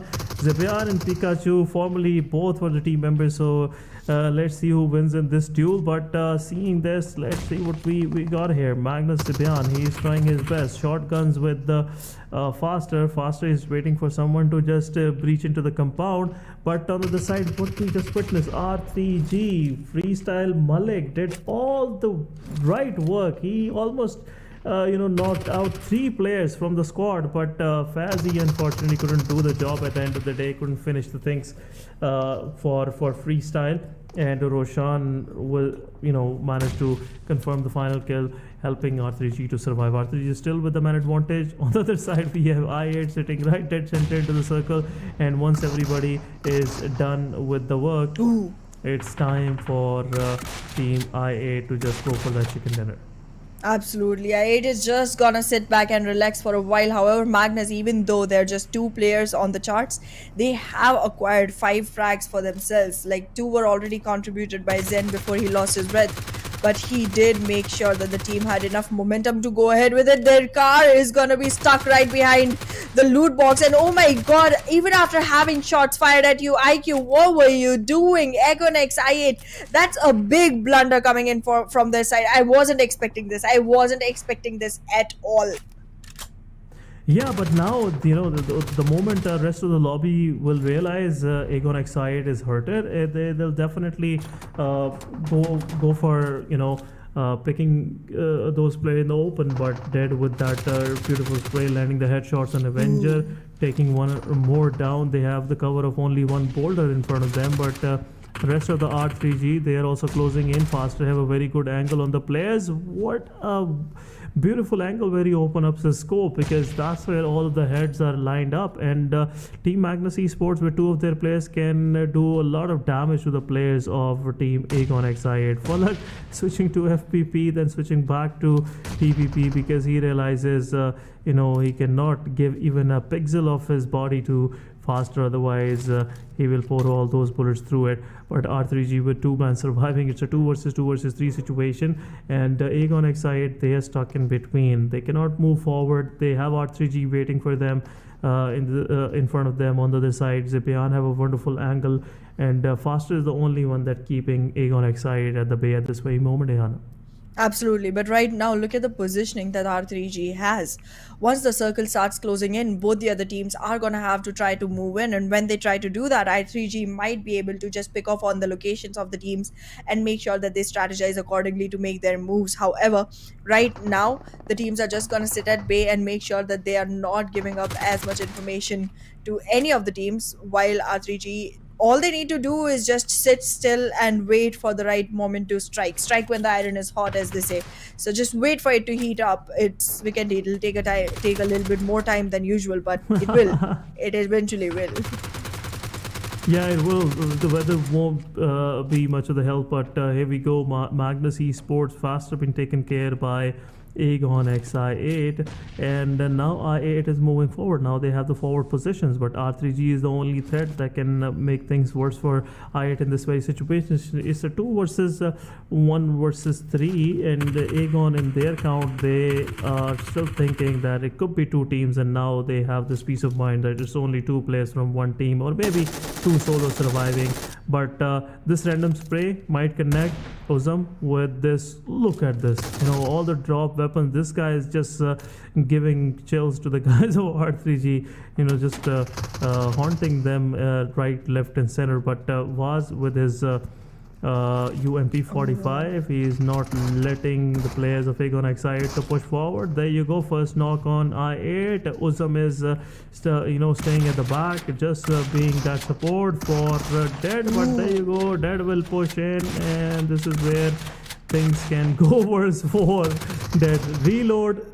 The guy will Whoa, push in, distraction. but look at this. Roshan is there. Roshan can clutch things out for his team, but it is that deadly LPG in the hands of Uzum, and you cannot stand in front of that kind of ammo speed, that kind of gun speed. But GG's to Aegon X8 after this chicken dinner.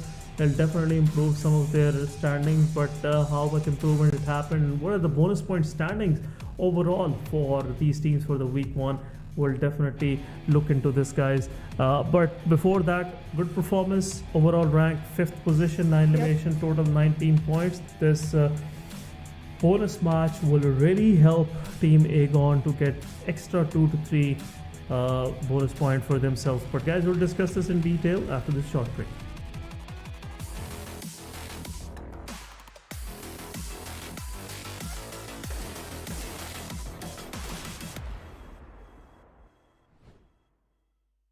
क्या बात है बच्चों, दिल जीतने वाली game खेल गए। तो आंटी आपके साथ भी एक स्क्वाड अप हो जाए। हाँ आ जाओ। इस रमजान अपने स्क्वाड की गेम से बनो किसी की भलाई का मजबूत जरिया और खेलो सिर्फ दिल जीतने के लिए।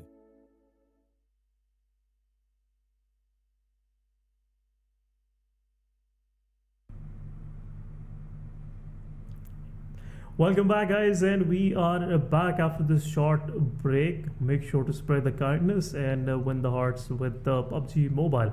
PMPL Pakistan, week one of the league plays. We just witnessed the final match, the bonus match, I would all say. Vikendi with top 12 teams contesting for that the final few points so they can improve their overall ranking and eventually get better bonus points. So, Yana, with that win, I believe Aegon X8 have placed themselves in top 5. Absolutely, but there's the MVP of the day, the one with the most impact coming in from the side of Aegon X8. It's gonna be played with 5 eliminations, and I mean, the total eliminations for the team was 9. This is more than half the weight being carried by Blade alone. Impressive, impressive.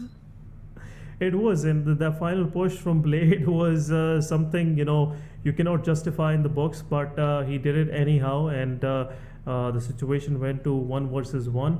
But the peace of mind that Uzum had was he somewhat knew where the position for the final R3G player was, so it was easy for him to just pinpoint in that final moment. But PMPL Pakistan 2023 top players for the final match on your screen, guys. It's Blade, then Roshan with the 4 eliminations. Then we have Faster, Malik, and Uzum. So 2 of the players from I8 getting featured in this particular graphic, and also Faster with 4 eliminations. So he kept I8 behind that border for quite a while, but what a single player can do in this very situation where Blue Zone is also pushing you out of that cover. But let's have a look at the match summary for this Vikendi. We have I8 Blade with highest elimination, highest damage goes to Roshan with 884. Then we have Blade and Falak from I8 as well with highest healing done. So Falak been having a tough time on that chilly battlefield. Otherwise he wouldn't be using this much of healing. But moving forward, it was a slow-paced match. I would say only 12 teams were there. We witnessed few of the teams getting eliminated early on, but rest of the 10 teams, it was so much space available for them. So we had to wait for the skirmishes to break in for quite some time. But it was a fun thing to watch. And after a long time, we saw these guys in action on Vikendi. Well, it was a very impressive match nonetheless, because even I don't know how the day has been until right now, until yesterday actually, we were able to guess which team is gonna win. We were able to predict which team is gonna win once we saw the last 4s remaining. But today has been very different, very difficult so as to make that possible. But yes, here it is, the standings of every single team. There's 19 points for Aegon X8 alongside that freshly served chicken dinner. And Regicide right there following them with 13, while Magnus Esports not that far away with 12 points for themselves. Yeah, 12 points for themselves. Then we have Freestyle with 6. We have 7th Element with 4. Bablu with 6. Moving to the second page, we have Quantum Rage, Team H2E, Team QWERTY, and 3x. Wait, it's a what? single-digit performance for all of these guys, but 3x not confirming any points. Well, I guess it won't jeopardize their first position, but overall it will closing up the lead for 7th element. But rest much of change we are not expecting. There is a possibility after the performance of Magnus Esports, we might see Magnus Esports come into the second point, but overall leaderboard will just make things easy for us to understand. But let's go for the overall ranking, guys. We have our top 16 contenders, or whatever the overall is, in front of us, with 3x still on top. Oh my god, Magnus Esports just missing with only 3 points, just 3 more points, and they could have done it, replacing themselves with their position with the first position. But 7th element, very good finish overall. We weren't expecting them even in top 3, but they have just separated themselves from rest of the competition. Look at the difference between the numbers for 7th element and Quantum Rage. Is 39 points difference, which is a huge difference in terms of this kind of point structure. But Aegon Excite with 146 points on 5th spot definitely will collect some extra bonus points. Regicide, great improvement overall, 143 points. Then we have XGeneration with 133, couldn't do much in this particular game. Then H2E, Northeast Sports, Freestyle. Then moving forward, we have no major changes with QWERTY and Team Bablu. It's been just a shift of position. Otherwise, still rest is same. Tough, the Grounders, 52 Esports, 1-4 Official, the Faulty Devils, Team Star, Team Negatives, Hellraisers. So the rest of the ranking is in front of you guys. So on one end, we have teams which managed to get 180 plus 191 points overall in this 20 match series for this week. And then we have Hellraisers, who managed to get only 50 points in 20 matches, which is roughly an average of 2.5 per match. So I wish them best of luck for the coming week. I wish them to see with an improvised and improved strategy. But let's see what we have on our bonus points. 3x with 20, the maximum bonus points. Then we have Magnus, 7th element, Quantum Rage, Aegon Excite, Regicide, XGeneration, H2E. Then we have Northeast Sports, Freestyle, and rest of the teams, as we saw in the overall leaderboard, will have the bonus points in the descending order as well. So on the 11th spot there will be 10 bonus points, and on the 20th spot it will be only 1 bonus point for Hellraisers. Yeah, so basically, whatever the position your team is at, subtract that from 21. You get the bonus points. That's how it works, guys. The total has to be 21. It's literally the times table of 9. Okay, never mind. Moving forward, the total points right now do look the exact replica of the week 1 bonus points, because that's all that we have yet. But next week, we are going to have another series of bonus points coming in for these teams. We do expect to see the teams all the way from 13 to 20. Some of them make their way back into the top 12 so that they can actually participate in the match and acquire themselves some initial points at least. And then we will see the league bonus points for every team at the end of both the weeks of the league, and then we will know exactly how many extra points a team is going to be walking into the finals with. Yes, this is so hyping. Oh, I'm excited. That's the important question. We have to wait for 1 more week to have our total bonus points, and seeing which of these teams will have a great head start for themselves for the finale. But let's have a look at the elimination leader after the whole week. We have a Miracle on the first spot with 38. We have Zibeon with 34. We have Senior, the guy who just jumped into the overall ranking yesterday, with 34 points. Then we have Kaido with 34, and then we have R3G Noki with 32 points. This time around, we're not seeing Blade, we're not seeing Uzum, or maybe Falak, but it's been a great change, and I'm really loving this change, especially seeing Miracle up here. It's been a while. We have seen a new face up there, but Zibeon, this guy has been popping up in the top fraggers every now and then. Then we have Cairo with 34, Noki also on 5th spot with 32 elimination points. So the guys are just going for that $1,000 extra prize for themselves individually, which it could be a life-changing prize pool for them. In some cases, who knows? It could be your next planned trip. But guys, let's keep you reminded with one more thing. If you want to stay connected with us with everything that's happening on PMPL Pakistan 2023, just make sure to follow PMPL on YouTube, Facebook, and Instagram. The handles are displayed right at the bottom. And also make sure if you have any feedback for us, do share it with us on our socials. And with that, I believe so. Anna, any final messages for this week? Well, I have been more than thrilled to see every single match that came in this week. I am looking for something even better in the next one. And I am not going to be sticking to the same names anymore. I'm going to go back, take the 2 days that we have free, and just review all of these matches and find out some new teams that I can look out for. Because again, I am being surprised constantly. And I feel like this is exactly what comes forth when you celebrate like that. Yes, and with that, guys, we'll definitely end our PMPL Pakistan Week 1 for you. For League Plays, this was your host, Caster Hassan, alongside me. I had pleasure to having Ehana Aiden, and see you guys next week, and possibly on the same channel, same day, same time, not the same day. So see you guys on Tuesday. Take care of yourself. Have a happy Ramadan.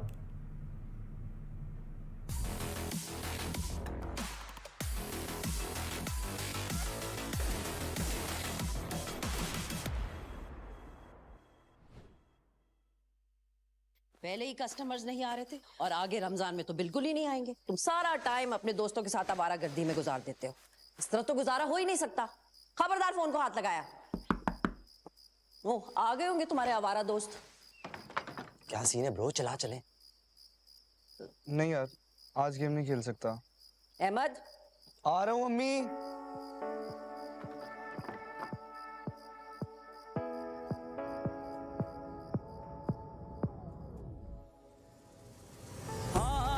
बढ़ाने से, साथ निभाने से, उम्मीद बांटने से खुशियाँ घटती नहीं बस बढ़ती है।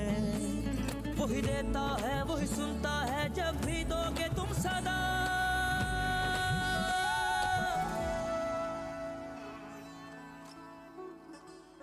हाथ जो मिलते हैं रस्ते निकलते हैं, खुशियों में बदलते हैं। रौनक हर चेहरे पे खुद ही आ जाती है। वही देता है वही सुनता है जब भी दोगे तुम सदा।